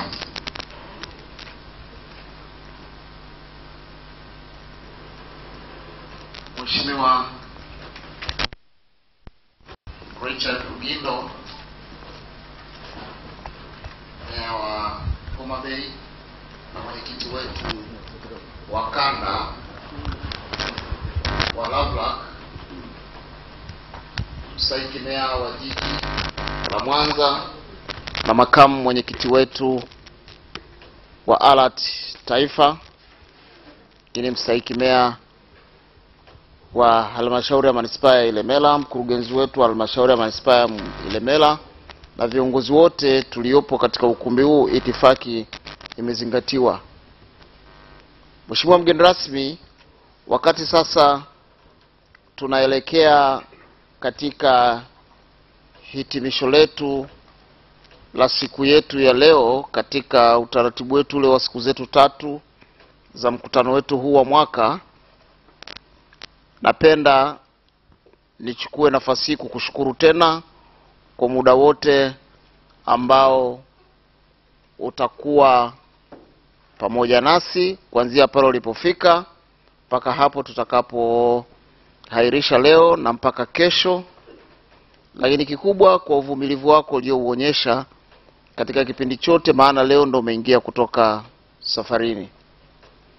Na kwa nafasi ya pekee, Mheshimiwa mstahiki meya wa jiji la Mwanza, wakati tunaanza ulikuwa umetuwakilisha katika hafla ile ya uzinduzi wa siku ya mazingira ambayo inaendeshwa na ndugu zetu wa NMB kule katika eneo la Buhongwa na Nyegezi. Nichukue nafasi hii pia kwa mara nyingine tena kutambua uwepo wako na ushiriki wako katika mkutano wetu huu, wewe kama kiongozi wetu wa ngazi ya taifa, lakini pia natambua umemwakilisha mwenyekiti wetu Mheshimiwa Ngeze, ambaye kwa taarifa wote tulizonazo ni kwamba alipata ajali na sasa yuko matibabu nchini India. Nichukue nafasi kukaribisha wewe makamu mwenyekiti wetu ALAT Taifa, kwa kuwa hukupata nafasi ya kusalimia mwanzoni kwa muda mfupi, japo waweze kusikia sauti yako na salamu zako, na uliniambia kwamba una ujumbe kutoka kwa Mheshimiwa Ngeze. Ukimaliza tu kuongea, naomba nafasi hiyo uchukue kumkaribisha mgeni wetu rasmi, na mgeni rasmi utakapotoa salamu zako pia upate nafasi ya kutuairishia zoezi letu na kukaribia kwenye chakula kwa ajili ya kikao cha kesho. Mheshimiwa makamu mwenyekiti, karibu kwenye podium tafadhali.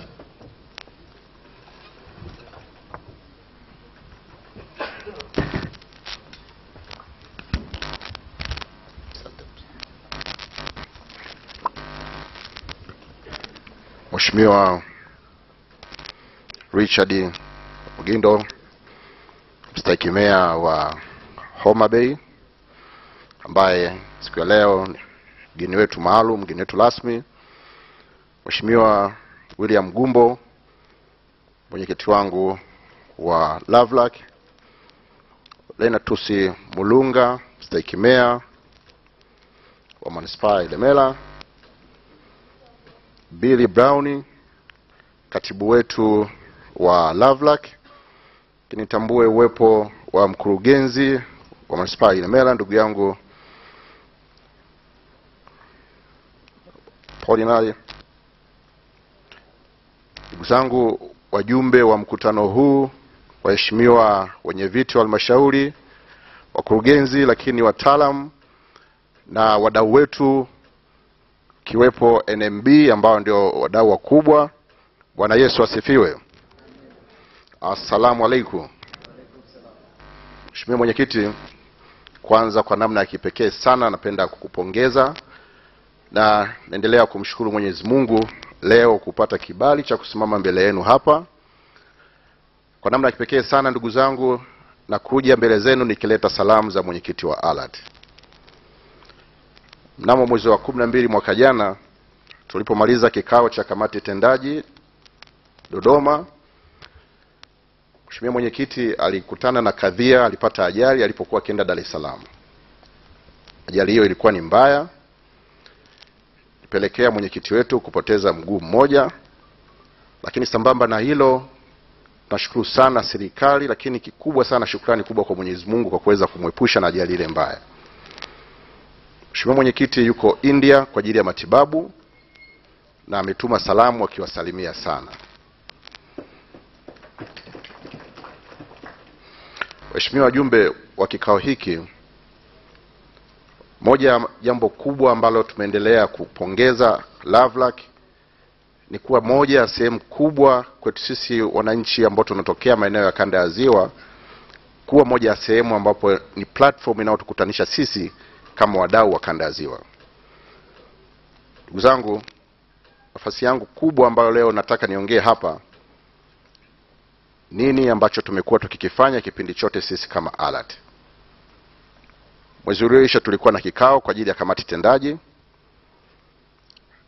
na kikao hicho kilikuwa ni kikao maalum kwa ajili ya kutengeneza mustakabali wa kupata nafasi kubwa ya kwenda kuonana na viongozi wetu wa kitaifa. Ndugu zangu, wengi tunafahamu hitaji letu kubwa sisi kama halmashauri.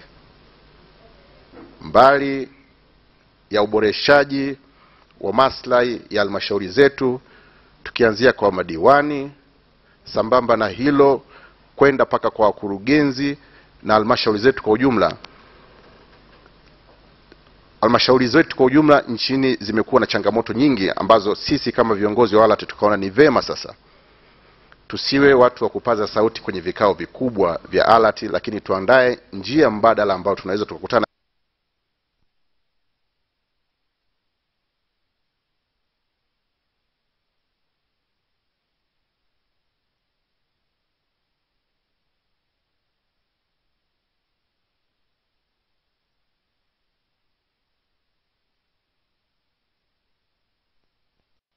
wasimamizi wa miradi. Hili ni azimio ambalo tumelipitisha wiki baada ya kuonekana iko haja ya kumuongezea huduma kule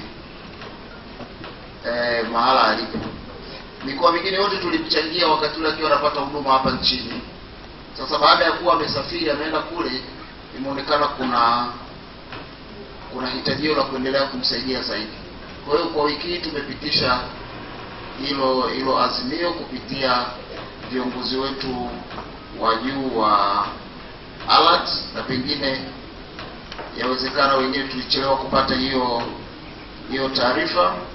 Kwa hiyo tuna mikoa mitatu. Kuna mkoa wa Iringa ambapo halmashauri zake zote zimeshawasilisha. Kuna mkoa wa Kilimanjaro, na kwa kanda yetu hii ni mkoa wa Shinyanga peke yake. Sasa kwa kuwa wengine tuko hapa, tuangalie uwezekano wa kuweza kupata hilo kusanyo, na kwa wenye viti tunatuma kwenye namba 0655 77 37 37 0655 77 77 37. Jina litakuja Zuberi Kizwezwe. Jina litakuja Zuberi Kizwezwe. Asanteni. Kwa hiyo kwa heshima na taadhima, sasa naomba nisimame nimkaribishe mwenyekiti wetu wa alert wa Kanda, na baada ya hotuba yake ya kutuahirishia ya salamu na kutuahirishia kikao chetu kwa siku ya leo, tutapata matangazo kutoka kwa katibu juu ya ratiba yetu ya kesho, tutapata chakula, alafu itakuwa uhuru binafsi. Mheshimiwa mwenyekiti, karibu. Najua uko mzuri kwa Kiswahili, maana Kiswahili wanasema nilizaliwa Tanzania nikakulia Kenya alafu nikazikwa wapi?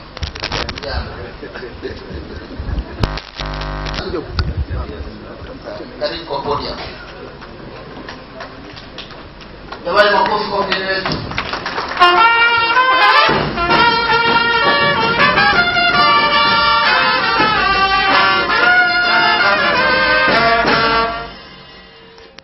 Asante sana.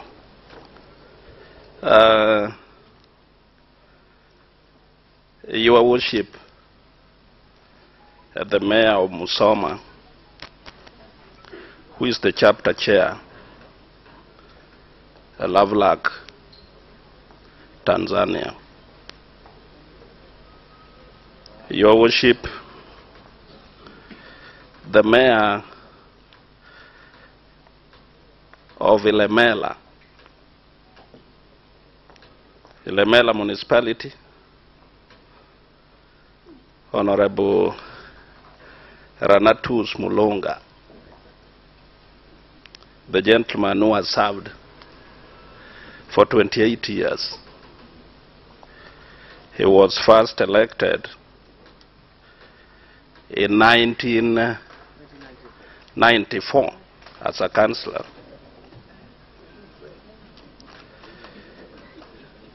Then in 2015, he was elected as the mayor of Ilemela. I can remember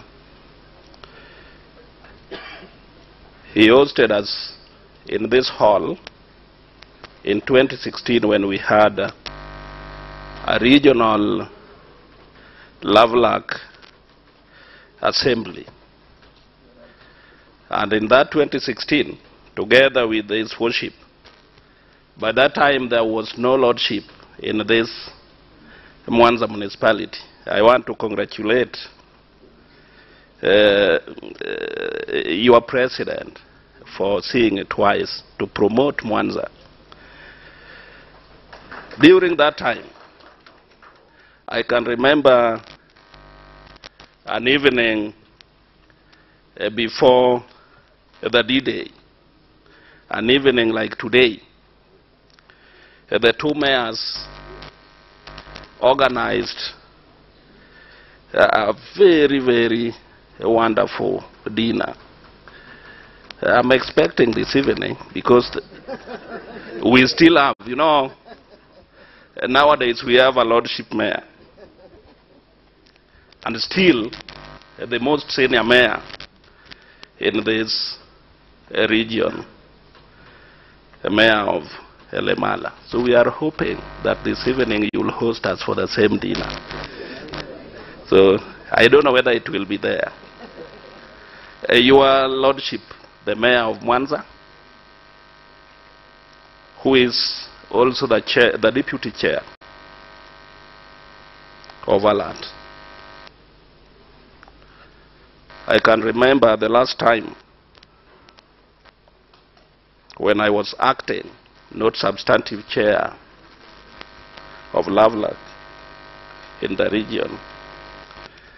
And that was the last time ALAT, Mwanza hosted ALAT. The meeting was in Malaika, and the Right Honorable Prime Minister of this republic attended as the chief guest. And I can remember the sole sponsor was NMB.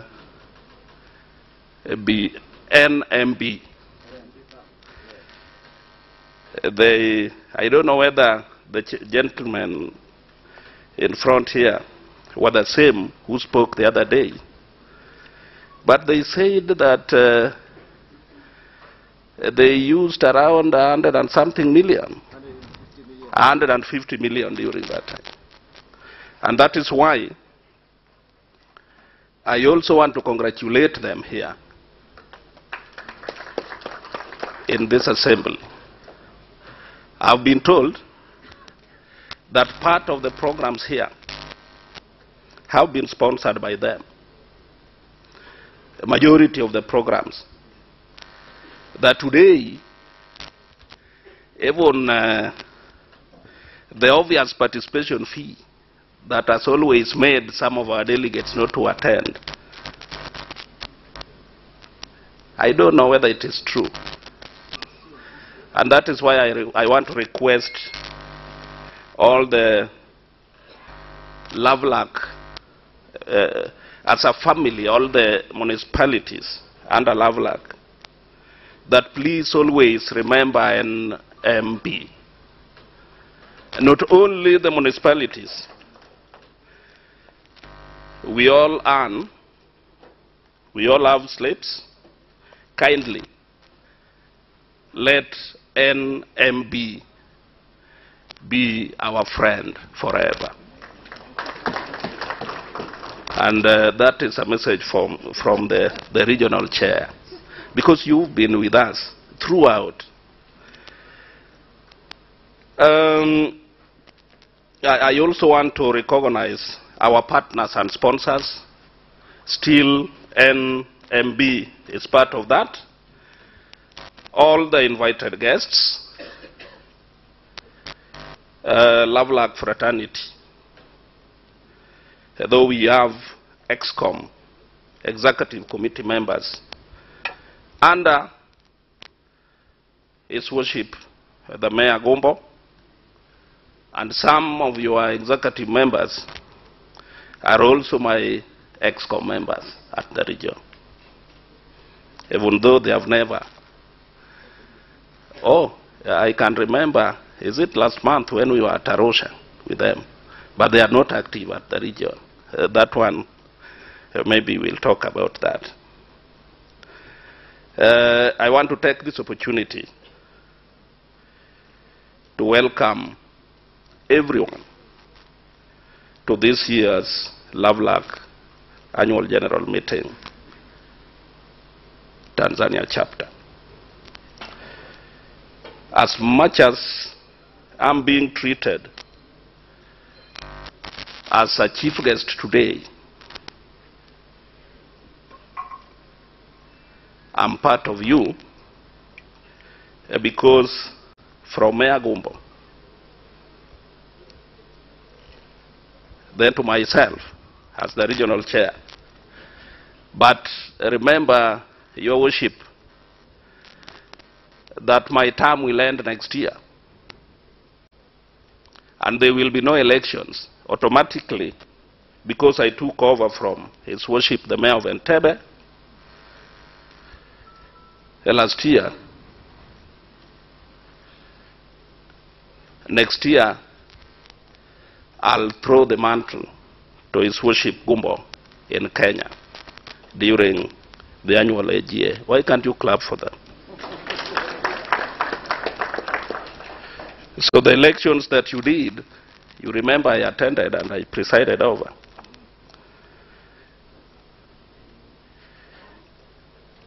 There will be no any other elections before that time. So it is an opportunity that the Tanzania chapter needs to welcome seriously. The chairman, I was supposed to come with a regional secretariat team to participate, as you remember, we did say something of the sort in this assembly. However, we are all aware, and I want to stress this, Chairman, last year, you know, last year Tanzania hosted the regional assembly. It happened that during the time when you were to host the regional assembly, you had a chapter assembly at the same time. And you remember, less than 10 delegates from Tanzania participated in the regional assembly, which was hosted in Mwanza. I realized that it was hosted at the same time when you were also to host the chapter assembly. So this time again, Your Worship,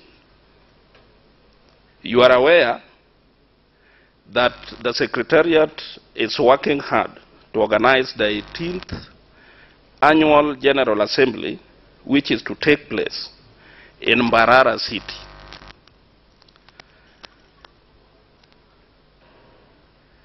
Just a week from now. Because all delegates are expected to arrive in Mbarara on 10th. In January, when I inquired from Brown and yourself, when we were in Arusha, your deputy chair, I saw him here. I don't know where he has gone to. Yeah, you people are in Arusha. We talked about this. The question I asked,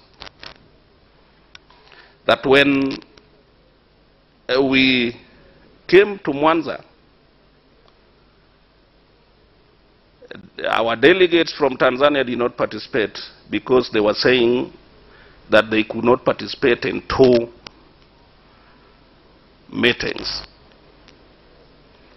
So now that you have planned for an AGA, the same month when the regional AGA is supposed also to be hosted by Mbarara, now in Uganda, will your delegates afford to attend? You told me that they will. I don't know, the last time I checked. The last time I checked, Bwana Chairman, I realized that for someone to leave Tanzania, Sirare to Keancha, if you are a councillor or a mayor, even if the person comes from Utegi, the gentleman must pass through Dodoma or no. You know Utegi to Keancha is just around 20 kilometers. But if there is a meeting in Migori, Keancha, or Sirare, part of Kenya, then a councillor from Sirare, for the councillor to move all the way from Sirare to Sirare, he must pass through Dodoma. So my question is, less than 2 weeks remaining, will you pass through Dodoma and attend that meeting? Esteemed participants, the Annual General Assembly helps us to assess our relevance and how we have impacted the community as LVRLAC in reducing pollution, planting more trees, and contribution to LVRLAC thematic areas. When I was seated here, the gentleman, you called him Daktari, the gentleman who discussed about climate change, I'm seeing him there. He touched something on this. It is true that in Kenya, the issue of climate change, whether we like it or not, it has come. You know, more than 20 years ago, when our presidents used to attend meetings outside East Africa, they used to talk about it. I can remember there was a time when a professor from Kenya wrote a speech to our president, the former Daniel Arap Moi, on the same, on ozone layer. Then I don't want to go there, but the climate change is there. In Kenya, what we have done is that every county, and for your case, every local authority should have an act not necessarily that you must sit and wait for funds from the national government. Those funds will not come because they will never be enough for them. Last week, because I'm an MCA, member of County Assembly, for your case, councillors, last week, all wards from our region elected those who are to form part of the ward climate change committees. So that is the situation in Kenya. He talked about it. He was not lying to you. And on climate change, you worship the mayors and chairpersons of municipalities, divisions. We also have divisions in Tanzania. Mayor Gombo. Yes, we must take this very seriously. Tarafa, the wenyekiti wa tarafa, we must take this very seriously. Your Worship, Chairman, the entire East Africa is looking at LVRLAC and its impact in the region.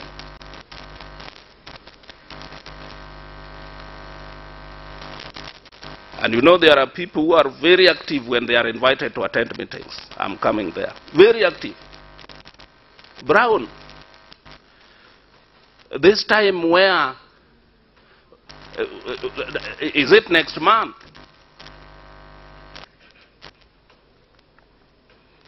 But when they are brought to meetings, I was seated here.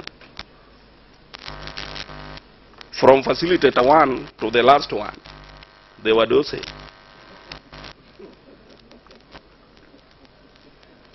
In our interaction with the Deputy Executive Secretary for Lake Victoria Basin and officials from the East Africa community, we observed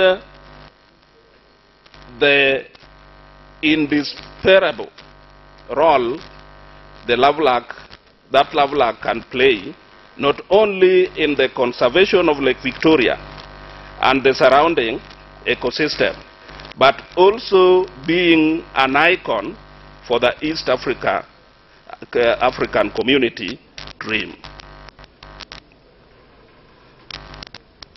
Ladies and gentlemen, allow me once again congratulate His Worship, the Mayor Gumbo, Mayor of Musoma Municipality, on his re-elections, though I was there when you were being elected, Your Worship, as the chairman of LVRLAC Tanzania chapter. And I want to request the chapter ExCom members, those are executive committee members who are elected alongside His Worship Gumbo, to support the chairman and keep the fire burning. And Chairman, I was told when we were in Arusha, because the gentleman I saw who was elected alongside, with you as your deputy, was not the same person I met as the deputy chair in Arusha. So I inquired. I want to take this opportunity because the gentleman who was elected was Mayor Senyanga, who was elected as the deputy chair. But I'm told that he passed away. On my own behalf and on behalf of LVRLAC family in East, now in Uganda, on your behalf, and also Kenya chapter, kindly send my condolences to his family.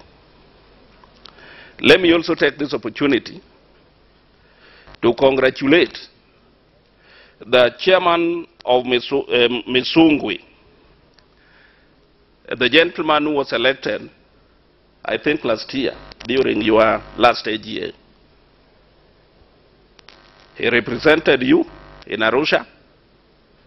He is equal to the task. And in fact, he defended Tanzania throughout the 3 days we were there. So I know you will work well with them. Ladies and gentlemen, allow me also to congratulate His Worship the Mayor, the Lord Mayor of Mwanza and his council for the good work they have done to improve the status of the city. I was in this city at exactly 4 a.m. I was in the city, and I realized that garbage was being collected. And people were working already, Your Lordship. I know you were asleep at that time, though me, I was in town, right inside the CBD.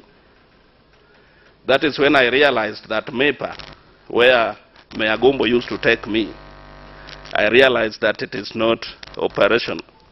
I don't know why. But your people were working, they were up and working at that time. And that is why when I came from where, I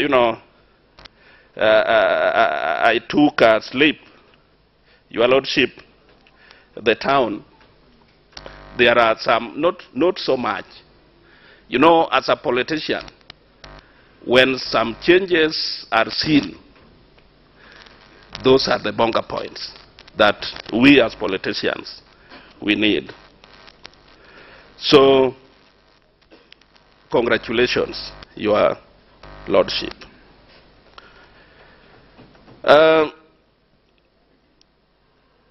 Permit me, Bwana Chairman, because we are in your area of jurisdiction, also to appreciate several voices from LVRLAC members who have visited Mwanza and commended the kind of sanitation and greening of the city. Right from the roundabout, coming this end. I don't know, a kind of some pots, and you know, they are in the, that is the CCM or your flag? Yeah. Huh? On the highway, right from the roundabout down there. No. On your way coming, some pots are put. Huh? With the flowers. That is why I decided to congratulate you. You know, those things were not here. I've been to this city. I have not been seeing them. So I cannot go without congratulating your Lordship. And this should be, your worship, I think even the other local authorities should learn from what I saw in the town. I don't know, I'll visit the chair LVRLAC. You know, I'll visit Musoma, and I don't know why, as a chair, we always, this time we were to go to Bukoba, but you decided to bring us here. Next time, you know, we have decided, you know, I've realized that now, because the mayor, the Lordship Mayor and the Mayor, Lemala, you know, if they cannot afford to host us for dinner, then next time take this meeting to other areas.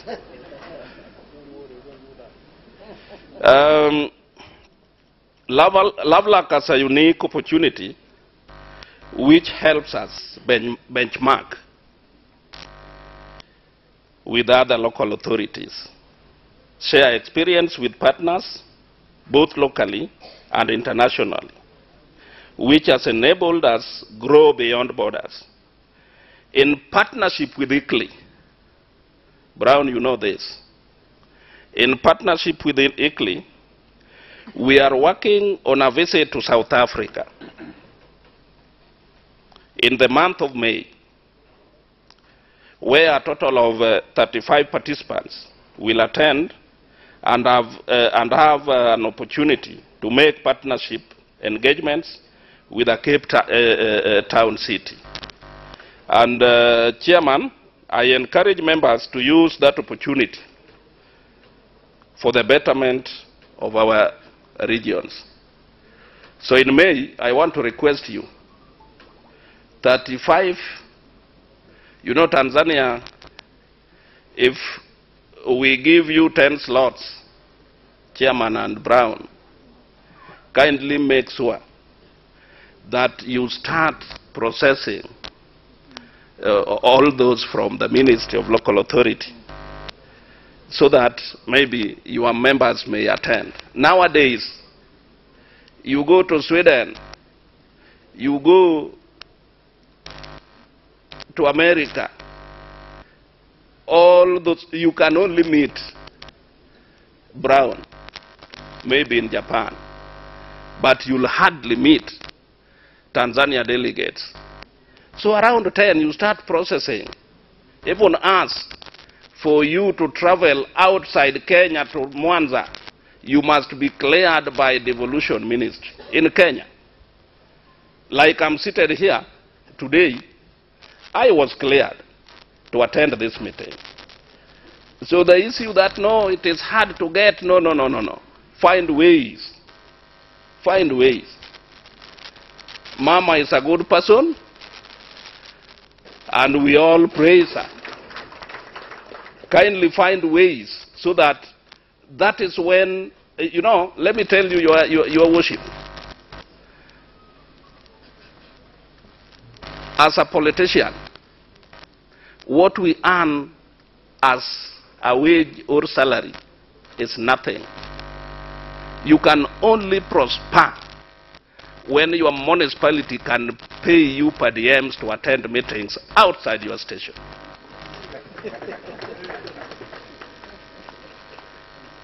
And that is what LVRLAC stands for. You benchmark with Kenya. You benchmark with Tanzania. We meet together as a region. We benchmark, you know, as a city of Mwanza. If we cannot take all the cities around Lake Victoria to benchmark with a city in England, then I think that one, Your Worship, that one, LVRLAC will be as dead as what? As a dead person. So I think we need to change. We need to rise up. We need to get partners. I know what Tanzania government wants. If you tell them that I'm going to Kenya, that I'm going to South Africa, but the trip is sponsored by NMB, you'll get your letter tomorrow if you apply today.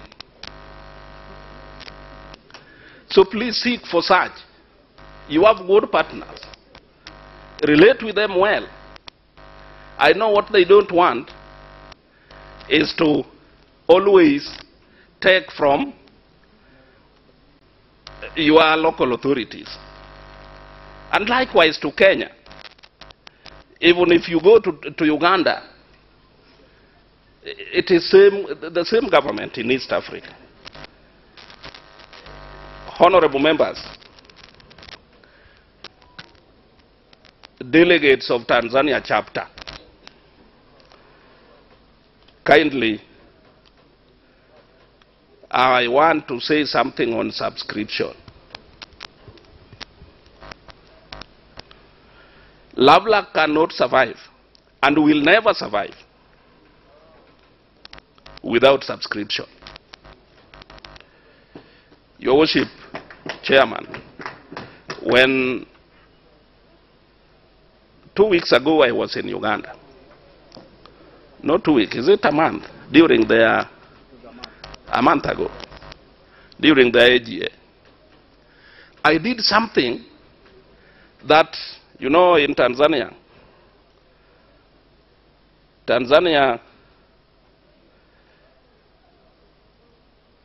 what I did in Uganda, I cannot do here. I requested all mayors, chairpersons of district and divisions who attended that meeting, not alongside their councillors or directors or clerks, the technical persons. And the mayor was standing alongside a director, his director, or clerk. I did that some 3 weeks ago. So what I told them to do, that if you know that your local authority has subscribed, please step forward, because I had the list. If you know that you have not subscribed and you attended this meeting,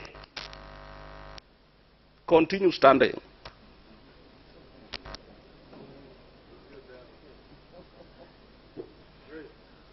I'm afraid, because I saw your budget,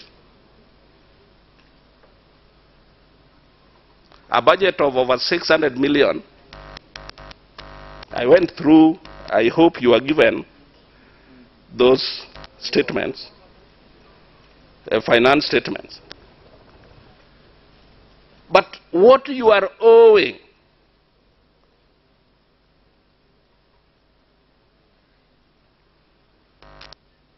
Mayor Gombo and Brown and yourselves, let me tell you, colleagues,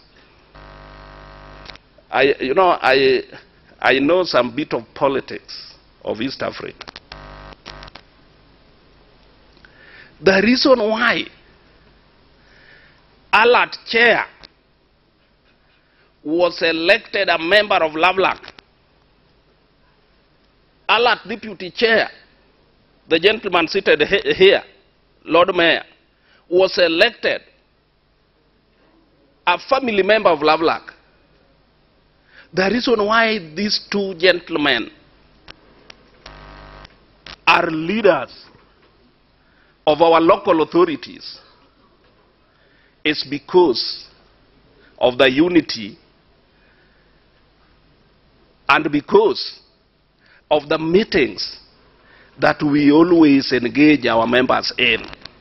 When we caucus together like this, tomorrow, when the Lordship Mayor wants to be another thing, all the mayors and chairs will always vote for him because you caucus together.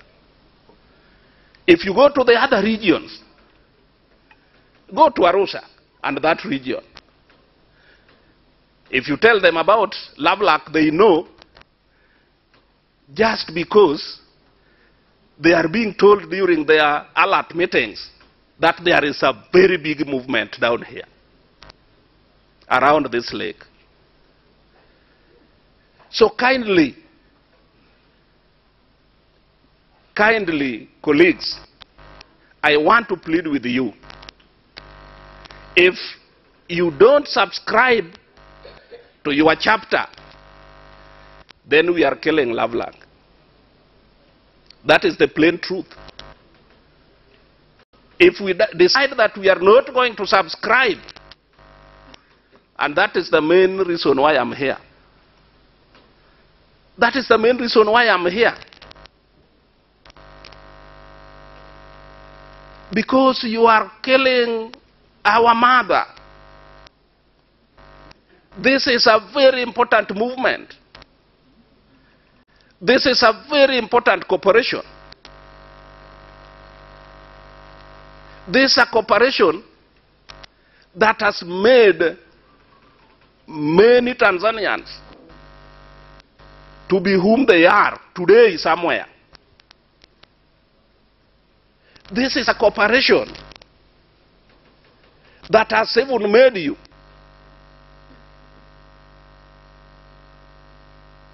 to be sitting together as all elected leaders around this lake. Just to share and say something together as a team, something that is affecting the Lake Victoria.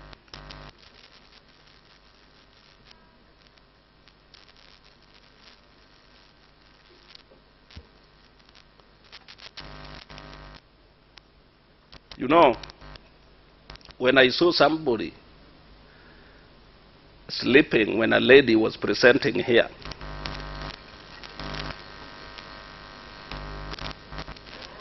there was a lady presenting here. When you were keen during her presentation,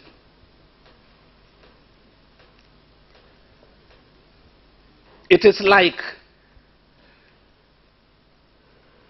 they have a group that started just like a women group. And those ladies are doing exactly what the elected leaders are supposed to do. And you know, in some regions, if you are seen with such a movement, that you have some youths and ladies, some men just behind you, trying to do something and make sure that our lake is clean, then somebody will start saying that the reason why she is doing that, she wants to contest. She wants to contest. Not in Tanzania, that is how they say it in Kenya. You know, I must also give you stories from Kenya. So I saw some people nodding. And yet that lady was giving a very powerful message to us. Something that if you go to your local authority, something that should form part of your agenda during your full council meeting.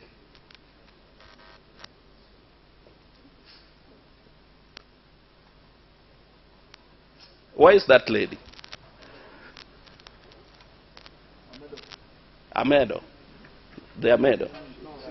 Oh yeah. How I wish that tomorrow you repeat. Because some of us were asleep. And you know that is why the moderator saw it twice when the short gentleman was coming. Also had a very powerful message. That please, there is a message, just stand. Kumbe, we were going to do this. There was no any other message apart from that. Tanzanians, na wasalimu kwa jina la muungano wa Tanzania.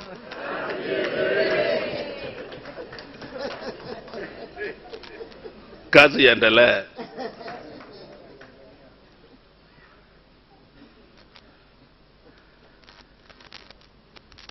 As you are aware, we do not have sufficient funds, but we are working tirelessly to attract donors. However, financiers need assurance that we are active members of the organization. According to the accounts at the regional secretariat, it's net worth that only Tanzania chapter has submitted only $450 out of a possible $15,000, being the total amount due since the introduction of $3,000 per year chapter. That is $3,000 per year. You are supposed to subscribe to them. Then they out of what you have collected, that is what they are supposed to subscribe to Entebbe. But they have never. Since 2018, convert $450 to your Tanzania money. Then you tell me how much you have subscribed to the region.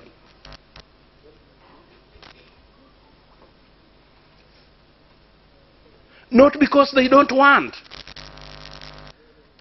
Because I'm going to read names of those local authorities, because you were told that please, if you have not subscribed, please don't come. Even though participation fee, they relaxed it a bit because of NMB. That is why I want you always to be members. I'm going to read out the names of those local authorities, and I'll be reading your name. People will be starting there. All of you will come this way so that we know, we see those who will be remaining here. Then you tell us why you are here. That is why I came. Because you want to kill our mother. That is why. You know, rats are very dangerous animals. You gave birth to only 2 kids. But remember, there are some other 4 rats in the house which eat. The percentage they eat in your house is even more than what your 2 kids eat.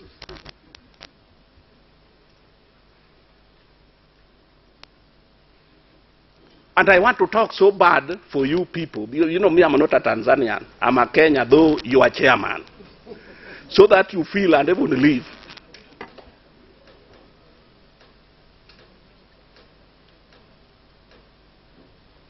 The last time I checked the email of Brown, because I must monitor, I was told, I asked them, that only these few local authorities have subscribed. Then why do you want to invite them for? AGA.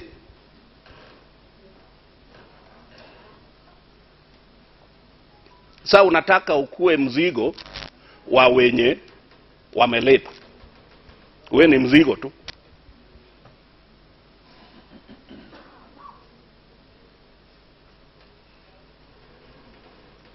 Even MB did some things. But these papers were to be photocopied. Whose money did it?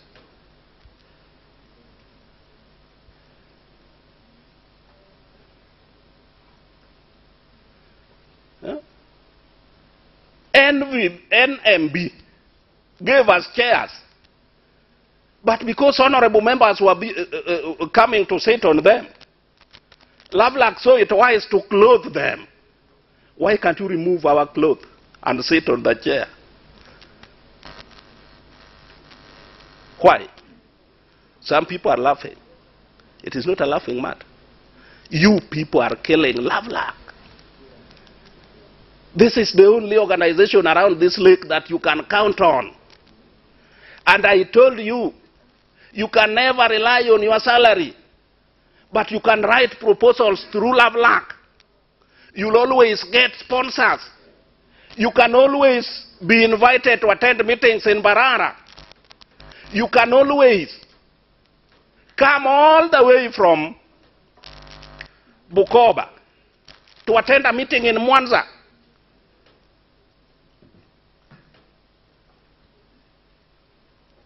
When the chair said that some people slept in an hotel and some were in guest houses, you know, I was trying to ask him what is the difference between the hotel and a guest house, though he told me. But today, all the delegates were sent here. And I hope, even kama ulikuja kwa deni, the first full council meeting,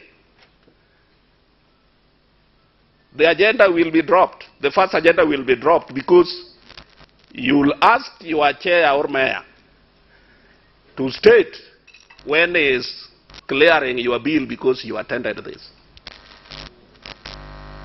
So that is why when I'm talking about subscription, this is a movement that should not die. Should not. As I told you, we need to perform better if we are to attract fundings. And let me tell you, Your Worship, the chairman and lordship and the other mayors here, and the chairs of municipalities and divisions,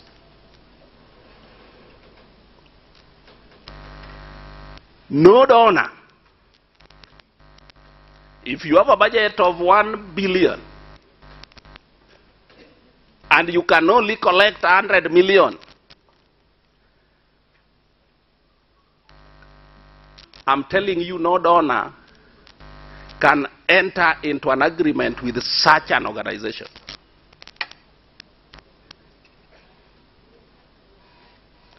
An organization that cannot fund 10% of their budget. No donor.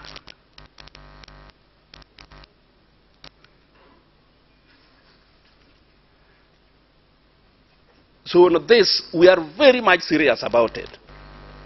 It will form part of the agenda tomorrow.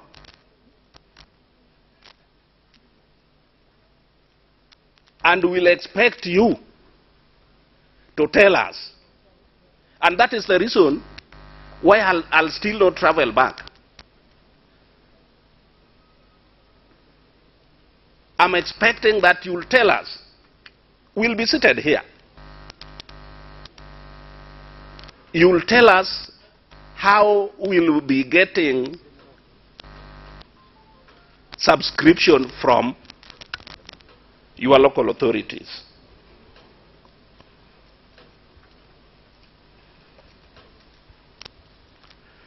I want to remind you that it is a constitutional requirement that members may pay participation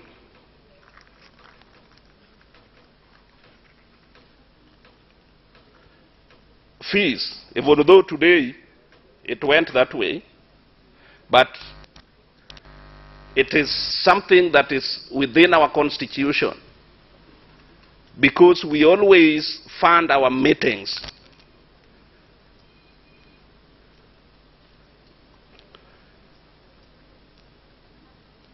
I believe this year we are going to improve in our subscriptions to the chapters and to the regional secretariat.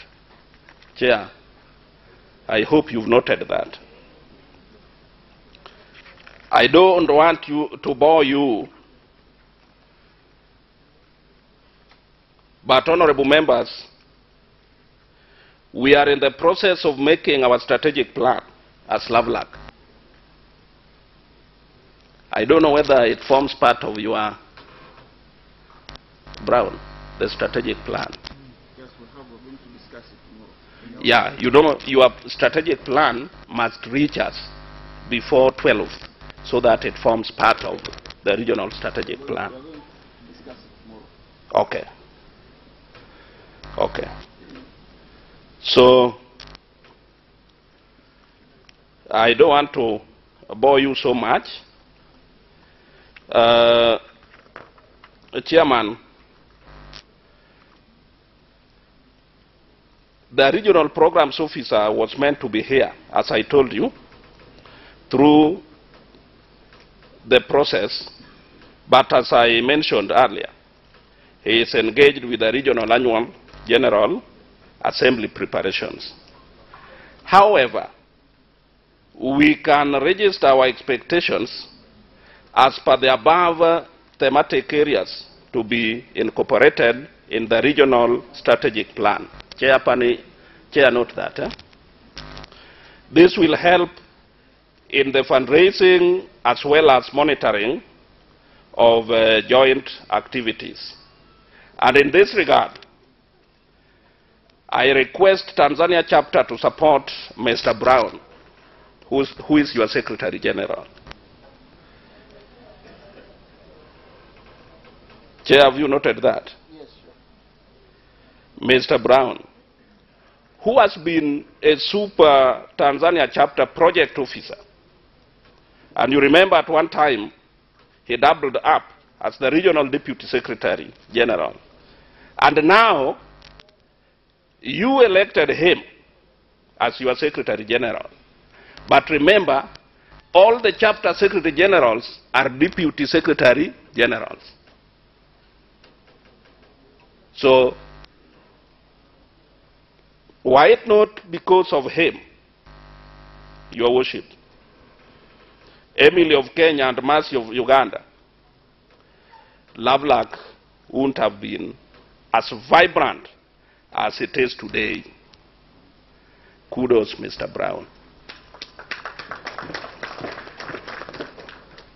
As I conclude, I request all of us to work closely with partners, both locally and internationally, to enable us have an impact on the people whom we represent. We should not only meet during assemblies. I want you to note that, your worship. We should not only meet during assemblies, but we should have some other engagements. How I wish that I had time. We should. So in the course of the year, we still expect that Tanzania chapter will be having some meetings. And kindly try to engage with the local authority, the local government minister, so that the ties all those problems that are there. For the, you know, initially, Tanzania used to have more delegates attending regional meetings than any other chapter. But nowadays, even this is not the number that we expected to meet here, even though it is, the number is more than what I saw last year. I don't know how it will increase next year, but this is still very low.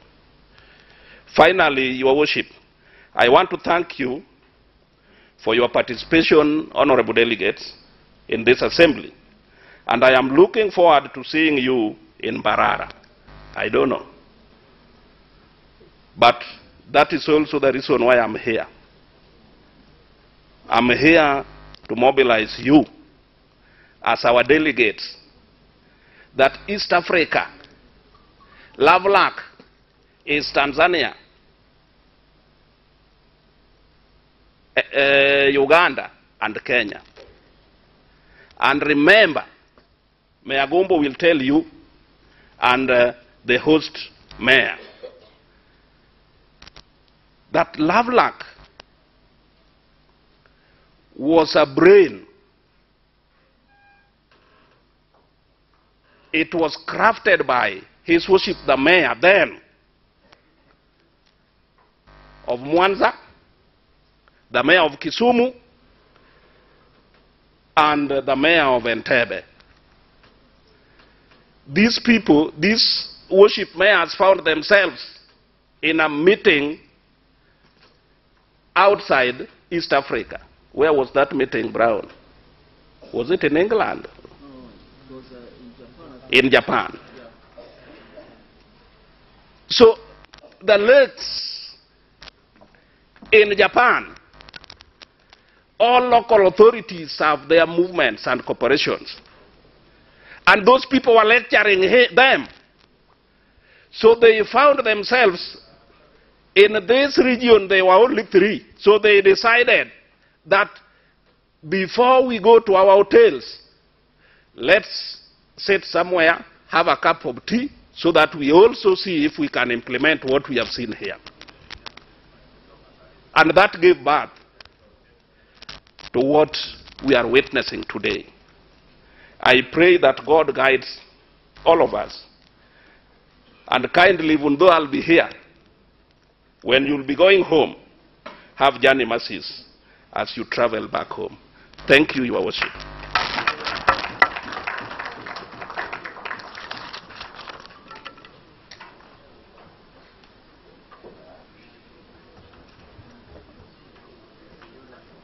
Asante sana mwenyekiti wetu wa LVRLAC wa Kanda, Mheshimiwa Ugindo. Nami nichukue nafasi hii niunganishe sasa na katibu, maana naona nikitoa gepo alafu jamaa wanapitiliza. Kikao chetu cha kesho, mgeni wetu rasmi atakuwa mkuu wetu wa mkoa wa Mwanza, Mheshimiwa RC Malima. Mheshimiwa waziri wetu wa TAMISEMI Mama Angela Kairuki ameshindwa kufika kwa sababu kuna ugeni wa kitaifa wa makamu wa rais wa Marekani. Alafu na tarehe 3 ana kikao Mwanza, na tarehe 3 ana kikao Dodoma na viongozi wa wilaya na mikoa, na tarehe 6 ana kikao tena hapa Mwanza pamoja na maafisa elimu wetu wa nchi nzima. Kwa hiyo ameshindwa kujigawa kwa kiasi hicho. Ameomba Mheshimiwa RC amwakilishe, na jana mimi na katibu tulifika ofisini kwake na amethibitisha, labda itokee dharura, amethibitisha kwamba tutakuwa naye hapa kesho saa 4 asubuhi. Lakini ombi langu kwenu, sisi tuanze kama tulivyoanza leo. Leo tulichelewa kwanza tukiwa tunasubiri, lakini kesho tusiwe na subira. Saa 3 kamili tutaanza kukanyaga mwendo wa kikao chetu.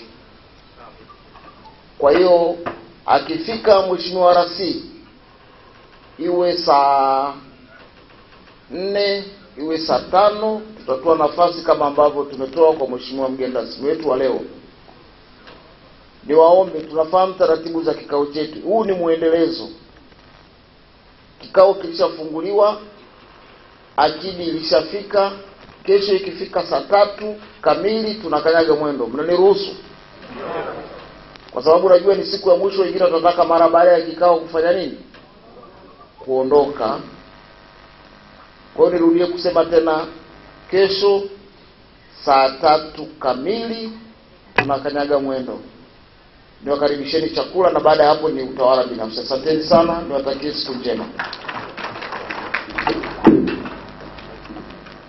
Asante mwenyekiti. Ninaomba basi nimkaribishe wabunge kwa ajili ya kutuombea chakula.